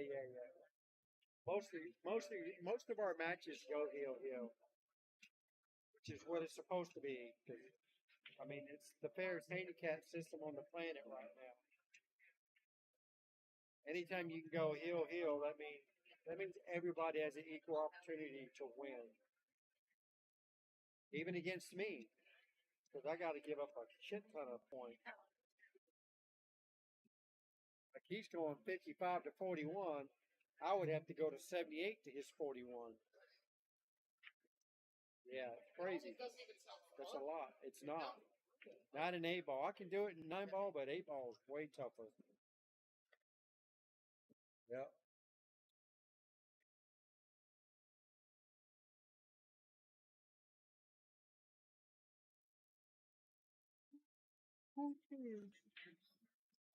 Just go to the bar. They'll help you out.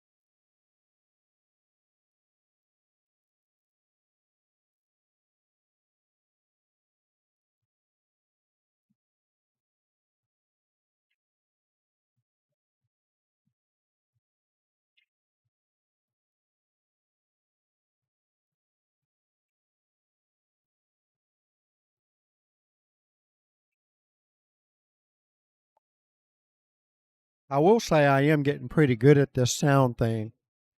They got the music going pretty loud here, and I don't think you guys can hear it at all, which is awesome on my part. I must be doing something right now.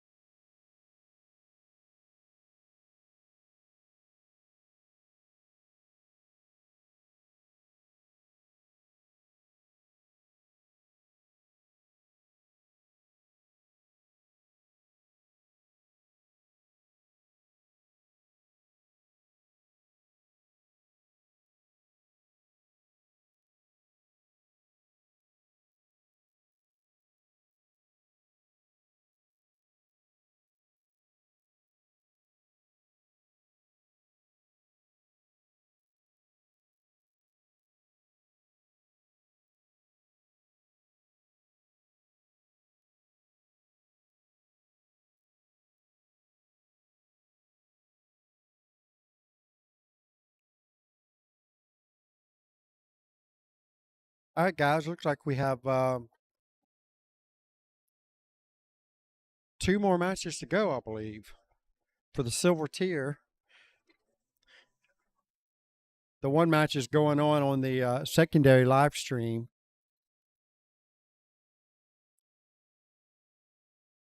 One player's on the hill, the other one is not. So waiting for this match to get finished, so I can put one on the main live stream here. And we still have Kit Crawford in it. I believe she's waiting on the winner of this match. She plays out of Cue Ball Billiards in Jacksonville, Florida. She plays on 8-ball and 9-ball Monday and Tuesday with me over at Cue Ball Billiards in Jacksonville, Florida. And I believe there is one other player.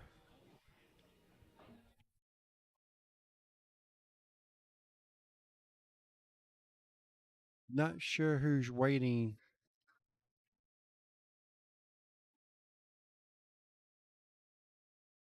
after that particular match.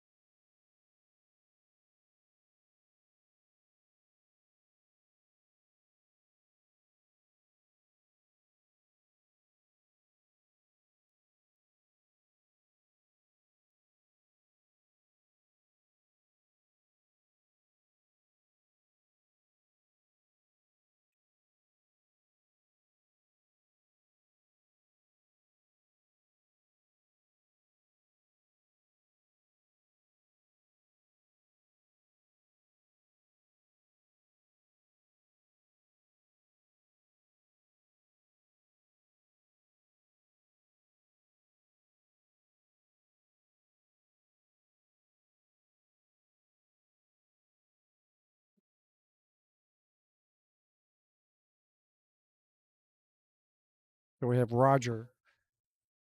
Not sure what Roger's last name, but I think he plays out of Q4.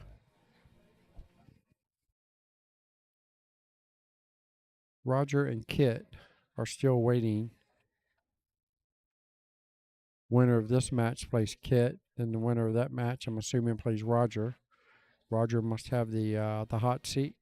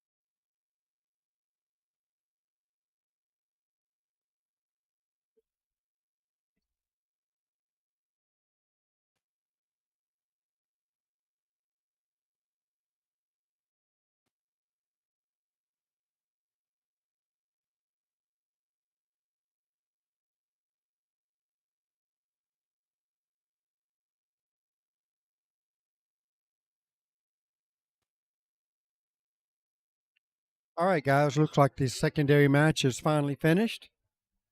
So we can get back to the main feature table now.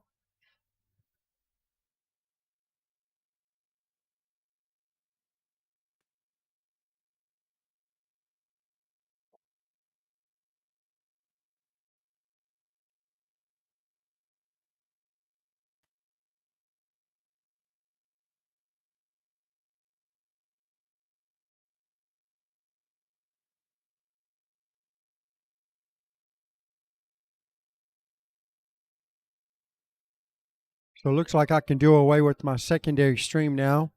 Looks like the rest of the, I'm pretty sure, I'll double check. There's only 3 players left, so it's got to be just one table from here on out. So that's going to be our feature live table stream. So I'm going to go ahead and shut down our secondary stream. Thank you guys for tuning in. If you can hear me. Otherwise, you guys tune in for, look like it's going to be John Colon versus Kit Crawford. Give me just a little bit and we will get it all set up.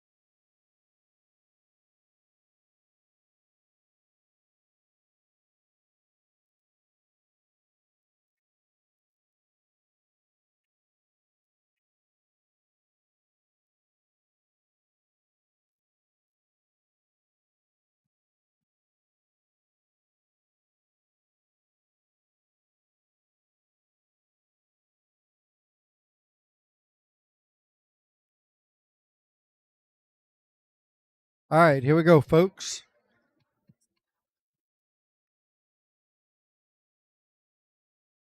Quarterfinals round. Kit Crawford versus John Cologne. Kit plays out of Cue Ball Billiards in Jacksonville, Florida. Her Fargo rate's 420. John Cologne plays out of Fat Cats in Mount Dora. Fargo rate 450. Kit's got to go to 43, and John Cologne's got to go to 48. Should be a pretty good match here.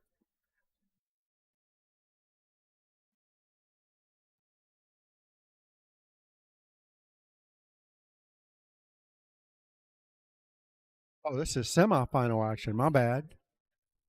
So there's one match left after this where Roger's waiting in the hot seat to play the winner of this match. And the winner of this match has to beat Roger twice. So that's what we're looking at right now. This is the silver tier.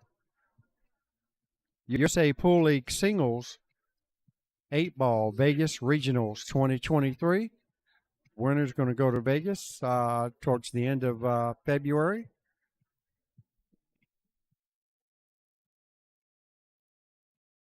So it should be a pretty good matchup for you guys. This is Bobby G. Zini coming to you straight out of Rikes Billiards in Sanford, Florida. You guys stay tuned. Share this match if you don't mind. Get some more viewers involved. I would certainly appreciate it.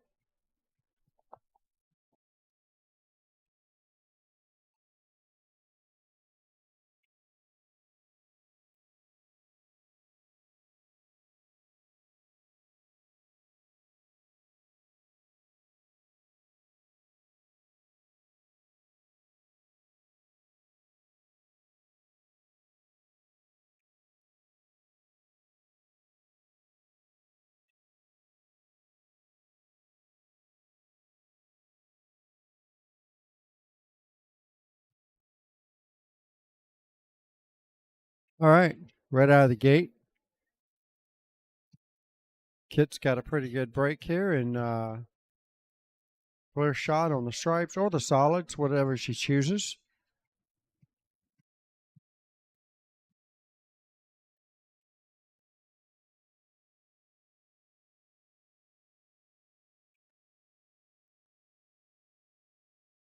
A big delay over there.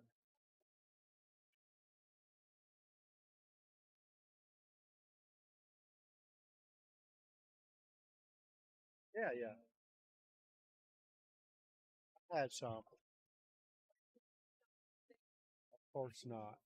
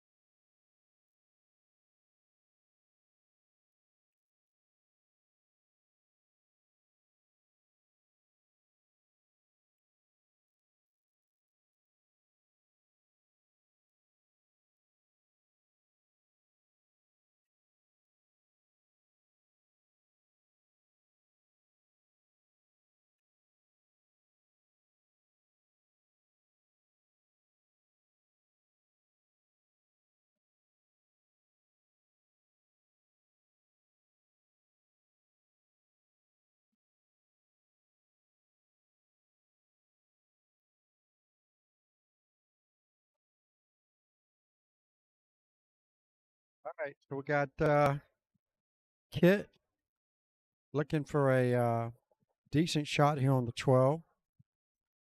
Couldn't hit it hard. Very nice. Now, 8-ball's in a little predicament here. It only goes in the same pocket that the 13's fixing to go in. And she only has just a little bit of angle here on the 13. So she's looking at maybe setting up for the 8 in this bottom left corner pocket. And I'm not really for sure if that's even feasible. I think it is.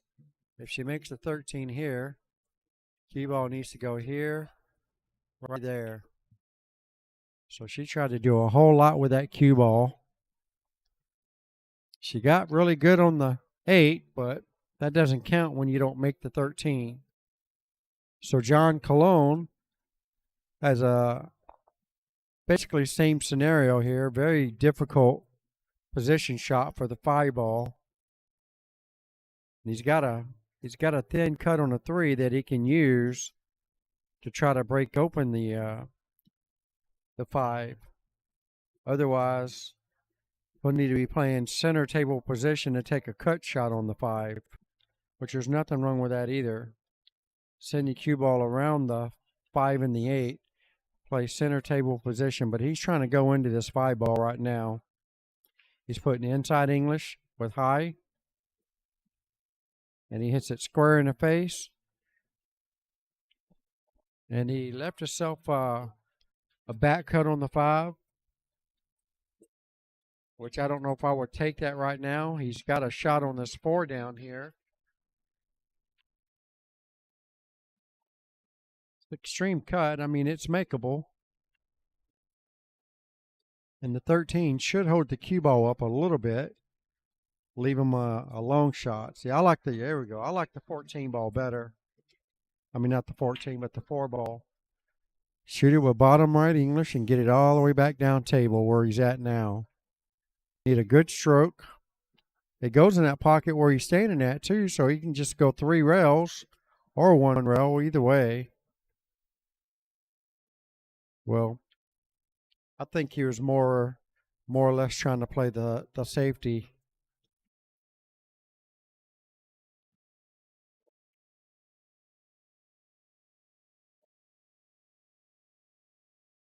Well, Kit's got a problem now. She can see the 13. She'd have to get very lucky to get any kind of safety out of this. Hit it super thin. It will cut in that top right-hand corner pocket, but you got to hit it awfully good. And she almost hit it awfully good. And this could be a blessing. I think it's got enough room to go in there, so still makes getting position a little bit more difficult now. The 4 will go, but getting position to the 5-ball off the 4 is a different story. It needs to try to make the 5-ball first and get straight in on the 4. If you get straight in on the 4, all you got to do is just draw it straight back. Here he's going to be lucky to get a shot on the 5. Well, I didn't think he had that much of the ball. He hit it really good. He's actually got a worse shot on the 5 now, but it is makeable.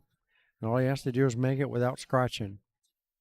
If he does that, he's probably going to win this rack. Take the first rack. But if he misses, Kit 99.9% of the time is going to take the first rack. What's up there, Backyard Billiards? What's going on? Welcome to the stream. This is the semifinal match of the USA Pool League Singles Regionals, 8-ball Regionals. So the winner of this will play Roger in the hot seat. to win a trip to Las Vegas to play in the World Championships for the USA Pool League. All right, here we go. Back cut on the 5 and just overcuts it. I think he would have scratched had he did make it. And Kit's going to come to the table with a very routine shot here on the 13 with easy position for the 8. Just barely tap this ball in. You should get perfect position for the 8. And she's not perfect position. She didn't barely tap it at all. She does have a shot. Not really sure why she hit it that hard. She definitely has the shot.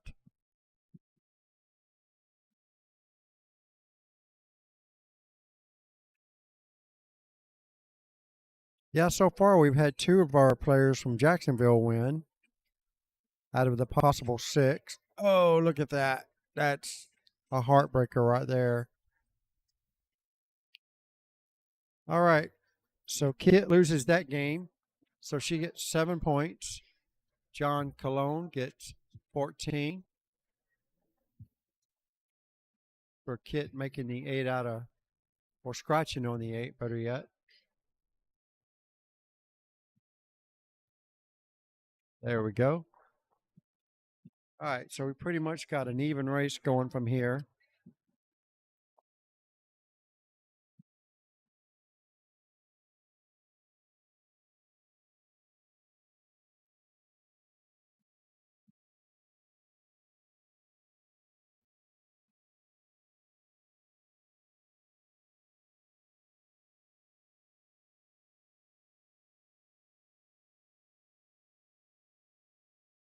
All right, rack number 2, John Cologne has the break.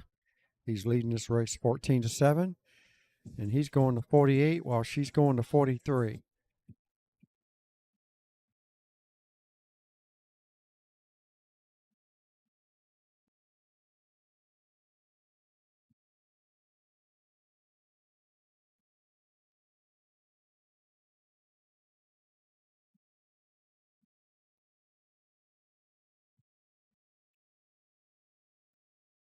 Good break. 1 goes in on the break. Solid. Looks like a stripe as well. 1, 2, 3, 4, 5, 6. No, just a solid. So the table's still open in our league after the break, no matter what.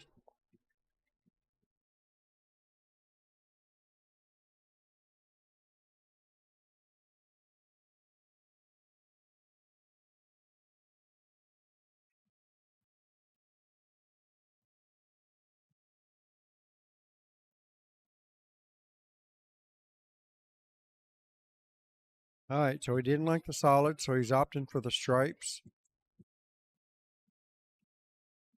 Nice speed there by John. So everything is wide open on the stripes except for the 10 ball. So he's definitely going to have to try to develop some kind of position, breakout or whatnot on the 10 ball. Actually, that's the 14 next to the 2. I'm sorry. He's shooting the 10 ball now. Here goes the 15.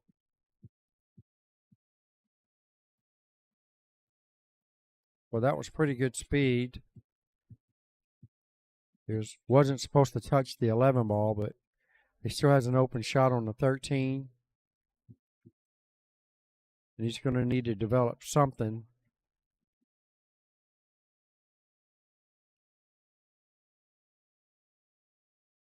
All right, he's got the 9, opened up the 11. If he can shoot the 9 right now and stop shot,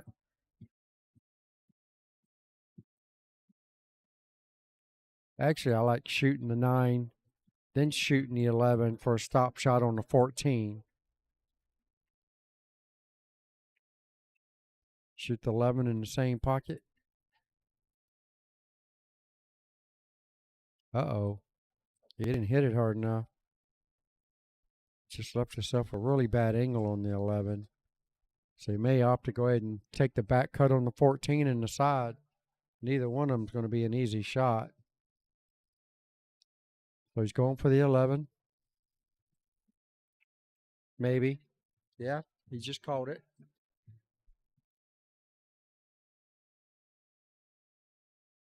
Tough back cut here. The good thing is if he hits it perfect, the 2 ball should stop his cue ball, so he'll have a shot on the 14. Kind of like that, and he hit it really good. Wow. Nicely done by John Cologne.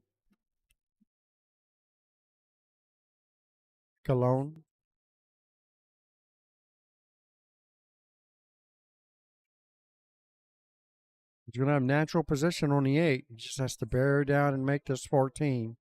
The worst that can happen here is he hit it too high and scratch in the corner pocket after making it like that.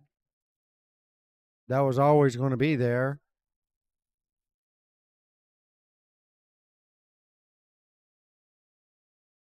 He was so close to making the ball. Had he even made the ball, he probably would have scratched as well.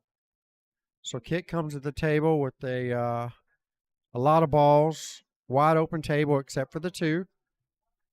I would just go ahead and make a couple of balls and then play safe.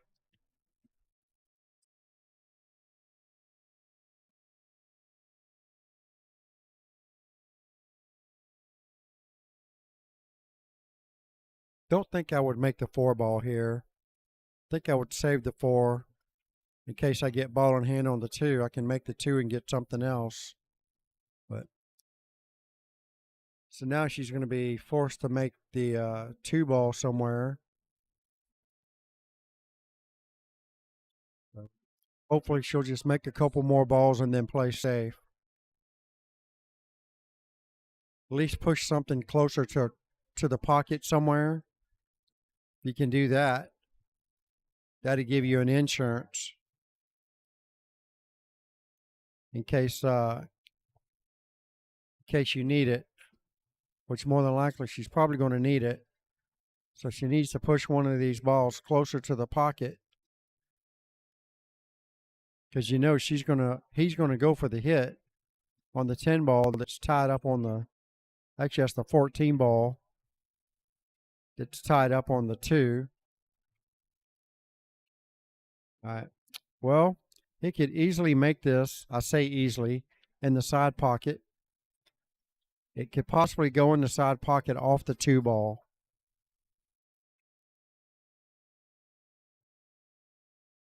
This would be very unlucky if this ball goes in the side pocket off the 2. You have to call it because you never know. All right, he's calling it. So here you go, 14 in the side, off the 2, carom shot. Wow, it was really, really close, right at the point. So now Kit has, she has no choice but to run out from here, unless she wants to play a safe off the 7. And I don't see nothing wrong with that either, but I don't like to leave the luck factor out there. Be her luck, he'd one rail kick the ball right in. Well, she got a little ahead of herself on that shot, I think. Think she kind of rushed it, thought it was too easy or something.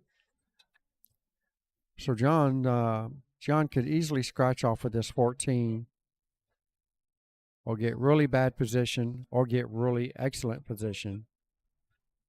All depends on how thin he hits this 14. Oh, that's really good. He had a lot more ball to hit than it appeared, being jacked up over the 6 ball. It looks like John is going to be taking the second rack as soon as this 8 ball drops.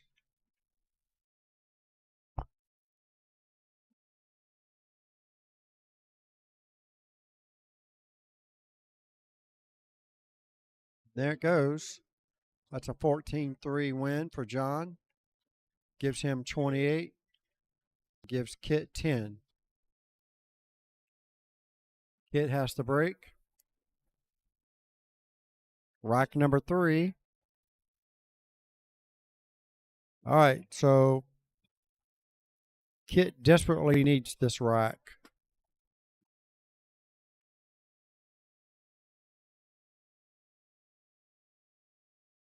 What in the world?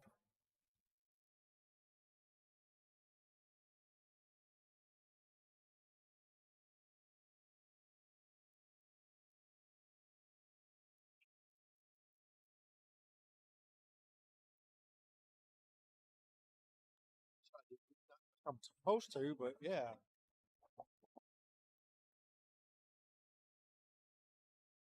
All right, desserts in the house. Be right back.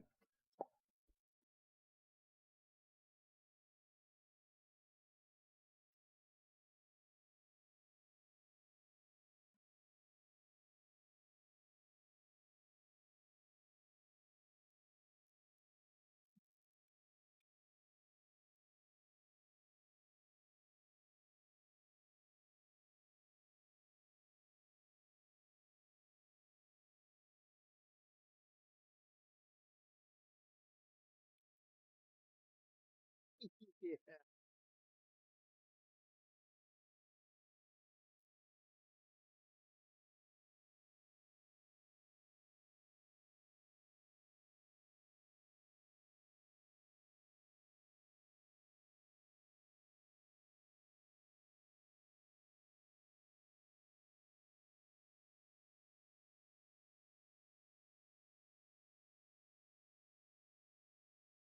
We had a player win from Q and Shisha. We had a player win from the Corner Pocket in Green Cove Springs. We also had who? A player from Q4 win. We had a player from Rax win. Jordan's from Rax. I don't even know him. Oh, the destination. Okay. And then who else we had that won?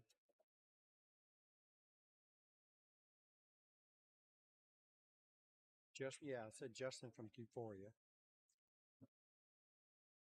We're missing one.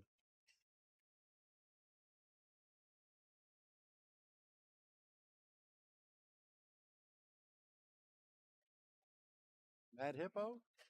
Oh, Juan Carlos Sanchez Diaz. One from Mad Hippo in Kissimmee. And where's Roger from? Where's he play out of? He's out of Q4? Fat Cats? and Euphoria. Fat Cats and Q4. Okay, I thought it was Q4. No, and right. So he plays out of three different pool rooms here in Central Florida. Trip to Las Vegas to play in the USA Pool Championship. Six of them. This is our last one.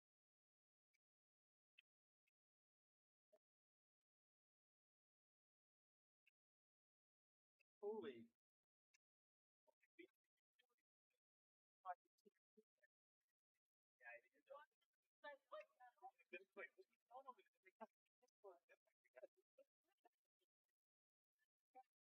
You know him?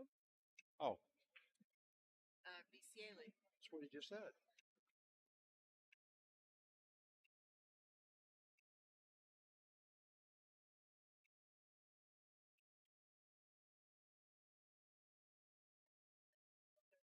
Like that for the BCA. Definitely. Yeah, exactly.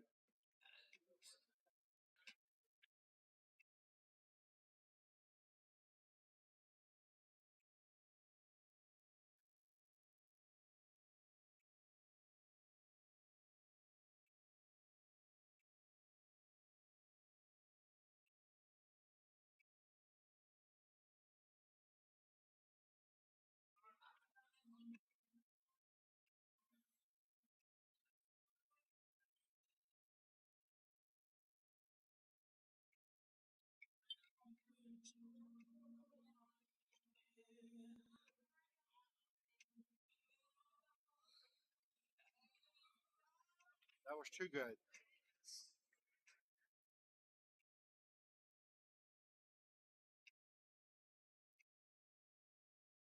Pretty good serving size for two. And I could probably ate the whole thing, but not that I would need it to.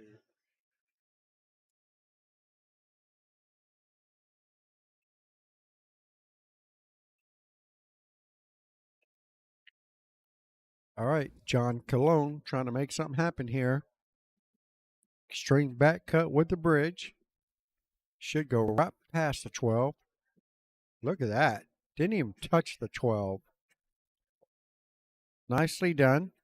He didn't get any love out of the cue ball on that, but it was a nice shot.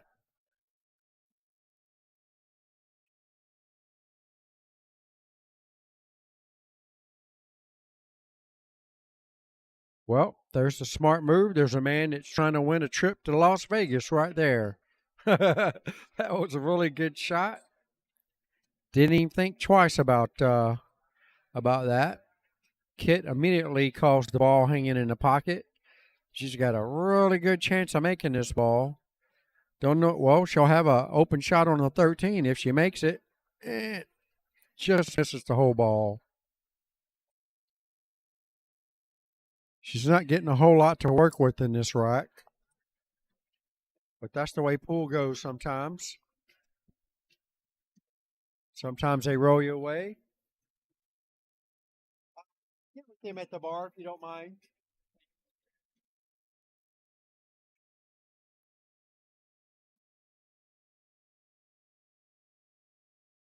All right, John Cologne's trying to figure out what to do with this cluster of balls down there.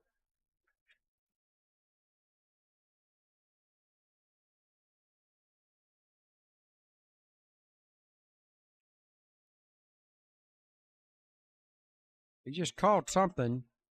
A 4. Not really for sure what he called.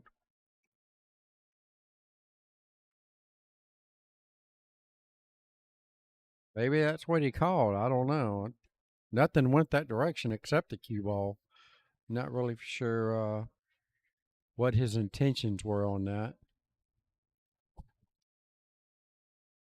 Well, I was really hoping to get more of my league reps on the stream for commentating. Would like to give a huge shout out to Greg Woodall. He did find the time to come over and commentate a couple of matches with me. Certainly appreciate that. Oh, and give a shout out to Whitney's daughter, Kaylin. Kaylin Wydig. I always called it Way. She says why. Okay. Caitlin Wydig for stepping up to the plate and helping me commentate on her own mother's match. Certainly appreciate that. You have something to say, Janine? Janine has a few words to say. And I would like to thank all of the players that helped me out today: Whitney, Chrissy, Sarah Lee, Patrick. You guys helped me out so much, and BJ. Thank you. There you have it. We all pitch in to help a little bit here at the USA Pool League, Central Florida, Northeast Florida. Uh-oh, Kit just got herself in trouble. Oh, nope, she got her insurance shot, 13 ball. That's why you always try to leave one close to the pocket in case something like that happens, and she's got it. Now, she needs to make sure she sets up for this 15 ball because it could get a little, could get very tough to get on from this angle off the 12. And I think she's going to be forced to go from the 12 to the 15. And she's going to need to hit this ball really good. I don't know if she's got the angle to make this 15 straight right now.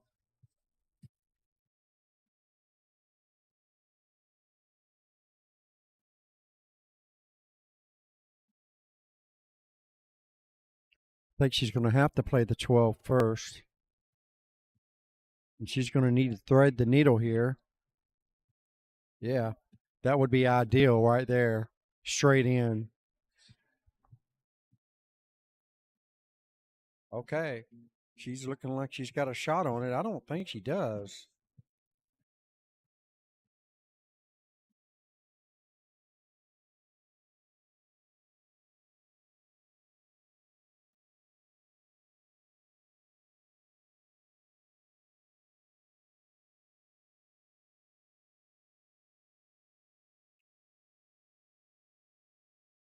She just needs to overcut this 12 just a little bit.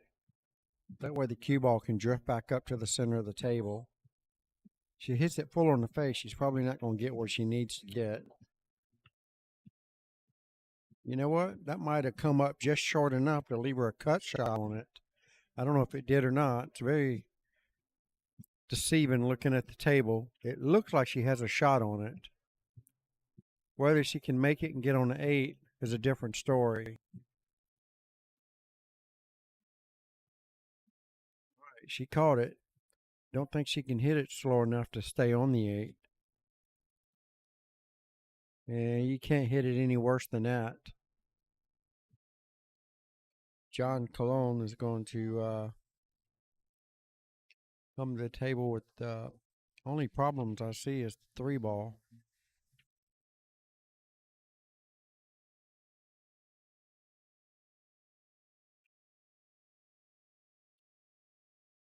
I don't even like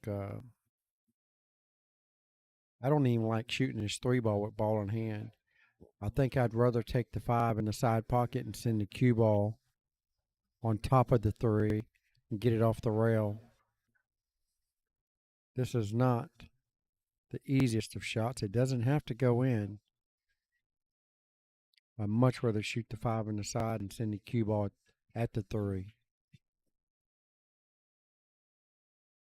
You hit it good. You hit it good. You just go ahead and take the 4 ball now. Drift forward for the 5 in the side. And looks like the 1-2 is wired to the corner pocket, so he can make that from anywhere on the table.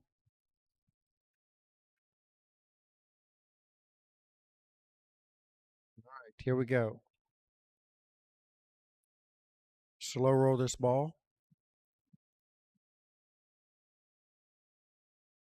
Got to make sure he didn't leave his cue ball on this end rail.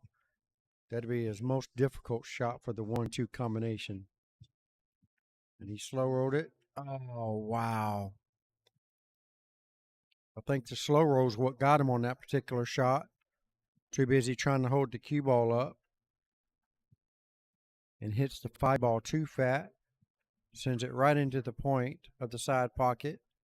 And Kit Crawford has got an easy 1-2 punch to finish this rack off and get back in this match. Just what she needs. She's somewhat straight in here to get 14 points, and he's only going to get 4 of this rack. So that gives her 24. And he got 4, so that gives him 32. All right, so there you have it. And neither one of them is on the hill yet.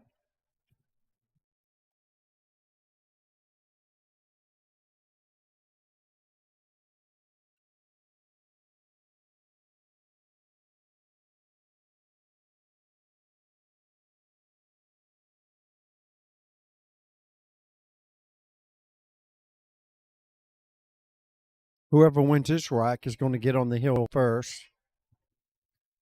Now, John is only a couple. Yeah, he's only 2. Yeah, John's only 2 from the hill, from getting on the hill. And Kit is pretty much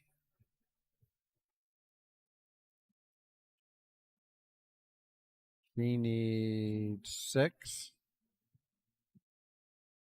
5. So basically, Kit needs to win this rack. Kit wins this rack.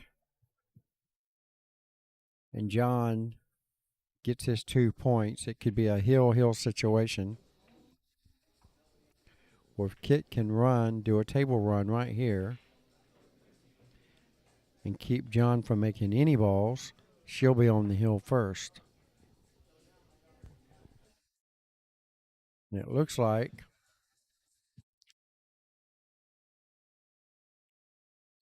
the stripes are definitely the way to go. She's got them.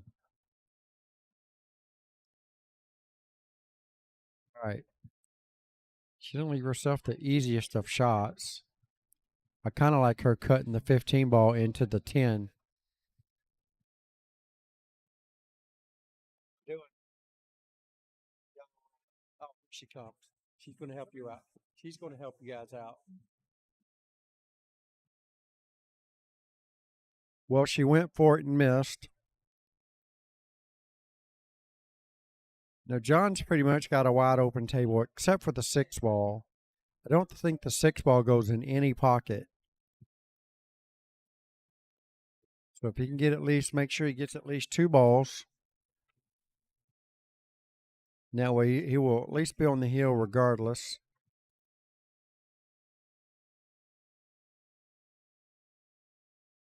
There's one.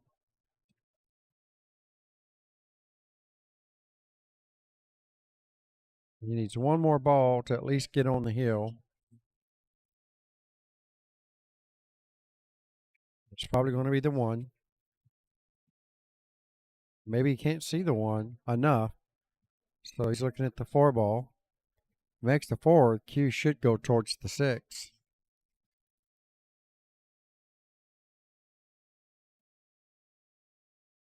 All right. So he's got his 2 points. So he's definitely on the hill now after this rack. Now, if he can stop her from winning this game, then he's going to be the only one on the hill. But if she wins this game, they both will be hill, hill, and whoever wins the rack will win the match. So let's see what happens with this rack. 2 in the side. I think at this point, Kit is probably going to be the favorite until that 6 ball gets knocked open. So Kit's got the 13, I think, in the side pocket. Whatever she does, she needs to make sure that she does not move that 6 ball. So she can make a ball and then play safe.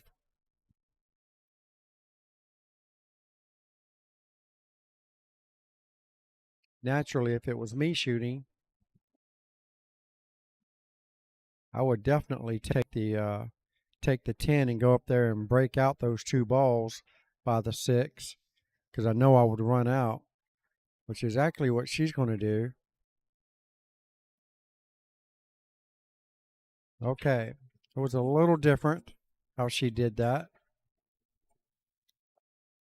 and now she's in a little bit of trouble now.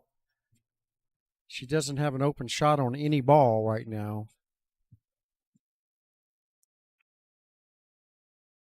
Keep you warm. You got a jacket on.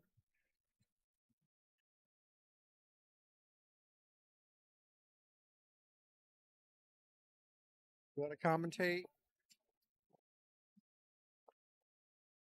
Pull my other microphone out. We both do it.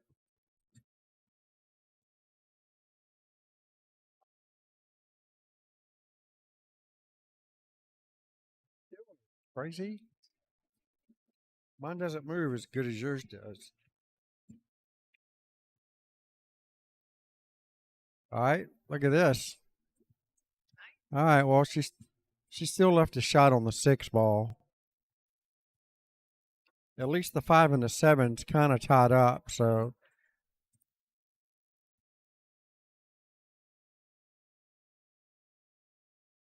Looked like he's playing one of those balls in the side pocket. It's really asking for a lot. You take on that shot right now. I mean, you got the 1 ball that you can use to get that open. No, nobody's on the hill yet.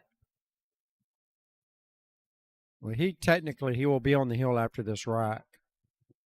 But if she wins the rack, it'll be hill, hill. All right, so there you go. Yeah, he tried to break it out. That was an excellent try. One more rotation of the Q-tip on that cue ball would have did it. So now he's got a cut shot in the side pocket on the 1 ball.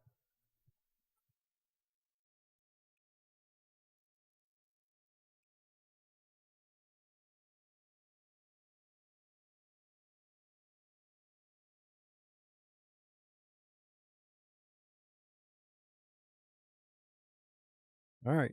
Extreme thin cut on the 1 in the side pocket.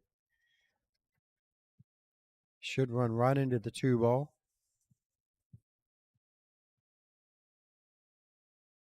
Close enough. Now we have another thin cut on the 2 ball. The combo is not sitting perfect. He's going to have to work the cue ball. Yeah, see how extreme he has to cut the 7 to make that 5?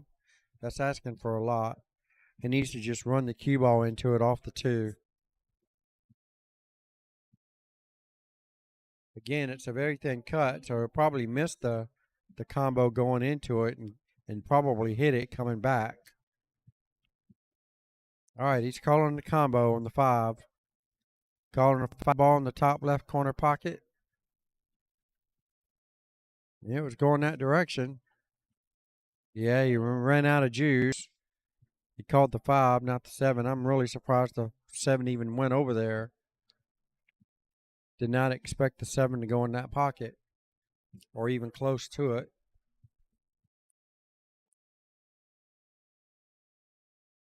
Yeah, she's straight in, it looks like, on the 14. She's calling it. She can do a stop shot here or roll forward, whichever. Play the 13 or the 9 in the side pocket. All right, she rolled forward, but not enough. And that's probably going to hurt there. I don't think she can make the 13 now. I think is that the 12 ball that's close to the cue ball? I think the 12 ball's in the way. She's calling it. So I guess it not as close as it appears. Sure looks like it is.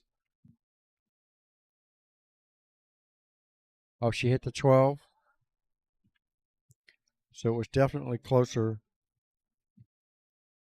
I thought it was.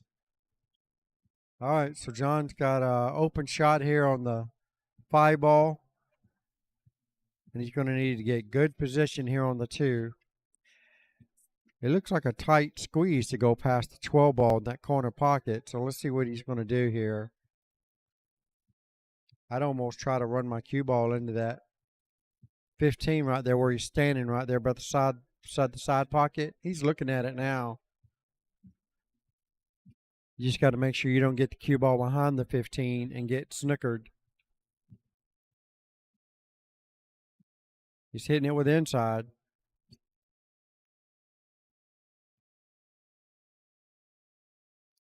Well, I'd say that's pretty good speed. Now he's going to need one more good shot here.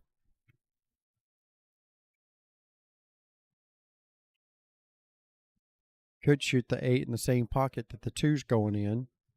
Bottom right English. Draw it to the end roll and spin it back to the right. Get the cue ball anywhere around the second diamond on the side rail on the right-hand side. Or you could just leave yourself underneath the rail and give yourself a long straight in on the 8 ball.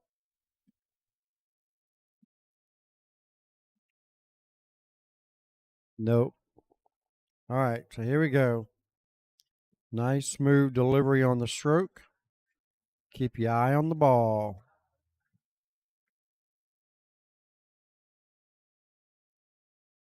Oh, wow. It was very close. All right, Kit. She sure does, but she's straight in on a 13. She's straight in on a 15. She's got lots of options here. She just needs to play the right shot. And to me, the 13 is the right shot. You make the 13, you send your cue ball up table, play the 15 in the side, and play shape for the 12 ball that's in front of the cue ball right now in this bottom left-hand corner pocket. There's lots of options here. So she's got my idea on the first one down. Actually, you know, the 12 goes past the 8 ball. So play shape for the 12. I would certainly not play shape. I would not play the 9 ball right now. I wish I could give her a timeout. There's no way you play this 9 ball. You use your easy shots to get shape for the difficult shots. This is already a difficult shot. Do not shoot this ball. You have to shoot the 15 first. A lot can happen right here. A lot can go wrong.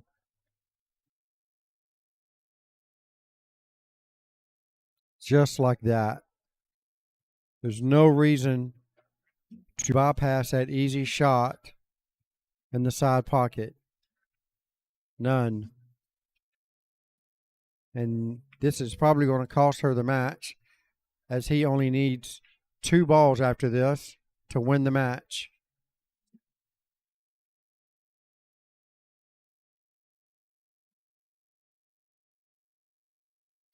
I can't believe he's going to kick this ball in instead of cut it in.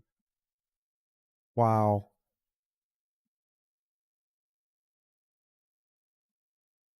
He's got to hit this really, really thin.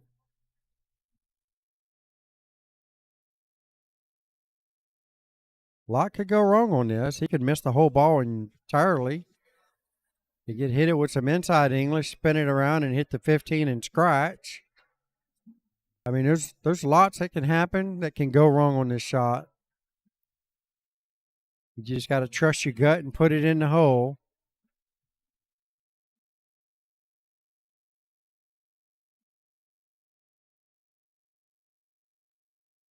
Like I said, there's a lot that could go wrong with that shot. All right. She passes up this damn 15 ball again. I'm going to have to go over there and knock her up. I'm just kidding.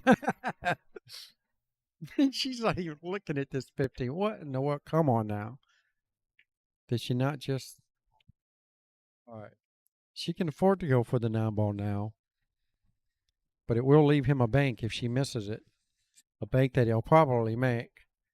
She's calling safe. All right, so she's going to make the ball and try to play safe on the 8. That's not bad. Not bad at all. Smart girl. That's how you play the game of 8 ball.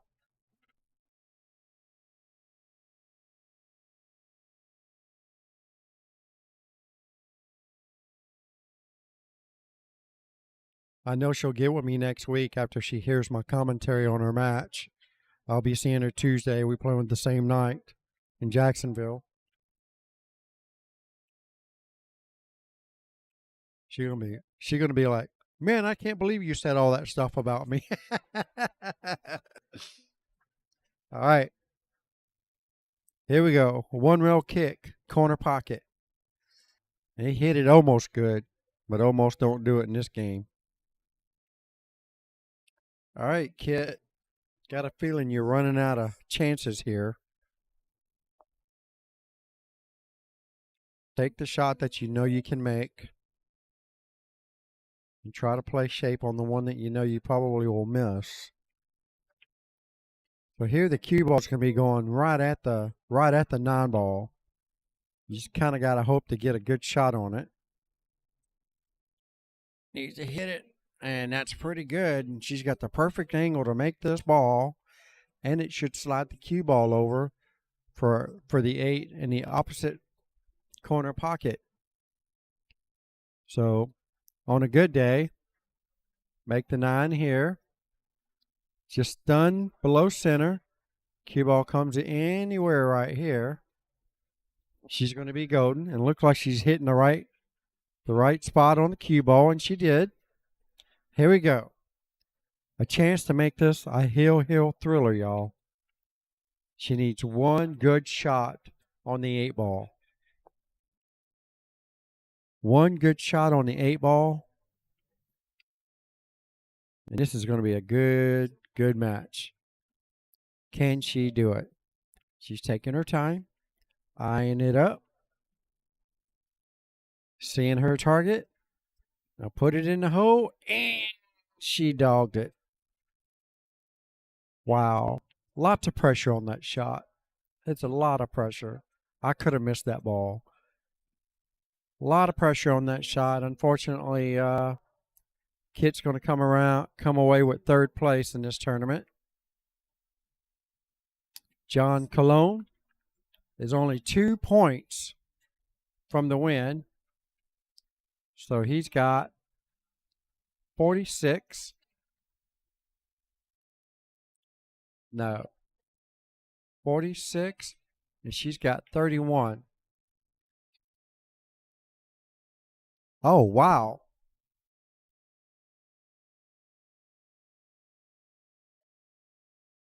$45, yeah. Okay, so it is Hill now. She got enough points. But so just like that, because he only needs 2 balls, he's on the hill, and she needs 12. She's on the hill. So now whoever wins this rack wins this match.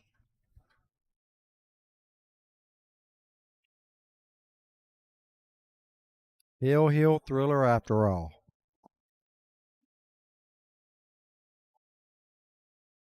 They do.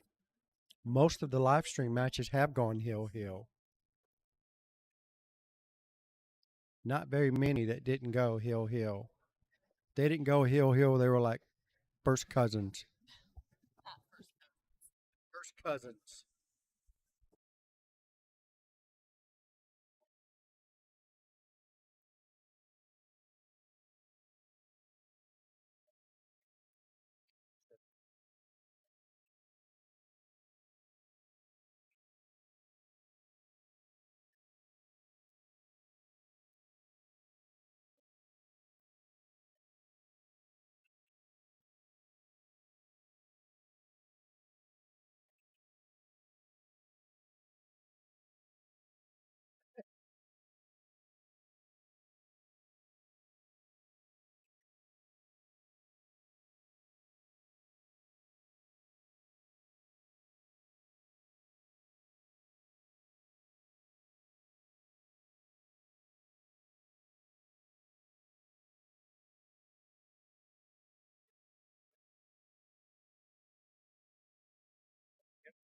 Up there.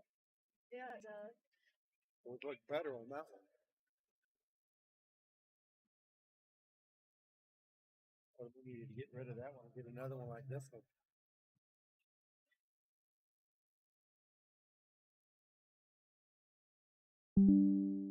3-ball combo. Looks like it's dead.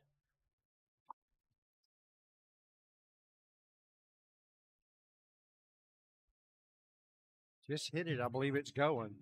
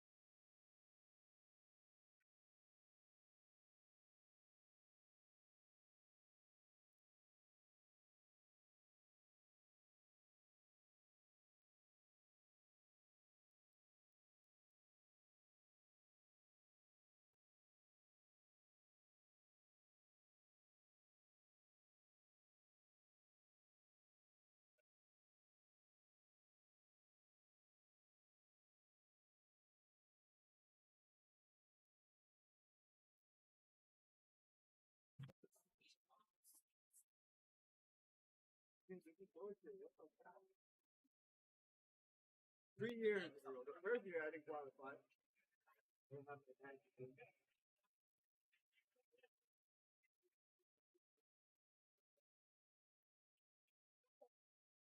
Second year, doesn't play for the team.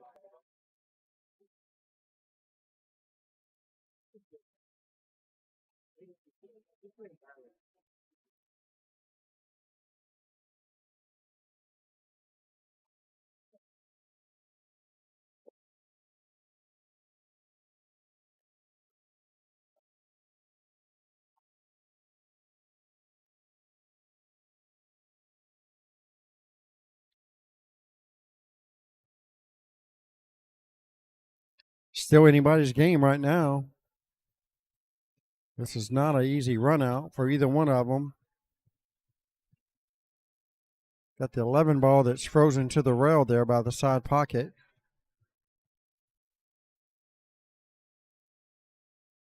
Two ball's kind of in a bad spot. He's got a shot at it now, but he's not taking it in the side. Instead, he's taking this other one in the side. Oh, okay. They were shooting a long 3 ball. Guess he's confident he can get out from here, which the layout is there. Just got to make sure you keep control of that cue ball.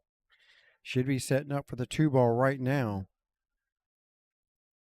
He's got the perfect angle to drift over there. And there it goes. And didn't quite get there. So he's either going to take this stream cut here on the 2 or take the 1. He's going for the 2. So it looks. Maybe second thought. He can make the 1 and draw back for the 2. Either way you look at it, you're going to have to hit it good. And he's not hitting it with draw. At least it doesn't appear that way.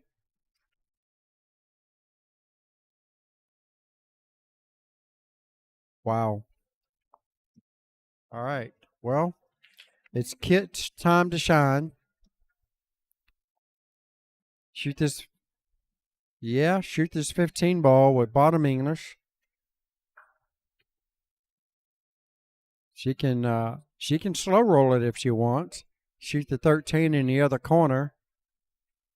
You got to hit it really slow. All right, so she's got shape for the 14 in the other corner.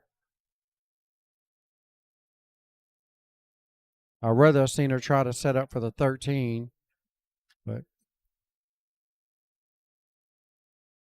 either way you go, the shot of the match is going to be the 11 ball. Getting a good line on the 11 ball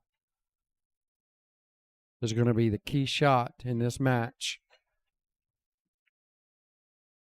if she wants to win. All right, here we go. A little stun draw here.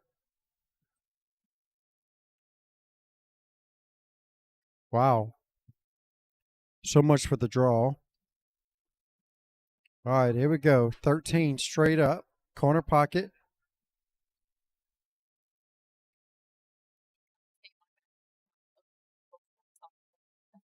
That's exactly how I would commentate on your match. All right, here we go. Kit makes a very nice shot here. She's got the perfect angle here on the 12. I don't think she can run into this 11 on the rail. So she's going to be looking at a luck factor to get any kind of decent shot here on the 11 ball.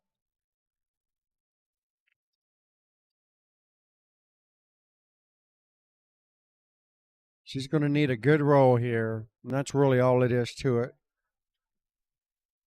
She's got no way to run into the 11, not with this angle, and there's no way. Yeah, she's going to have to just try to hope something happens here.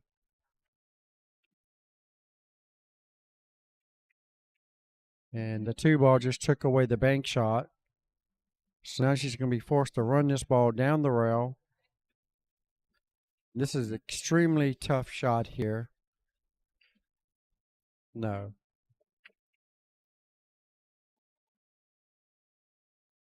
past the side pocket.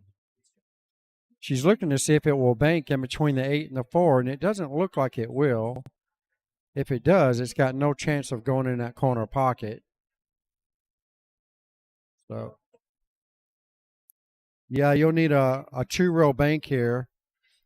Mike Delarder would probably put it right in between the 4 and the 8 and call it in that top right-hand corner pocket. 2 rails.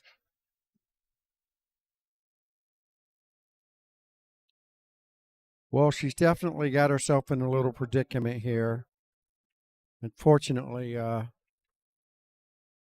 she's calling that top left-hand corner pocket. I don't see any way. She's better off cutting that ball down the rail. Maybe just trying to make it in there off of the 4 ball. But that's no good for her cause. John would have to, I would say his arm would have to fall off to not get out from here. But these are amateur players, so you never know.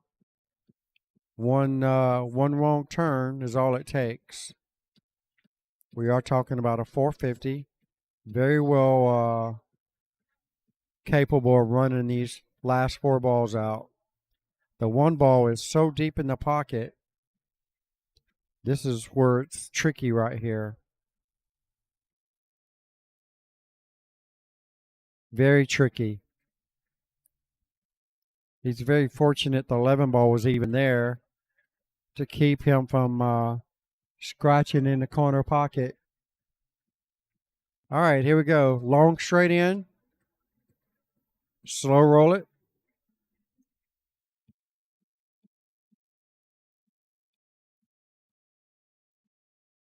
All right, here we go. One more good shot.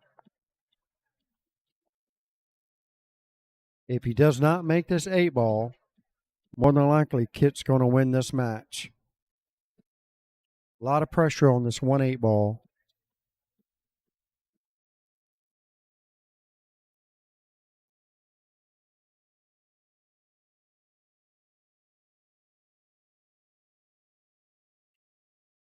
Lining it up.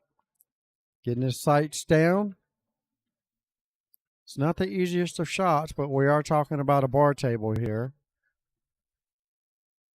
Here we go for the win. Not yet, he says. And he's one more chance to look at it again.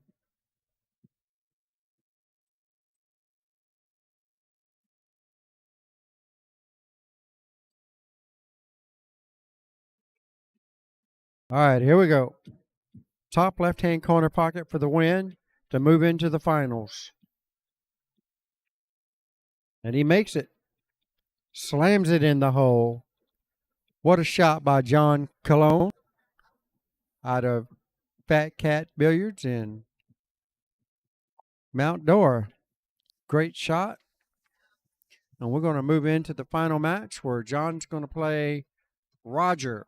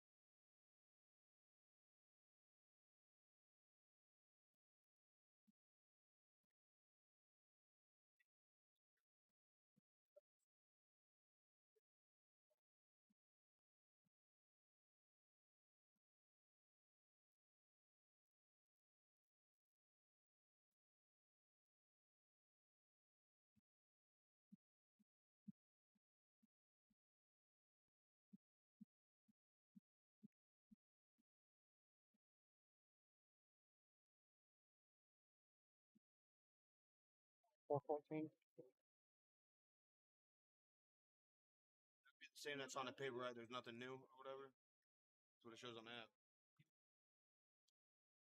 She's been going by whatever they want it at. I don't know. I'll go ask. Well, she's right there. I'm waiting on her to get it done.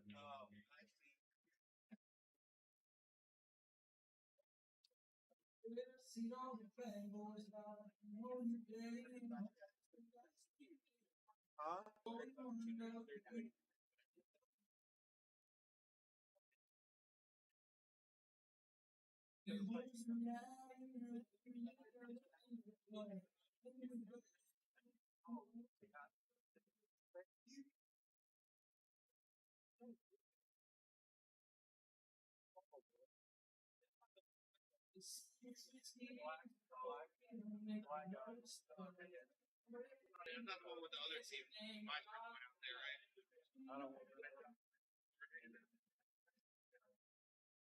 What's the races?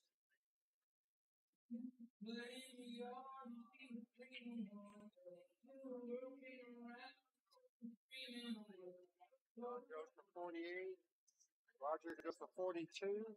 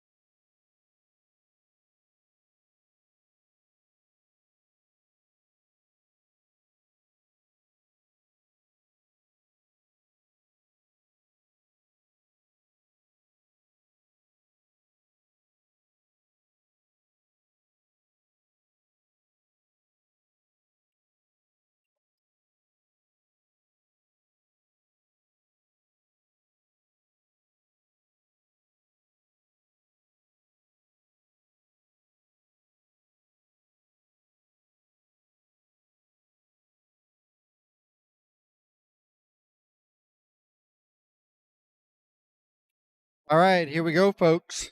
This is the final match. This is the finals match. How about that?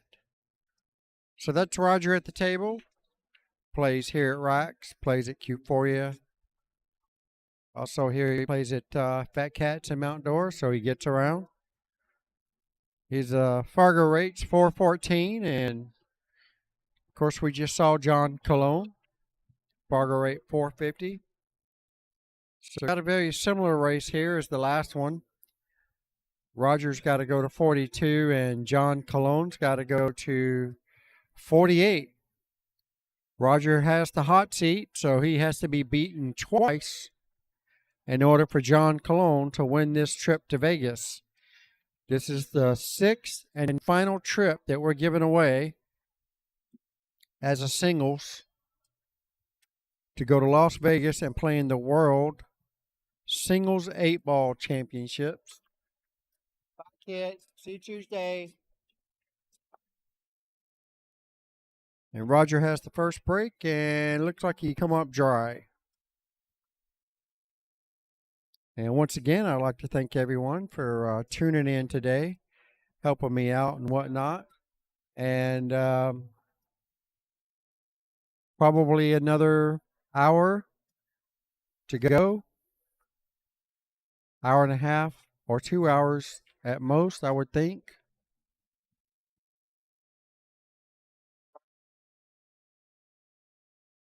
There's nobody commenting. Yeah, I'm just talking to the people online. There's not many people chit-chatting on the stream.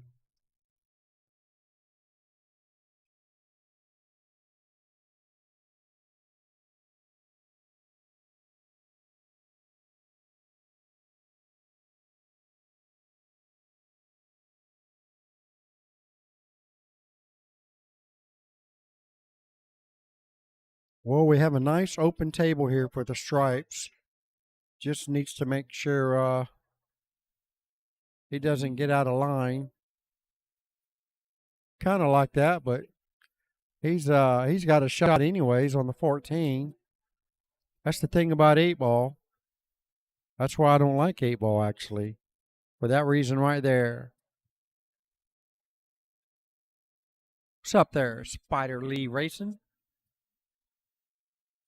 Wishing Roger well. Very nice.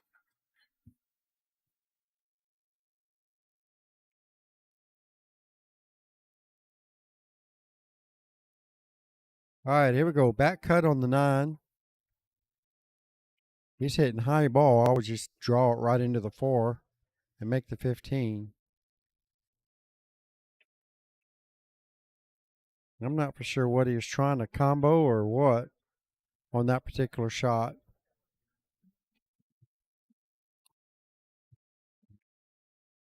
So Roger's got an open shot here on the 4, all the way in the corner pocket. That's really about all I see that's very makeable. He could put it in the side pocket, but he would have to slow roll it. I like just running it down in the corner pocket. Get the cue ball back out to the center, and you should have a couple options here. Not really sure. It looked like he's got a line on the 6 ball, but I don't know. Looks like the 8's in the way.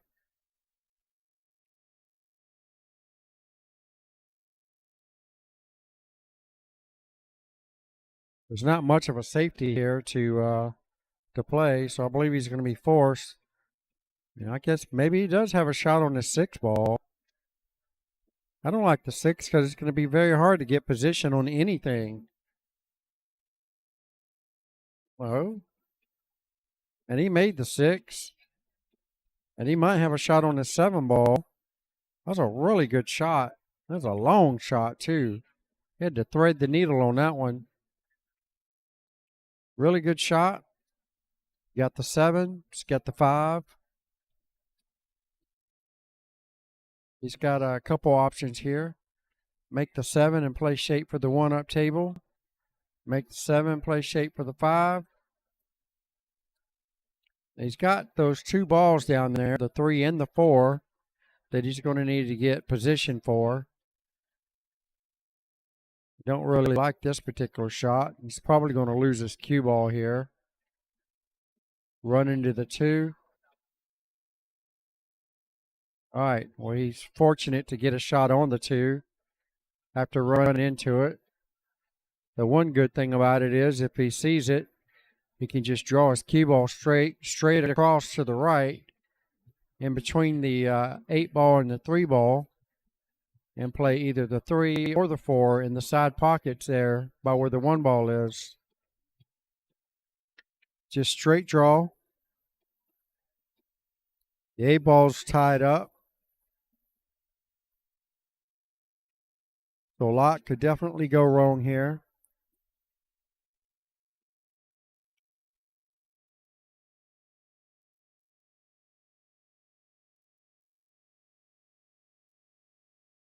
Well, he got one of the balls out of there.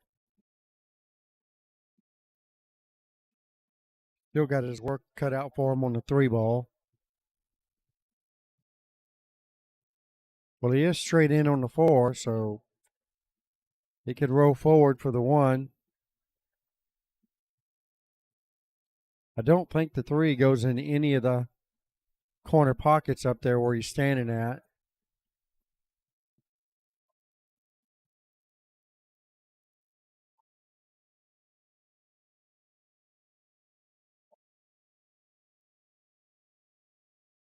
All right. Slow roll the 4. Get past the 11. Try to get straight in on the 1. And that's close enough.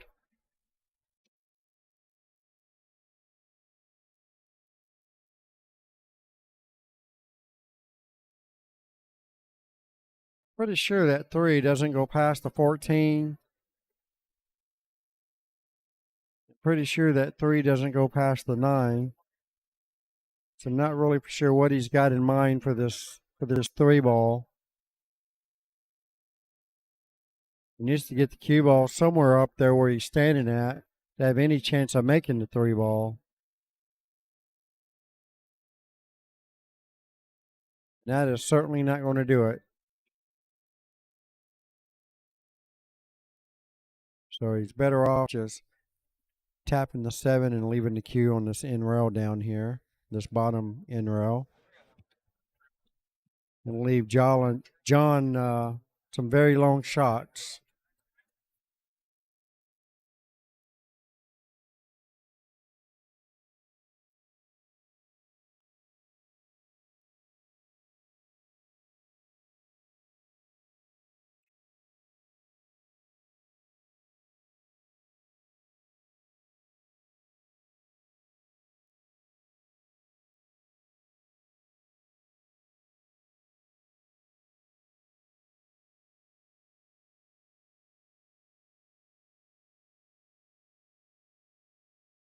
That's pretty much all he has. Just thin off this and try to leave the cue ball on the end rail. Leave him nothing but a long shot.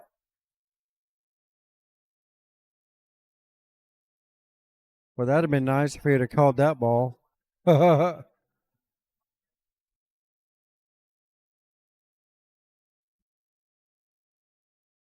Rail first.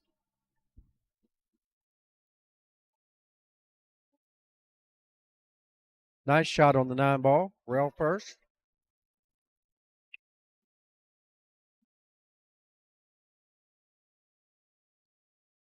All right. Long cut shot here on the 10, I believe that is. All the way down here in the bottom right corner pocket.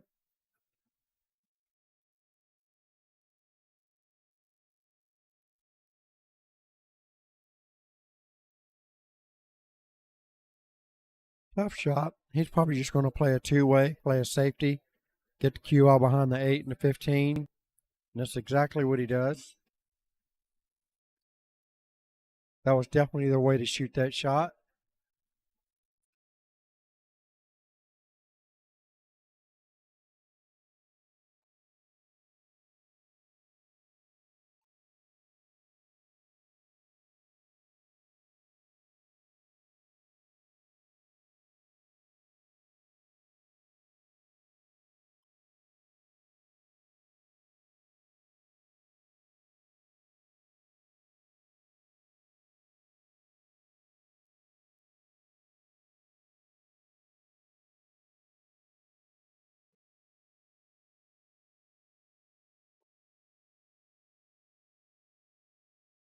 He might have a sliver of this 3 ball.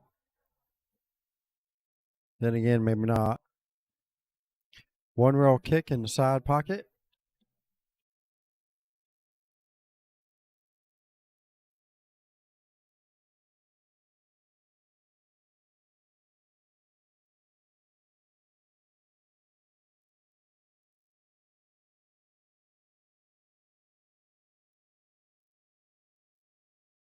Great kick, and he didn't leave nothing easy, so there's still a chance. So, yeah, he's going to be banking the 15 and leaving the cue ball right behind the 8.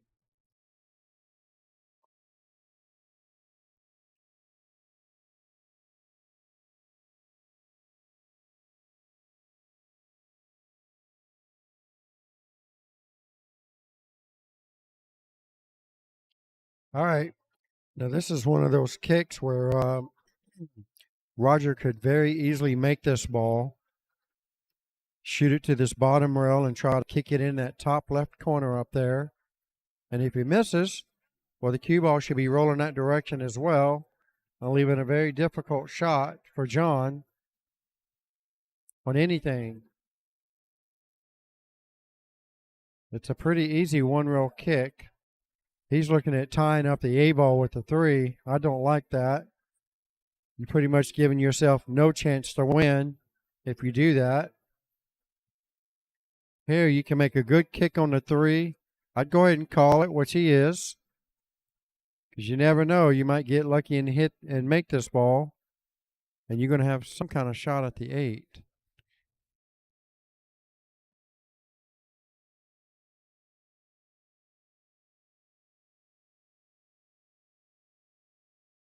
It needs to hit right about where that first diamond is, where the chalk is. Straight top English, nothing else on it. And he hit it good. And like I said, all he had to do was hit it. The cue ball was always going that way. That was a fantastic kick shot by Roger. He had a lot going for him on that particular shot. All he had to do was make contact. And he hit it at the perfect speed, just like John did. John makes another great kick here and returns the favor to Roger. That's just the way it goes sometimes.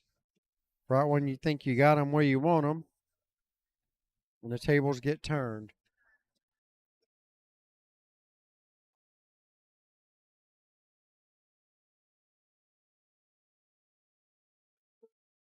Back there by the pinball machine.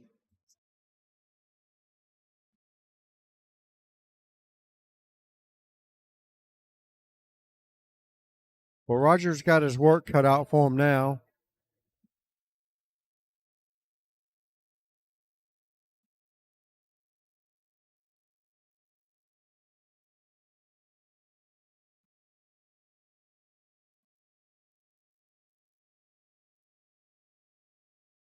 The only shot I really see is a 2-rail kick.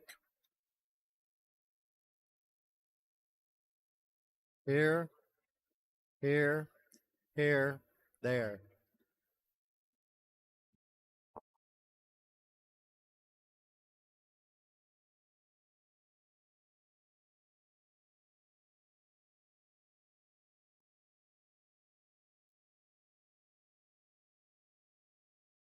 That definitely wasn't it. All right. John's got ball in hand, 3 balls, wide open, and then the 8.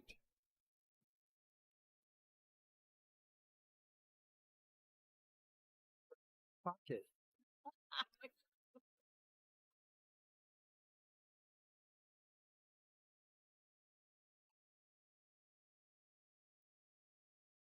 That works.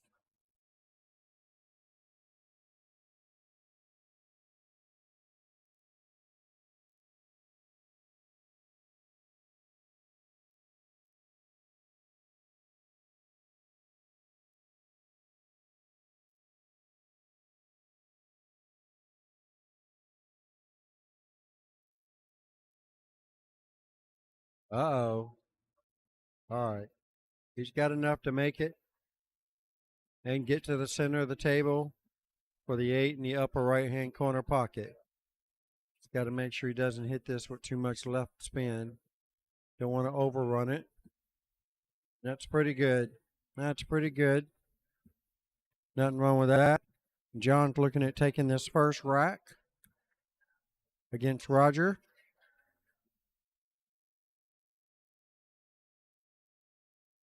Wow, he just missed that ball. On a good note, he didn't leave very much for Roger on the 3 ball. Roger's going to be forced to take a 1-rail bank and hope he can hit center pocket.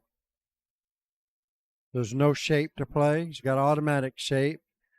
So he's going to put all his might into making this 1-rail, long rail bank. Here we go. See how he hits it, folks. Yep, Janine's favorite bank. And no, it doesn't go down. Where's this 3 going to end up? All right, well, he's got an easy 1-rail kick at the 8. No doubt in my mind he's going to make this ball. You just got to make sure he doesn't hit it too fast, because it will go 2 rails, 3 rails in the side pocket. Just grab them.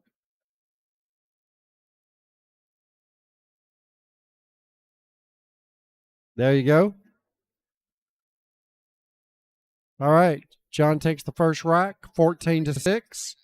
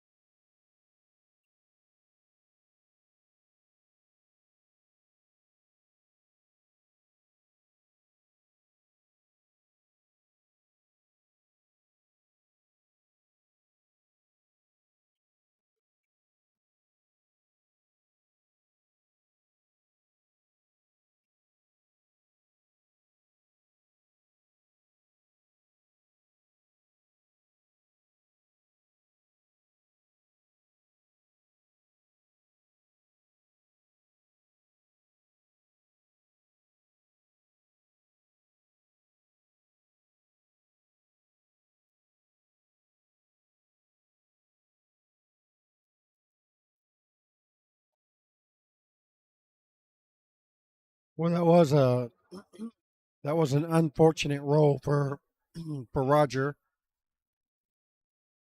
after making that great kick on the 3 ball. Pretty much did everything perfect. And then John comes up there and lays down a reply.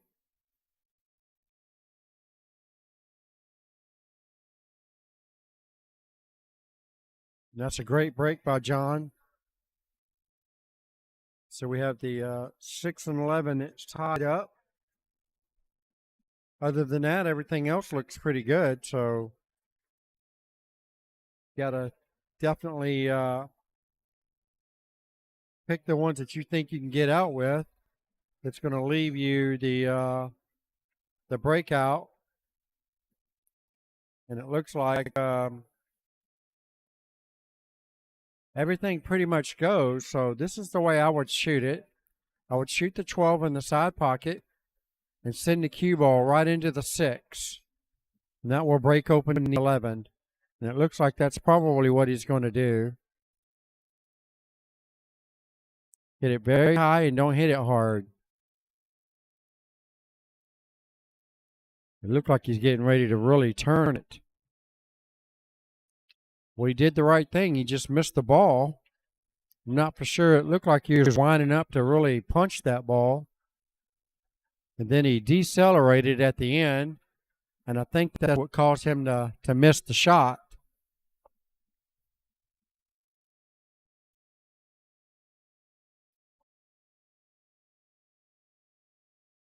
All right, so we still have an open table here, and Roger's got a nice line on the 15 ball. Everything looks good for the stripes. Make the 15, make the 13 or the 14 after that. Straight in on the 11. That leaves you straight in for the 10 and the, was that the 12? Yeah, that's the 12. Make the 11, shoot the 12 on the side. It's all about getting perfect on the 11, and then he might have got there already. He can go ahead and shoot the 11 ball right now.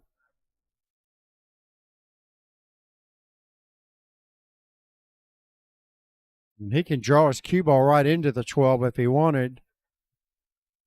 And he's still going to have a shot on either the 14 or the 13. I mean, he's got a lot of options here. All about making the right decisions and not missing a ball. But I like taking the 11 out now and sending the cue ball right into the 12. The 6 ball is always going to hold him for the 14 or the 13. More than likely the 14. And if the 12 goes into the side rail, it might land for the might land the 12 in front of the side pocket, which it didn't. I think he hit more top than he did bottom on that particular shot. But he still has the shot. I like the 13 ball from here.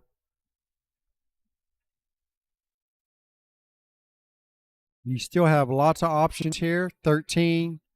He can play shape for the 12 in the side. Play shape for the 14 and the same side that the 13's going in. There's lots of stuff you can do here. I would not take that shot. Why take a long shot when you have a ball sitting right there in front of the side pocket?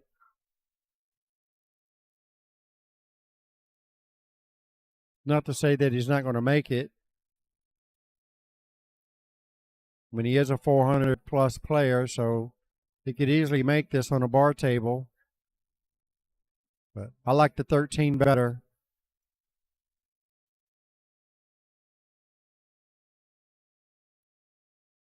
Yeah. Should have taken the 13 first. So John's got a really good chance at running this rack out. So he makes this 4 ball that's hanging in the pocket.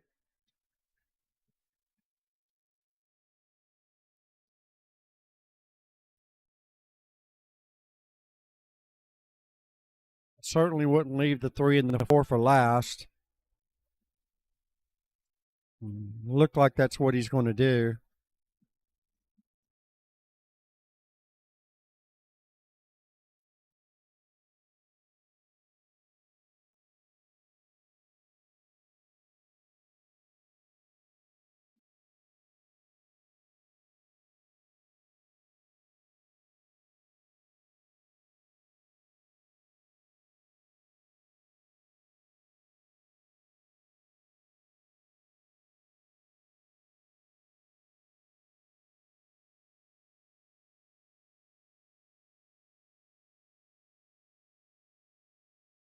Well, it is 11:30 already. Wow, this has been a very long day.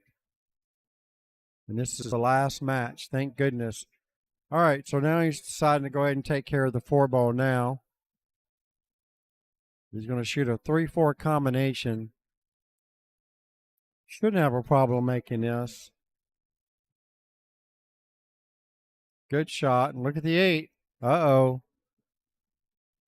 Made the 8 a little bit more difficult. All right, so he's probably going to play the 5, then play the 4. Or 3. Now he's taking the 4. He should take the 4. Oh, is that the 7? Oh, okay, that's the 7 up top then. So Janine says she's looking at the table. Yep, there it is.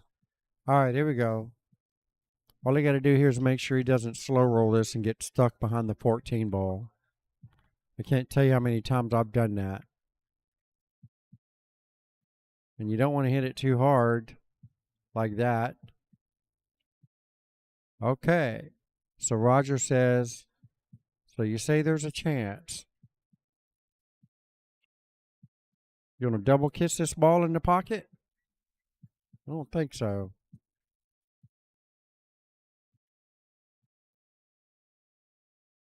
If he double kisses this ball in the corner pocket, I'm going to bump his Fargo up 100 points.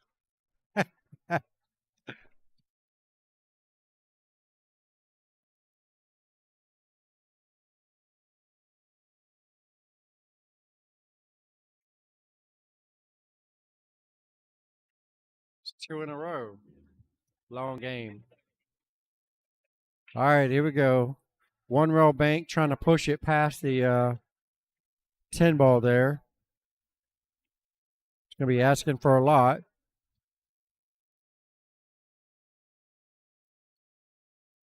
All right. Well, so 3 ball just got tied up with the 9 ball. Or should I say the 3 ball just blocked the 9 ball. I don't think the 9 ball goes. So Roger's definitely going to need to play safe here. And what I would recommend is shooting this 14 in the corner pocket down here and letting the cue ball follow it all the way up and call safe.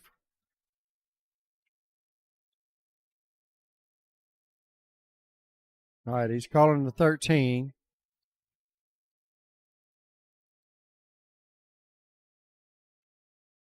Wow, that's no good. The only thing he could have going for him here is the fact that he's jacked up over the 14 ball, because the 3 definitely goes. Now, it's going to be tough getting a shot on the 8 ball. See how slow he can hit this ball.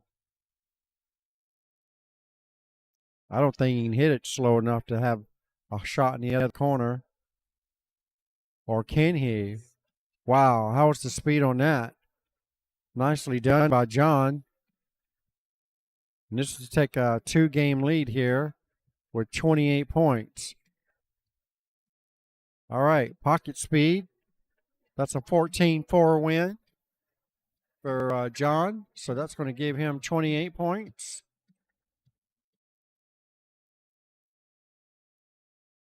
And Roger gets 4, so that puts him up to 10.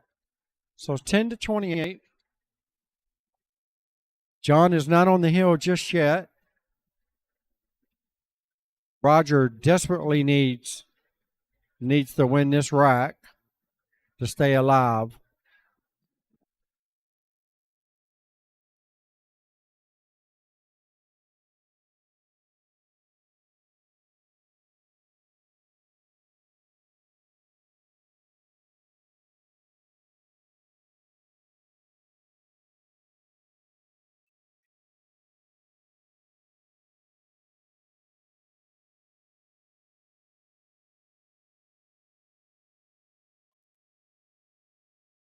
David, give me a fireball. David, clean your ears out.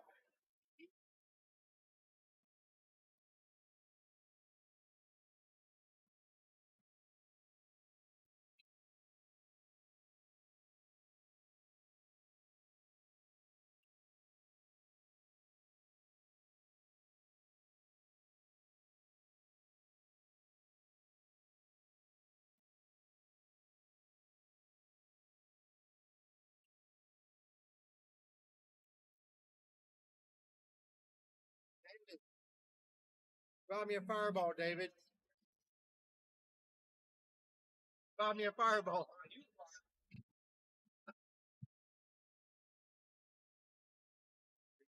Single, that means you got more money. You single, that means you got more money now.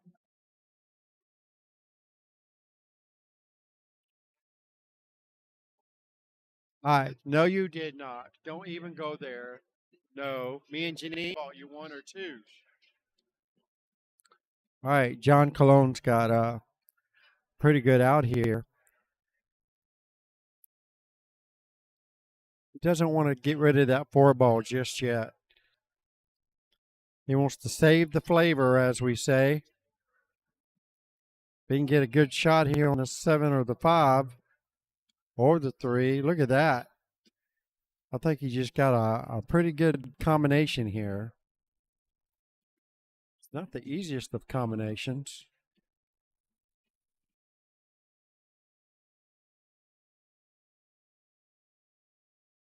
He doesn't like it, so you can go ahead and take out the 4.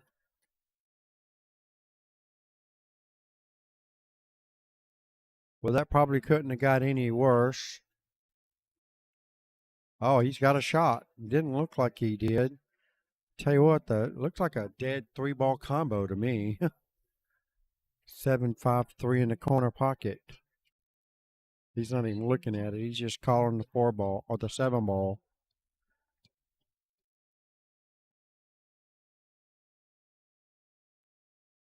Just doesn't quite go.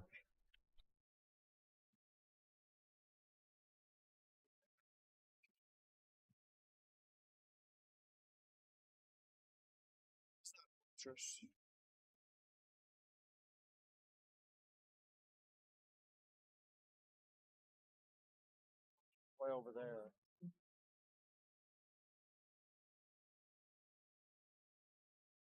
Such a darling.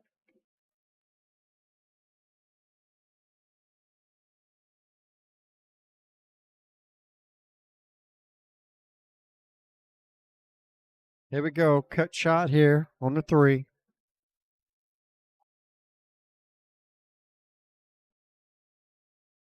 Needs a good roll.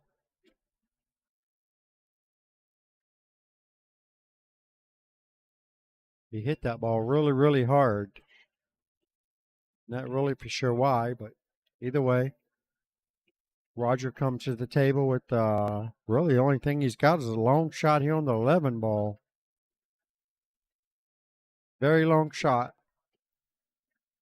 This is for the trip to go to Las Vegas to play in the World Championships, USA Pool League in Las Vegas.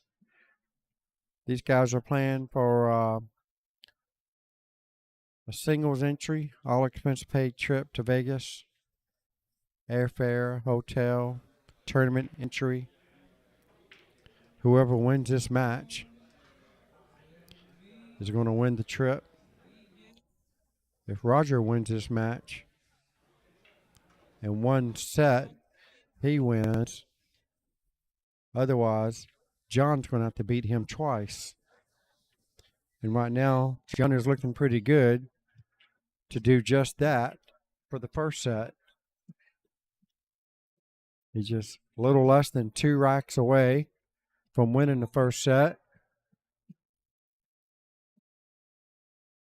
And he's going to have to stop doing that because he could easily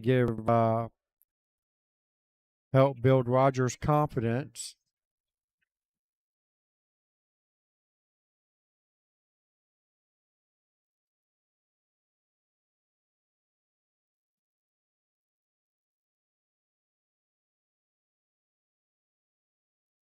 I see what you're saying.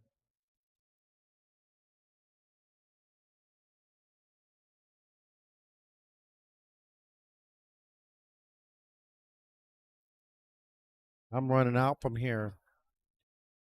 Yes, I am. I'm taking that 10 ball and running it into the side rail there off that 4. Push the 12 out, and I'm running out. What? It's clear. Look at it. Straight in. Thank you. Thanks, David. Put it on your tab.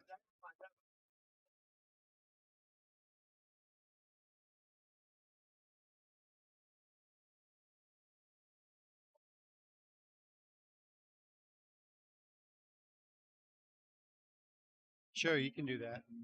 Yeah. I bet they won't do it.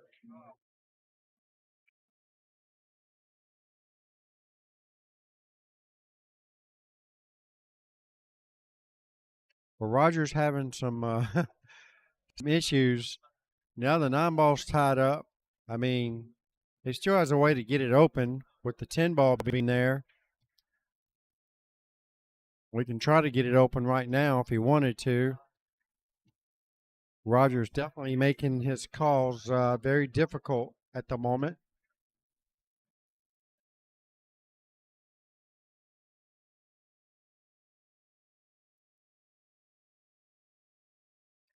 All right, make the 13. Slow roll it.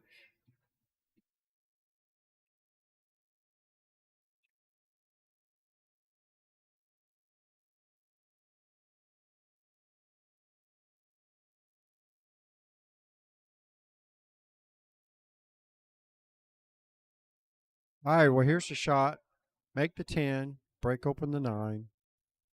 Could have a shot on the 9 in the side pocket. As long as he doesn't hit it 100 miles an hour.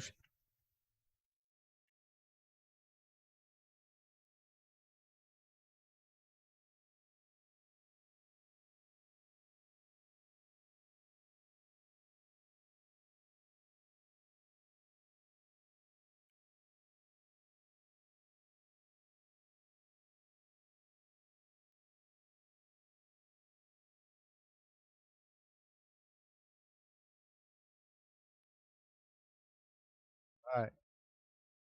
Roger's having some complications here.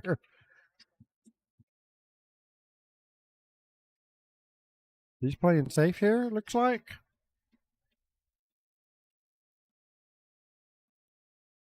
Yeah, I don't like that.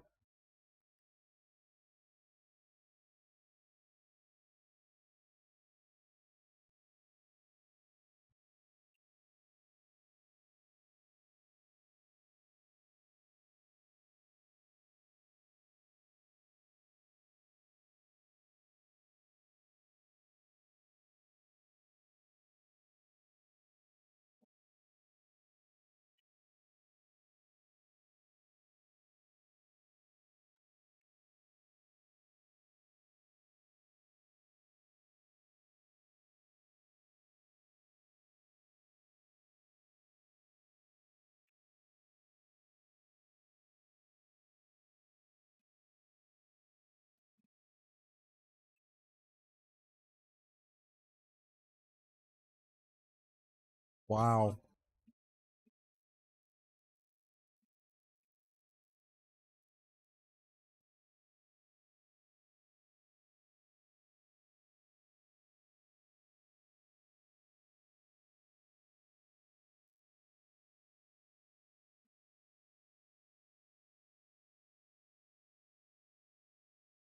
Wow, that's a good shot. Really good shot by Roger. Got a nice breakout. Got good shape for the 12. Really, this is Roger's game for the taking now. Just make this 12 and get the cue ball back out to the center of the table. They can do a 9-14 combo. Or we can just do a 14 shot. I think that's the 14. It could be the 10. Sorry, my monitor is not big enough to see the ball. It might be the 10 ball. I could zoom in, but I'm a little too lazy for that. There we go. Yep. So 9. Is that the 10 ball or the 14 in the corner? Is that the 10 ball? Huh? 10.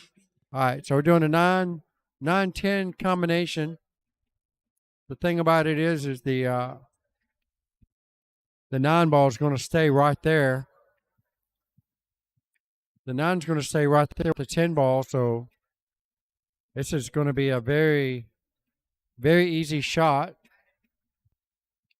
Just ignore the 10 and act like you're making the 9 and you're going to make the 10. Hit it very slow, just like so. That's pretty good. Now, the 9 didn't end up in front of the pocket like he wanted, so he's going to be forced to go 2 rails with the cue ball. And I'm not sure. I mean, he's only a 414, so I'm not really for sure if he knows the shot. But if he does, he can go here, here, back to here. Or he could swing it too wide and end up over here, which I don't like that shot. Either way, he's going to need to hit it good. His timing on the speed's going to have to be good. And that's off. That's going to be way off. Well, it ain't way off, but it is definitely off. And Roger's going to be forced to make a shot here. He's going to have to run this ball all the way up the rail. There's no way I'm banking this ball. You just got to run this ball all the way up to the rail, all the way up the rail. And just think nothing but net. That's the way I make these shots. Try to run it all the way up there without touching the rail. Now, if you hit it anywhere close to good, it's going to go in. Nice smooth stroke. Don't jump up. Stay down and just follow through. Like that. Look at that. Nicely done by Roger Evans. Takes rack number 3, 14-4 over John Cologne. So that gives him 24 points. And then John got 4, so he's up to 32 now. Still not on the hill. And let's see, Roger, if he won the game at 14 points, that would give him 38. So he's not on the hill either. So whoever wins this rack is going to be on the hill first. So if Roger happens to get 7 points and John wins, it'll be a hill situation.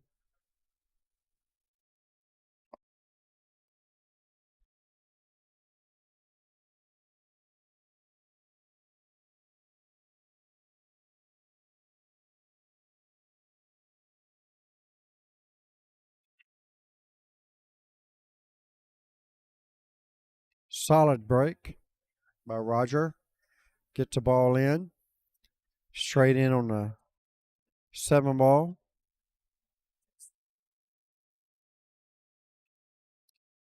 Got a, really that's about all he's got. Straight in on the 7. Can't make the 6. Back cut on the 4. Cut on a 3, but he should be shooting the 7 ball. Look like he's shooting a 3 ball. Not sure why he's shooting the 3 ball. Okay, he was shooting the 7. I couldn't tell from this angle. I am about 25 feet away from the table, so.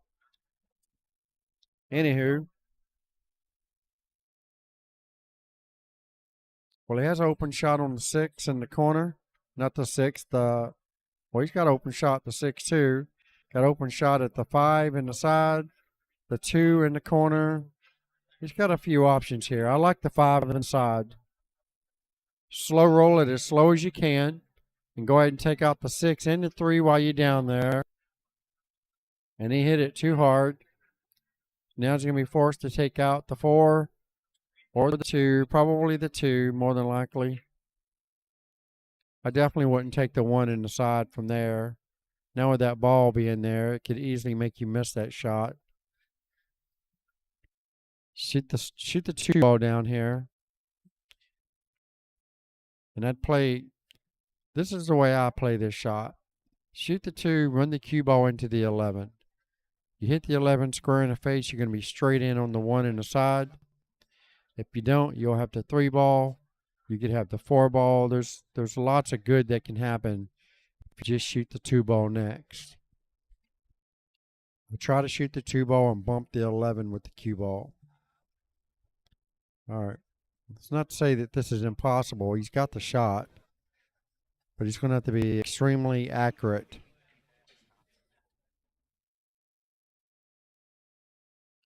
All right. Nicely done. Now we'll definitely go ahead and take out the 6 ball and the 3 ball. You take out the 6 and the 3 first.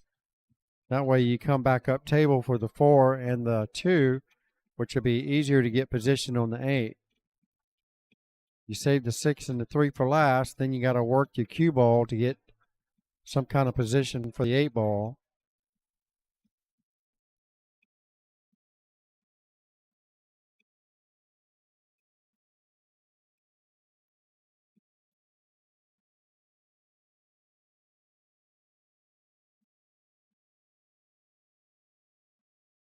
Shoot the 6 ball first.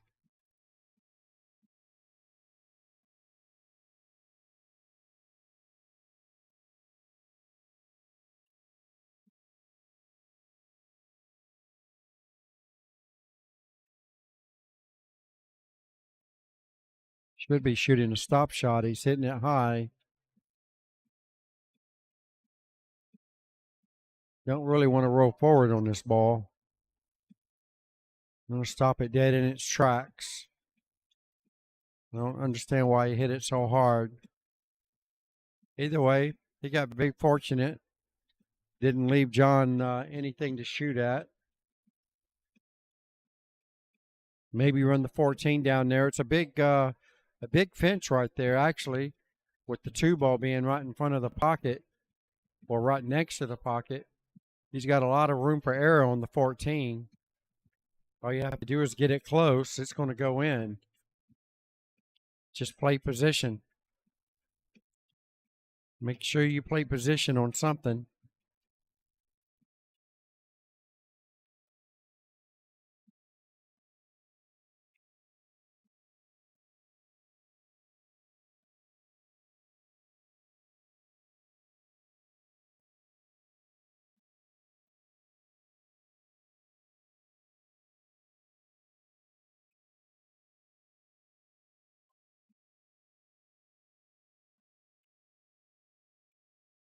All right, looks like he's going to run the 10 ball down instead. That's going to be a little bit more tougher to do. You got the 14 to deal with as well. Yeah, the 14's what did it on that one. All right, well, here we go. Roger comes back to the table, and he's got a thin cut on the 3 ball.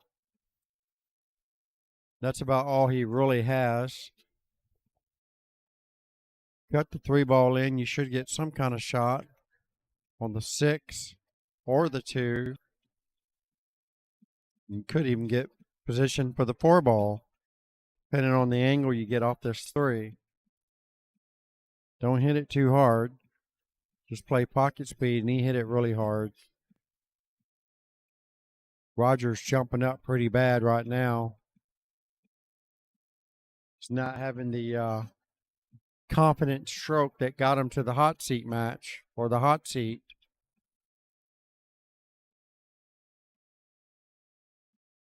Might be a little on the nervous side. Who knows? This is not just $100 prize. You're probably talking $3,000 or $4,000 prize. By the time you figure in the cost of the flight, the cost of the hotel, that was a nice shot by John, and the cost of the entry fee, yeah, you're probably talking close to $4,000 to whoever wins this match. So, yeah, there's a lot riding on it. It's not just a gimme. Not playing for nickels and dimes. Playing for the good stuff. All right, here we go. Long shot here on the 13. If he makes this ball, he's going to be looking pretty good. All right. John's got a little reprieve here. Not John, I'm sorry. That was John. Roger. There's still a chance. He needs to go ahead and take this 3 ball out and get position on the 6. If he hits pocket speed, he should have shape for the 6 in the side pocket on the right-hand side of the table. Just needs to focus. There you go. He hit it a little too hard, but he still should be okay. probably going to be forced to shoot the 4 ball next. Straight in on the 4. Don't think the 6 goes past the 13 and the 15 in the corner pocket. Looks very close, but I don't think it goes. So Roger's going to be forced to get some kind of position on his 6 ball.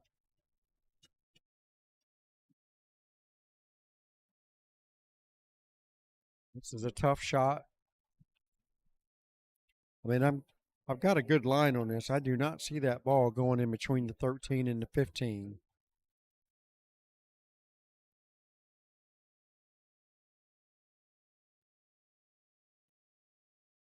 Straight in on the 4. He should be shooting the 4 ball. There you go.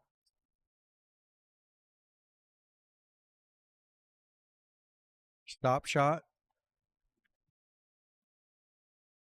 He needs a little angle on the 2 to get up to the 6 ball. Might have gotten too straight in. He might need to go rail first on this 2 ball.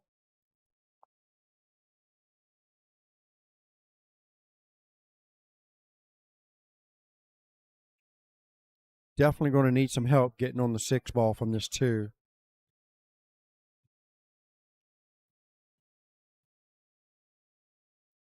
He's shooting the ball straight in, so he's not going to get anything good on the 6 ball.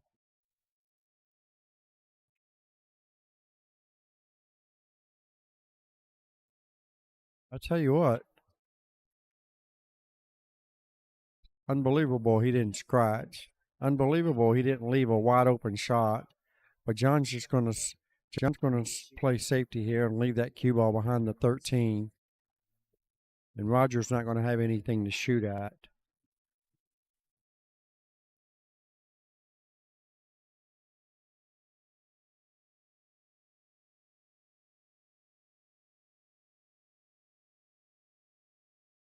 To do is just touch this 13 ball. I don't think the 15's in the way. If it is, then all he has to do is just barely catch the edge of it, send the cue ball to the side rail. If you don't like that, he could just skim off the 12 ball, which is right there next to the cue ball, and send the cue ball behind the 13. He's got lots of options here.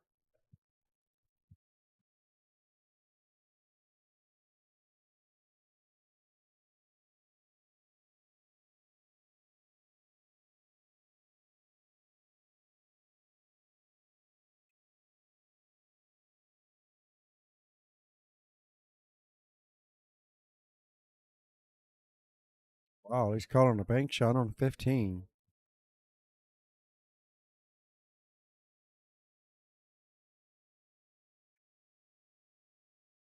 That's definitely not the shot.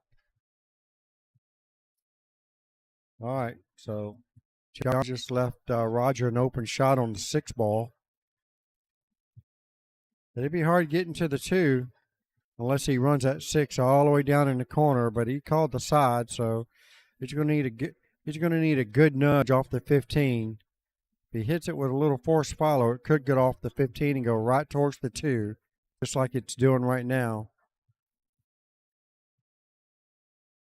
Just didn't hit it good enough.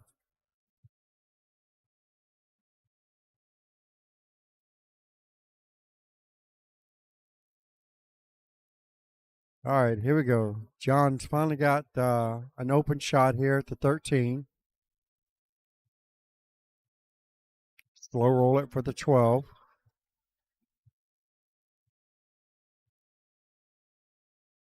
Don't think that's where he was trying to get.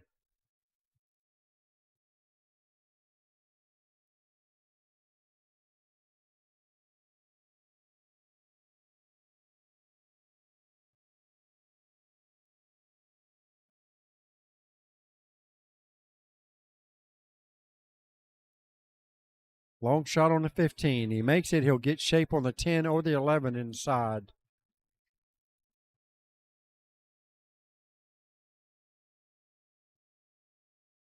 Oh, just misses.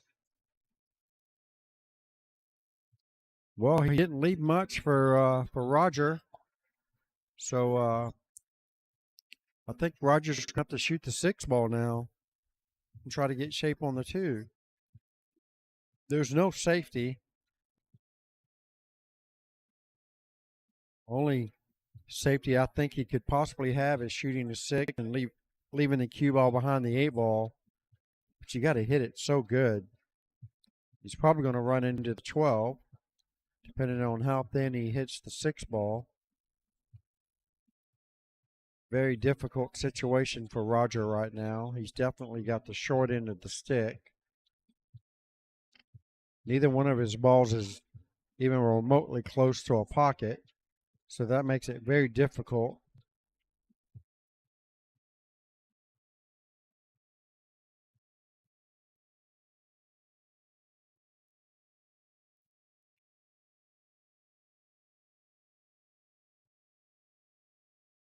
The only thing I can think of that Roger's possibly thinking is maybe barely touching the 2 and using the 2 as a blocker for that 15 ball that's hanging in the pocket.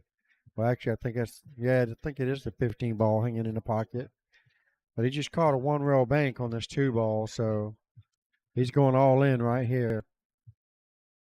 And look at that. Hits it solid.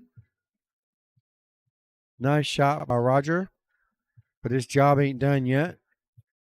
Still needs to make another nice shot on the 6. And he's probably going to need another nice shot on the 8. Because if he swings at the 6, more than likely the cue ball is going to run into the 12 that's right there on the end rail and prevent Roger from getting any kind of position on the 8 outside of a bank shot.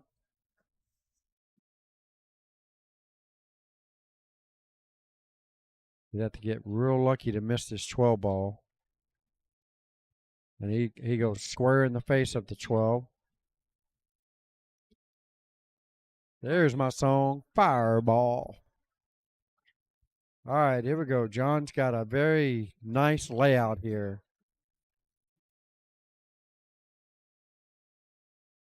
Where's my fireball?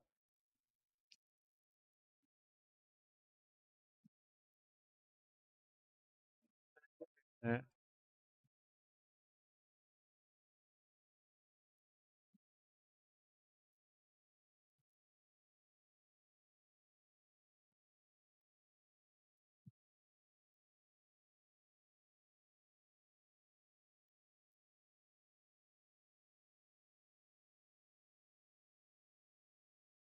All right, here we go. One more good shot for John. Go from the 15 to the 11. He needs to go rail first. He's got a couple of options here. He could play the 11 in the upper right-hand corner, or he can go rail first and play the 11 in his bottom right-hand corner. It's going to be all about speed control. Look like he's going rail first. No, he didn't go rail first. He drew that ball out of there. He hit that ball really good, considering where he's at. And he hit it as hard as he did.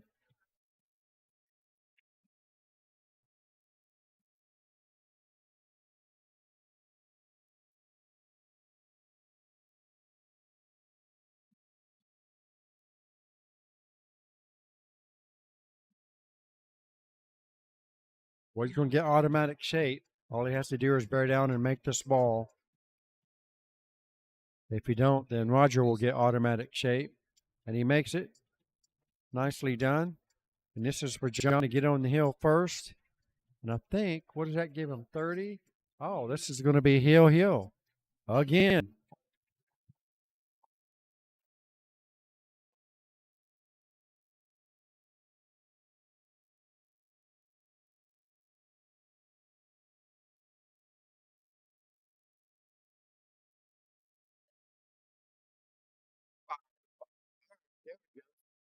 It's a 14-6 win for John.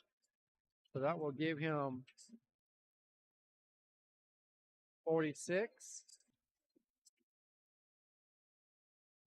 6 points for Roger, and that will give him 30. And what do you know? Another hill thriller. It's getting deep now, folks. The nerves are going to be kicking.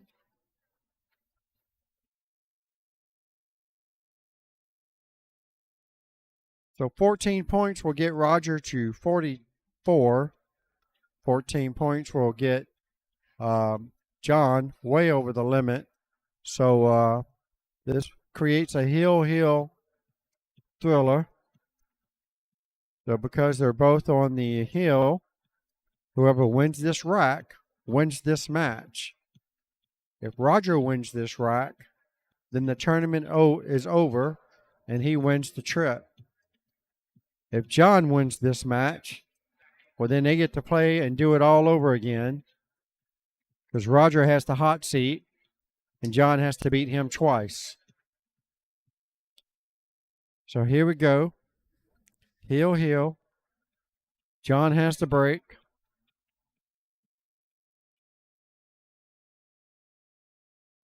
I'm sure tensions are pretty high at the moment. This is our last Vegas trip that we're giving out for singles. This match. And it comes to this. One rack. Roger could be going to Vegas. Anything more than that,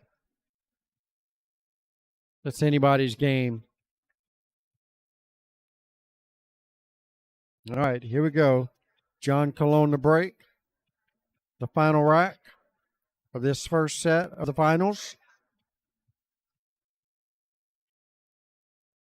Does the second ball break. Gets a really good spread here. Finally makes one down. And this is a very nice run out. Everything looks good except for the 2 ball. The 2 and the 11 are tied up. So he's going to have to make a decision how he's going to play this. Is it easier to get the 11 out or the 2 out? I think it's easier to go ahead and take the stripes. Roll down for the 12 that's on that end rail next to the 4. Go ahead and take care of his trouble ball right there. All right, here we go. Now here, he needs to cut this 12 in with straight top English and try to have his cue ball run into the 13 just a little bit and hold position for that 9-15 combination. The 11 actually goes in the top right-hand corner pocket as you're looking at the table. So it's going to be all about this 13 ball. So he's looking at taking the combo. I don't like this lone combo.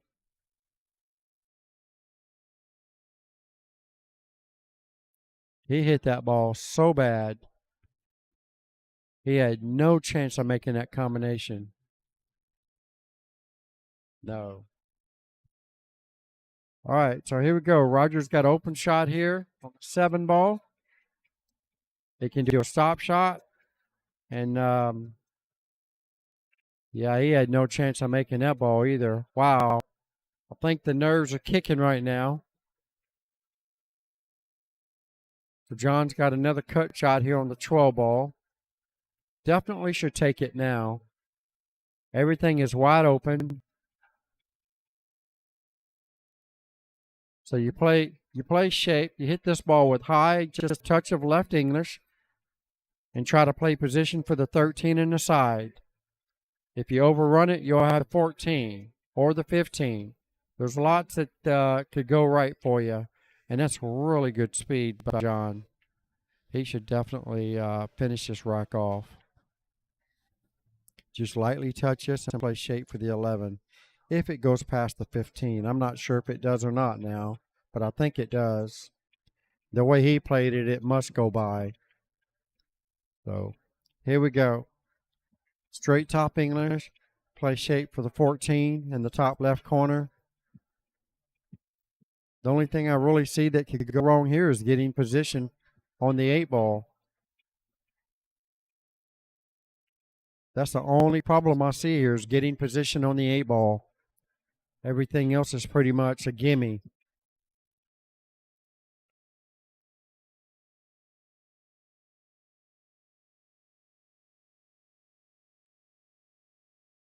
Well, I thought he was a little straighter than that on the 14, but he's still okay. He's got a couple of options. Going to shoot the 9, drift up to the center. He can even hit the 2 if he wanted to. Hold the cue ball right there, as he does. Nicely done. There we go. Straight bottom English. Slide it off the side rail just a little bit. Play the 8 in his bottom left corner pocket. Looked like he's hitting the top. Not really sure where he's going with the cue ball. All right. Well, that was definitely not the way to go. He's getting down like it goes in between the 1 and the 5. No, it doesn't. So he's cross corner banking this 8 ball. And this might cost him the match if he doesn't make this ball. I don't think he's got no chance to cross corner bank. Yeah, he's hitting it way too thin. Well, this is it, folks, right here. If Roger can clean house, he should be shooting the 2 ball first. Shoot the 2, play the 1, play position for the 5 in the side pocket. Depending on the angle you get on the 5, you play shape for the 3 ball or play shape for this 2 ball down here. Oh, that's the 4 down here by the bottom rail down here. All right. That's part 1 done. Now part 2. Don't try to do nothing fancy. Slow roll this 1 ball and you should get shape on the 5. I mean, you can always play shape for the 4 ball right now. You got the perfect angle to come all the way back up table.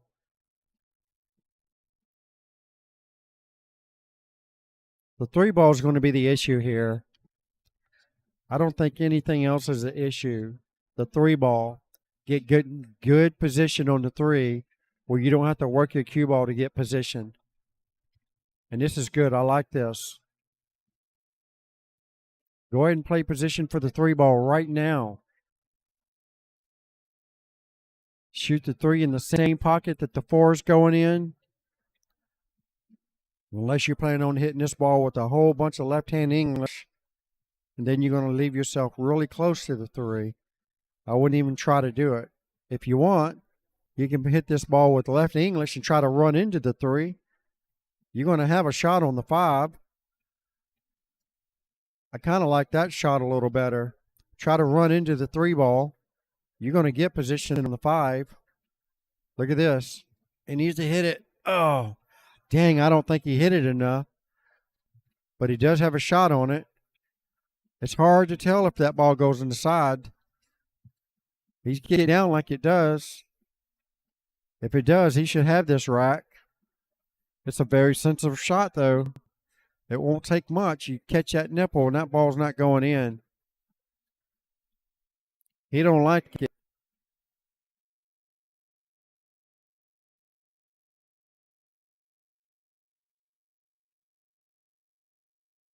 Maybe the 3 goes. It's tough to tell from here. I am about 25 feet from that ball, so I can't tell if it goes from here or not. He's shooting like it does. All he has to do is tap this ball. Don't try to get perfect on the 5. Oh, wow. He tried to get perfect on the 5. That was a very extremely tough shot. He needed to just tap that ball and take the shot on the 5.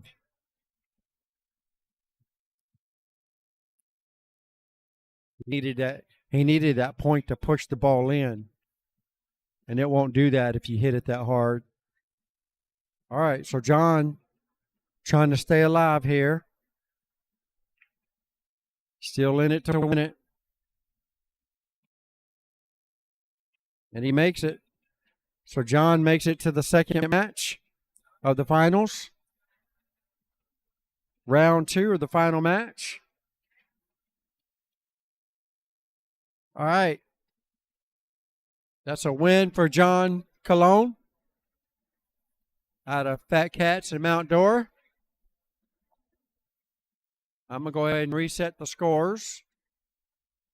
And we have to do it all over again, folks. This is definitely the last match of the tournament between Roger Evans and John Cologne. That was a great match. Another hill thriller. Let's see if we can do it all over again.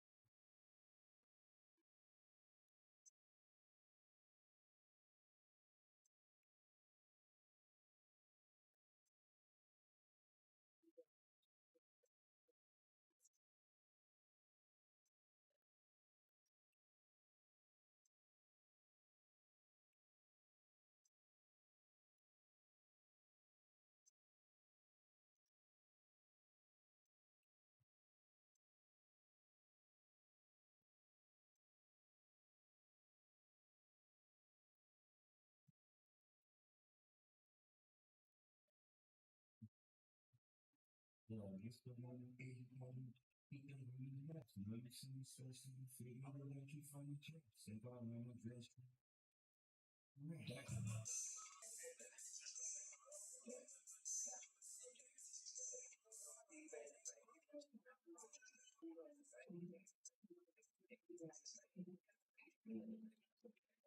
are you doing? Why are you so mean? Huh? Oh, there's Bobby. Yeah, there's Bobby. Oh, And there's Bobby. I didn't even know there was Bobby. Are you hitting on my girl or what? I'm a hitter. I'm a hitter on her. I'm a hitter. Threw a dart at me. Bobby.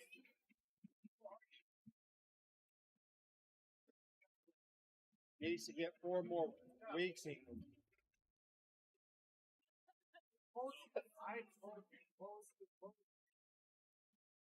The guy that's got to get 4 more weeks in. What am I doing?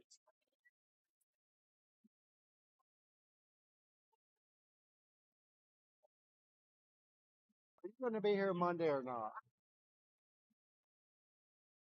I'm going to be here. I'll be here tomorrow. I mean Monday and tomorrow. I'm going to be tomorrow too.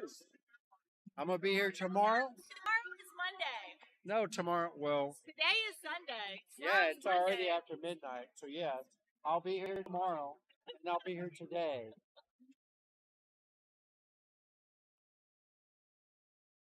I'll be here. I'll be here. I'll be here. Count on it. All right, back to the match here. Finals match. One of these guys is going to Vegas after this match. Huh?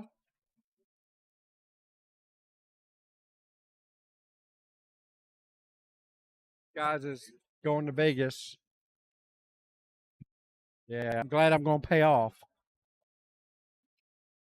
Janine's going to pay off. I'm not going to pay off. Mascara. Dude, how much have you had? Are you seeing that are you seeing that funny right now? I can tell. I can tell.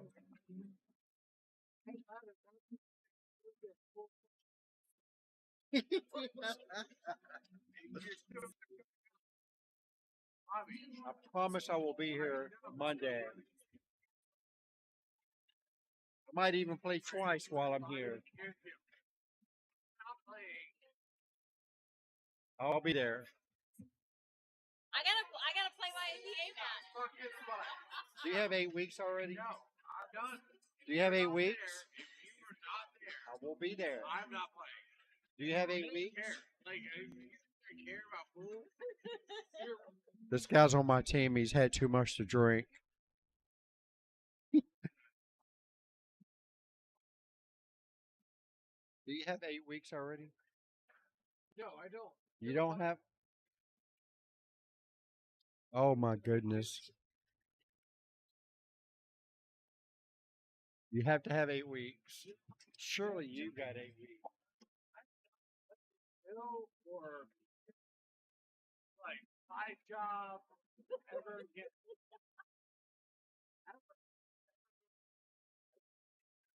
I will see you Monday for sure. That's a promise. I'll see you Monday. You'll be We here. already brought the envelopes and everything. We're not even going back to Jacksonville. We're going to spend the next 3 days here.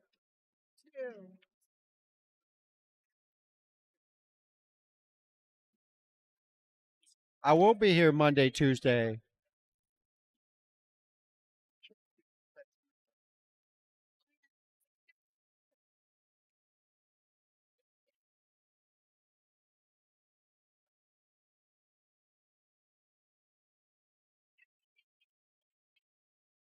All right, here we go.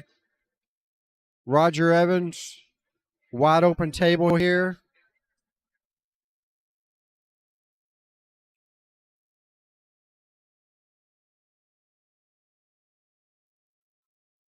I don't work here, so just put it back in there. It'll be fine.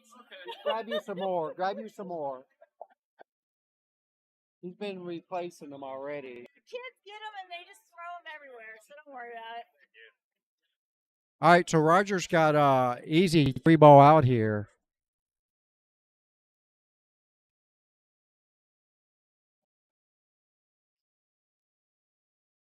Three ball out.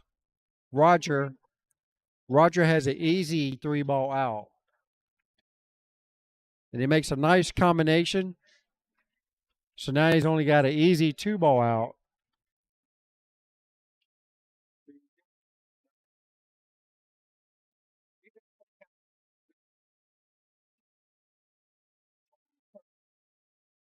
That's that girl. You need to talk to her. No. She makes the schedule. I just follow it.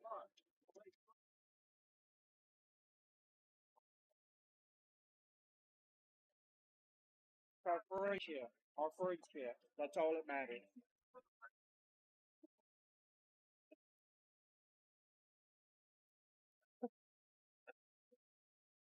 Well, I appreciate that. I will promise you I will be here Monday. You're a trip. All right, Roger's going to. All right, see you Monday. I will, absolutely.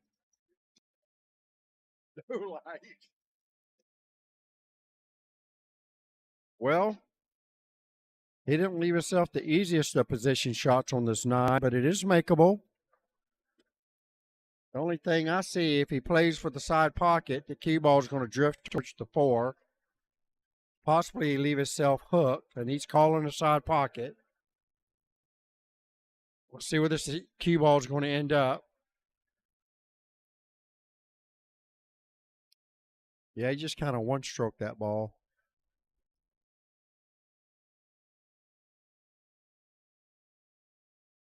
John's got a nice shot in the side pocket. He's got to avoid the 9 ball.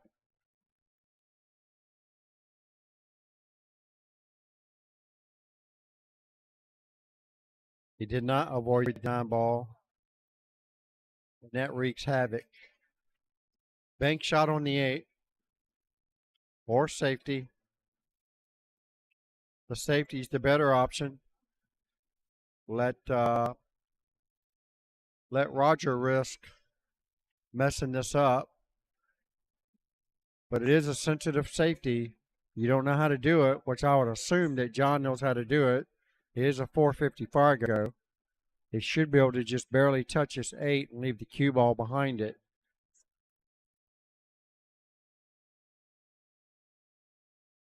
It's really weird how he's stroking the cue like he's going to hit it.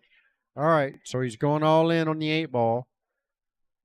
He's either going to win the game or lose the game on this one shot.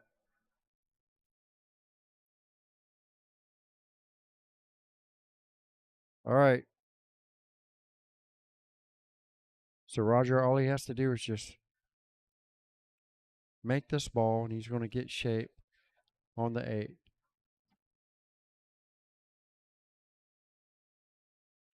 Not the easiest of shots, but it's there for him to take. And he did not take it. I think Roger is definitely feeling the pressure, or he's extremely tired. Either way, John's got a one-rail kick.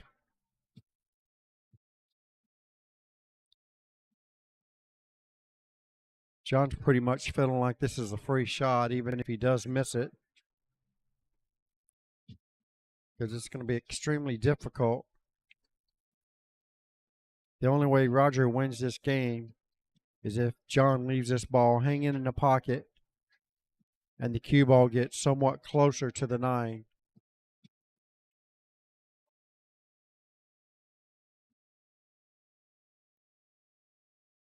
There we go. One-rail kick. Misses the whole ball, I think.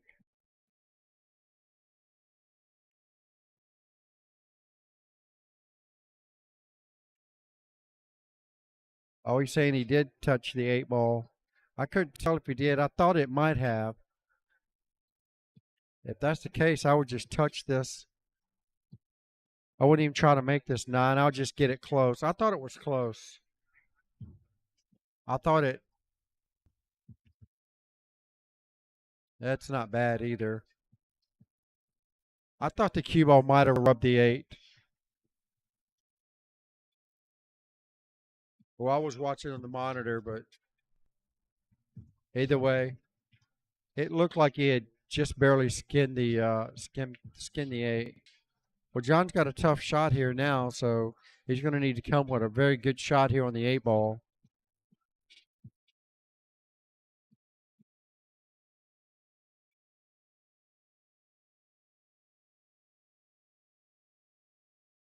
All right, so here we go. Thin cut shot here on the 8 ball.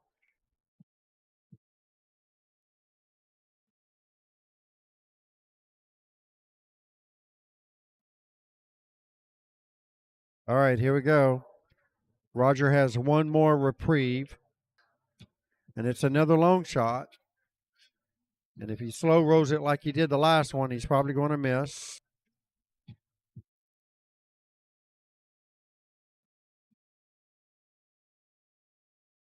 Oh, look at that. He didn't slow roll that one.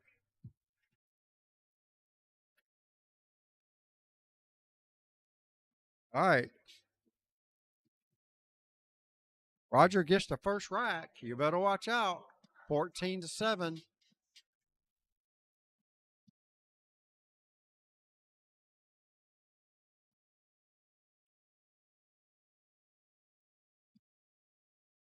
Well, that's going to put some extra heat on John, considering he's got to get more points to begin with than Roger does. But John had the opportunity to make a really good safety on the 8, and he chose to bank it one rail.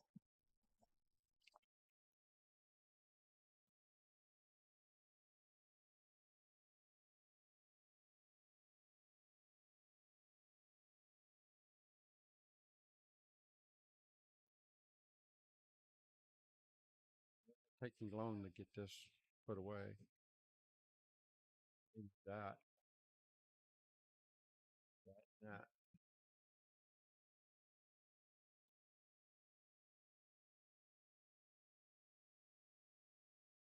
Here we go, John to break, rack number 2. He's trailing this match 7-14 against Roger Evans. Roger was the hot seat winner. What a break that was by John. And John won the first set because this is true double elimination. So now John needs to beat Roger one more time to take the win of this tournament and the trip to Vegas to play in the World Championships for the USA Pool League. Here we go. Combination. Oh, wow. Well, I certainly would have to take the stripes on. Open table. Combo the 10 into the 11. That way the 10 stays there. And try to get shape on the 9. Get something on the 9. And that's not the something I was talking about. Now you got to go ahead and take care of this 12 ball since you got such great shape on it. You should go ahead and take care of it now. Because you're probably not going to get better position on the 12 than what you got right now. You should go ahead and take care of the 12. Draw the cue ball back. He doesn't like it. So he's looking at the 15 ball.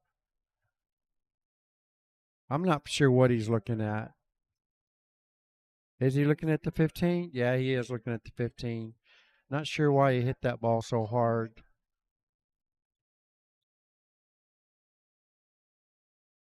Now he needs to play it safe. He needs to try to get the cue ball to marry up behind the 9 and not leave John anything to shoot at.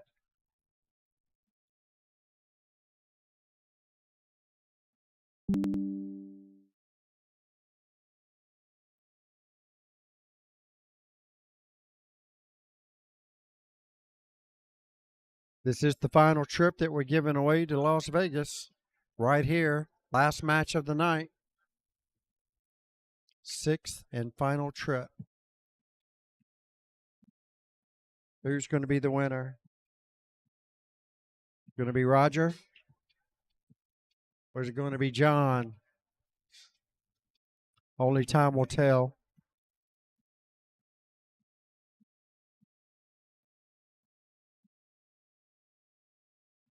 Not sure what he just called. Oh, now he's going to take the 12 up the rail. Wow. He could have done that a while ago and had much better position. Now, I don't think he's got an open shot on this 9. He may be forced to play a combination on the 9-10. Doesn't look like he's got enough ball to shoot that 9 in the pocket. Yeah, I know he can see it, but I don't think he can see enough to make it. He's better off playing a 9-10 combination like that, although he missed it by a lot. All right, well, right now, the way I look at it, John's got the upper hand. If he plays this game wisely, it's his for the taking. Call a ball, play safe. Call a ball, play safe until you know for sure you can run out. Try to get ball in hand so you can take care of the 4. All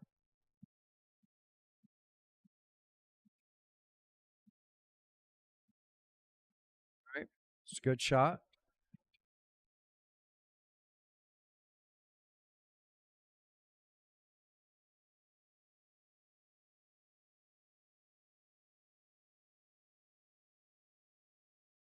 All right. Well, this is a sellout shot right here. There's no way I'm shooting the 6 ball. Should be playing safe on the 2. No way I'm playing the 6 ball. There's no way you play that 6 ball. I don't care what anybody says. And there's certainly no way you play the 4 ball right here either. I'd be playing the 2 ball, make the 2 ball, and call safe. Or at least put the 2 ball close to the corner pocket. Call safe.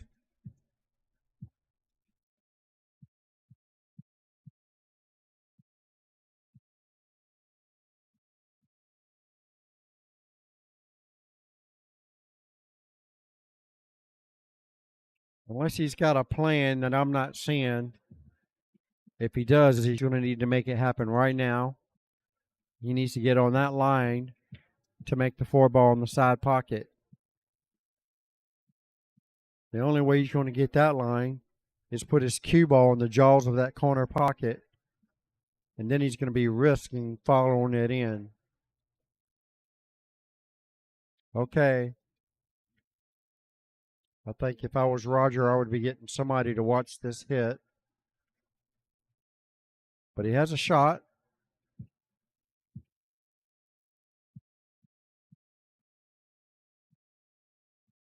Look at this. Wow. And I believe Roger only has a combination. I don't think the 9 goes past the 10. Hard to tell because the guy's standing in front of us. But I don't think the 9 goes. So the shot here is to play a stop shot on the 9 and leave the cue ball up against the 8. If he does not have an open shot, which I believe he doesn't, get a ball to the rail and leave the cue ball behind the 8. So he's calling the 10 ball. I'm sure that's what he just called. Leave the cue ball behind the 8 is most important.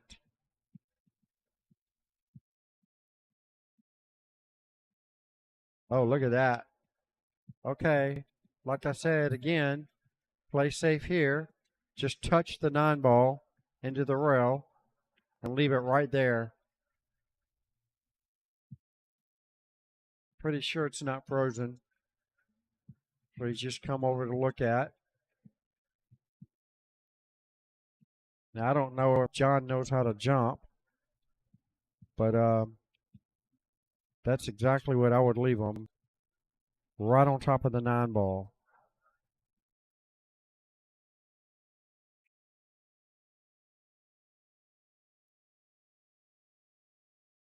barely touch this ball. Get the 9 to the rail, and that is it. Leave the cue ball on top of it. Just like that. Superb. That could be a game-winning shot. But I've seen John come out with some good shots here. He's certainly going to have to kick. And he's only going to kick hard enough to get a rail, so he should come out pretty good on this. He just needs to try to get something close to a pocket and make John feel the heat. Roger feel the heat. And that's not it. All right, here we go. Roger's got a really good opportunity here to put some serious heat. We're talking 38 hot kind of heat on John Colon.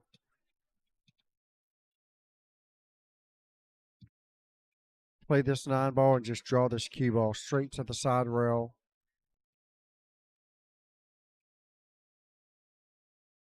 Didn't matter which side rail.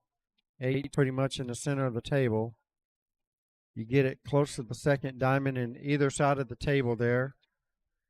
And you're going to have a nice straight in on the 8 in the side pocket. All right, so he's going 2 rails with it. Needs to get close to the second diamond on the left. And that's going to be beautiful.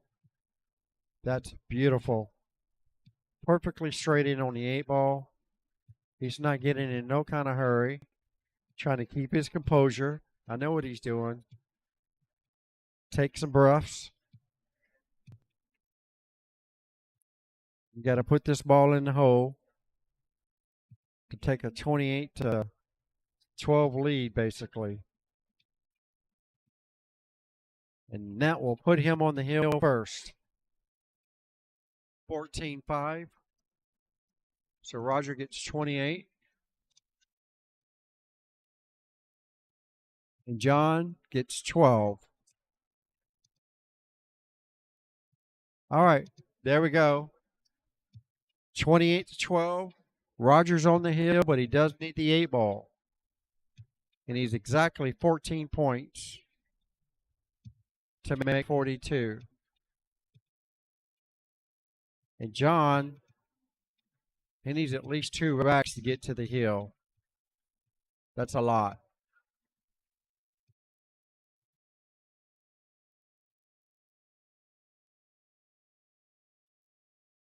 So this could be over this last rack if Roger plays his cards right.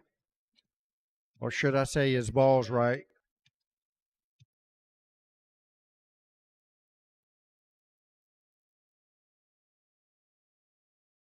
Nine ball.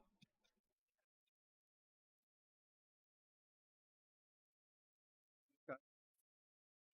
Yeah.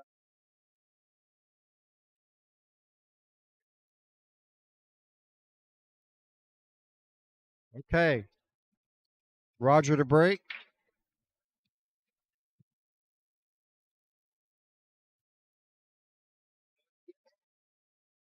I don't dog it. I won't get mad.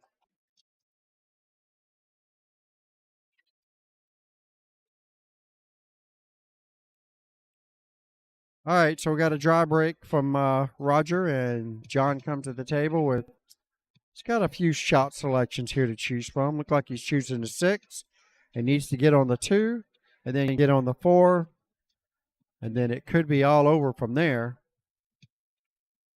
It's going to be about getting on the 4, though.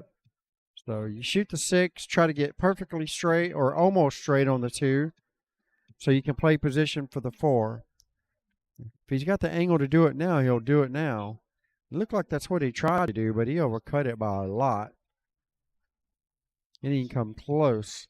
He must be really feeling the pressure right now, which I know I would be too if I was down by that much.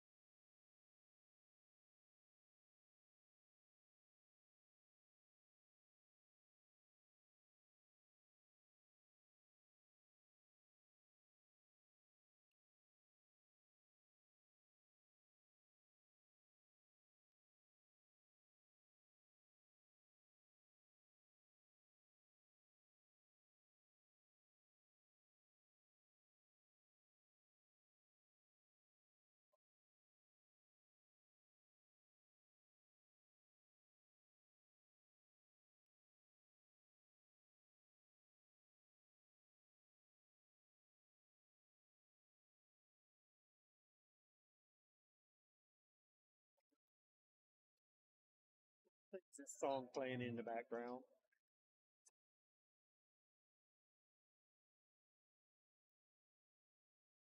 One, that's right, Creed. Creed sings it. The name of it's One. I don't know why it's been a while since I heard that song. I forgot who sings it. Oh, One. One.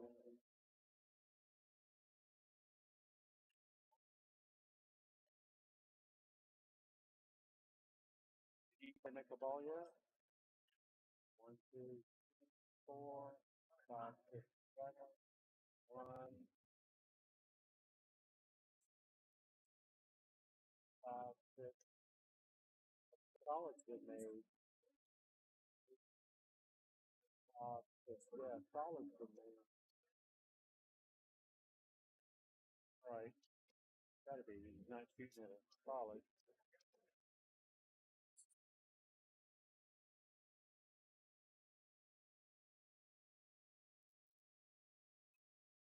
Shot. Really good shot by John. Nice back cut there on the 12 ball in the side pocket. So everything, believe it or not, looks pretty good for the stripes as well. I think the 14 and 15 is wired. Hard to tell from this angle, but I think it is.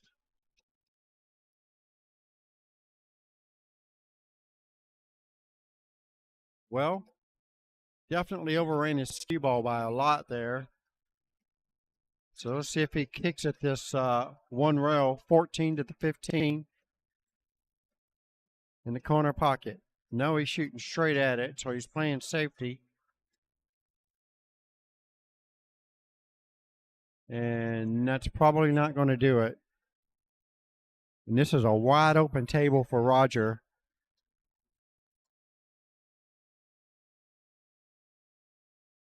Looks like there's enough room for him to cut this 4 in behind the 6. You don't want to hit it very hard. That way to keep the 6 ball right there by the pocket. So just slowly spin this ball in. That way the 6 ball stays there.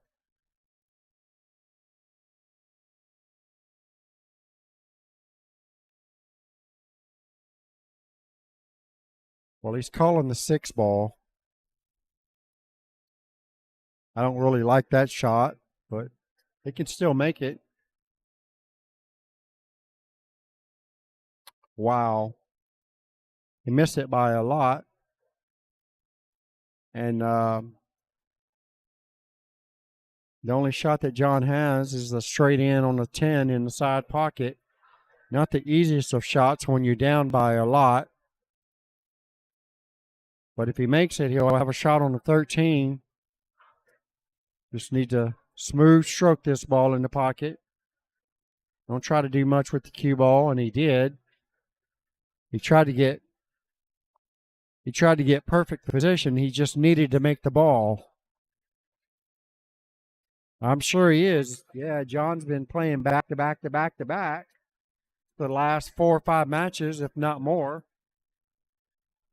And he's won every one of them so far.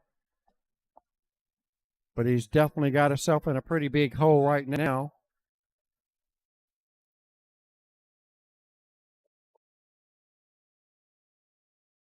Roger's fixing to make a lot of headway here. The only good thing is Roger doesn't get out. Then John should have the advantage if he plays the right moves. You got to play safety. This game is all about safety if your opponent does not get out on you. Play the right safety shot. Make the ball call safe. All that good stuff. So Roger's big deal here is going to be the 1 ball. Roger's going to need to get good shape on the 1 to have any chance of getting out in this rack. And right now, the 1 is the only ball that's way down on this end of the table with nothing else around. So he really needs to use one of these balls in the side pocket that's going to allow him to get shape on the 1. All right, here we go. A 3-6 combination. Got to hit this ball really slow. Oh, that's perfect. Now we'd go ahead and do the 4-3 combination. That way the 4 stays right there in front of the pocket. And he can use the angle off the 4 to get up to for the 1 ball. Just barely tap this 3 in with the 4.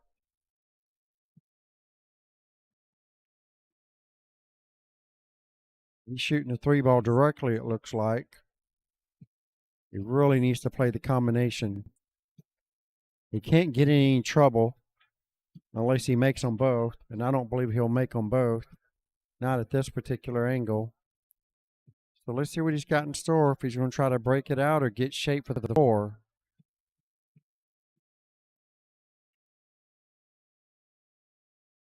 Well, that's durable right there.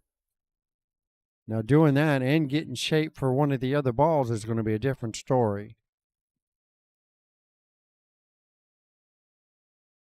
He doesn't really have an open shot on anything but the 4. I don't think he can cut this 7 ball in. So he's going to need to cut this 4 ball in the corner with draw English. All right, he's going to play safe. That's not a bad idea. Get the 1 off the rail. And he's not going to leave nothing as long as he leaves the cue ball down on this end of the table. He's not going to leave anything easy. But he hit it way too hard. But I'll tell you what, he did what he needed to do with the 1 ball. So John's got a lot of extra pressure on him now because everything has a pocket now.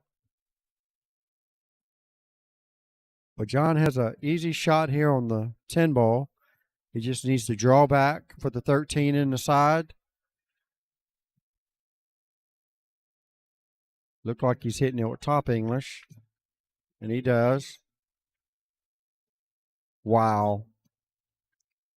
How fortunate was that?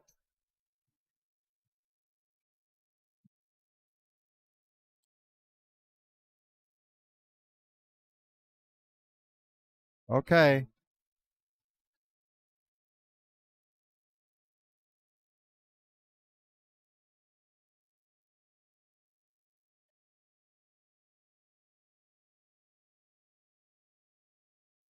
All right. John got a good shot here on the 10 ball. He needs to keep them coming. He needs good shape here on the 11. That's going to lead him to the 15 on the end rail. And this is going to be very touchy. 4 balls there could hook him from making the 15. Look like he's trying to run into the 15, and that might be a good shot too. Yep. Oh, that's a great shot. Okay, one more good position shot here. Shouldn't do a whole lot with this ball. Draw it back a few inches and take the 8 in the side. Unless he's got a power stroke. And he tried to power stroke it. Cue ball went the wrong direction. Very tough shot here in the side pocket. He's going to have to hit this super slow. Because if it catches the point, it's probably going to push it right out. This has got to be pocket speed. Like that. Oh, and it still pushed it out. That's a super sensitive shot on these tables. If you don't hit it dead perfect, it doesn't go. All right, so here we go. Roger, straight in with the 4 ball.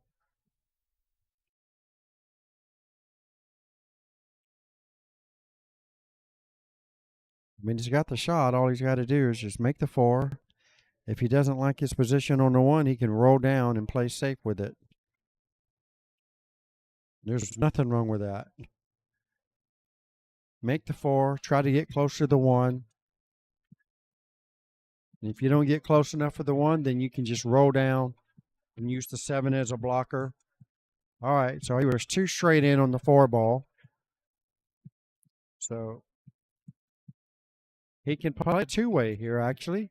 He can go ahead and call the one and let the cue ball drift up table a little bit. I personally wouldn't do that. Unless I know for sure that I'm making the one. So he's looking at drifting the cue ball down. But if he doesn't do this just right, he's going to leave a back cut on the 8-ball for John to stay in this match. He needs to be very certain that he's going to make this ball. Otherwise, call safe. Yes, he. All right, here we go. This is going to be the shot that takes all the marbles right here. He can overcut the 7 in the side. He can slow roll it and try not to scratch. There's a lot that could go wrong with this shot.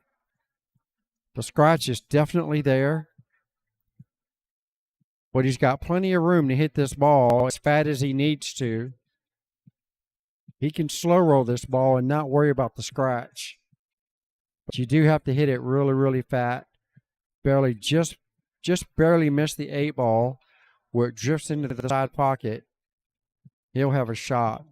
But the cue ball's on the rail, so that makes this shot a little bit more difficult. So here we go. Let's see how Roger hits this 7-ball. Good speed. And that should do it right there. Just go ahead and play the 8-ball up table. Or, in our case, down table. Bottom right-hand corner. Do not play it in the side or else you'll scratch in the other corner. I know he wants to shoot it in the side really bad. He's looking at it. I'm telling you, if you hit this ball with high English, he's calling it in the side. Did he call it in the side? No, it looked like he's shooting it straight up. He should shoot it straight up. Wow. There you go, folks. There's our Vegas winner, Roger Evans. Plays out of here, Euphoria, Mount Dora. There's our champion. This is for the silver tier. I think we had 3 silver tier winners. And I'm sure John is not a very happy camper, but he fought hard to get all the way out here. It's very unfortunate to get second place, but I'm sure he was tired. A lot going on mentally and physically. Anyhow, appreciate you guys sticking it out with me here all day long. It's been a great tournament. 6 USA Pool League players wins a singles trip to Las Vegas.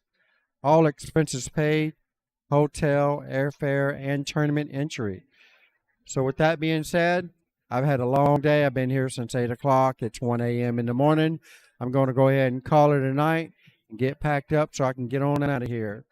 Until the next time, you guys hit up any of my captains. If you guys want to join the USA Pool League or the BCA Pool League, we have several locations in the Central Florida and the Northeast Florida areas. Until the next time, peace out. Have a great night.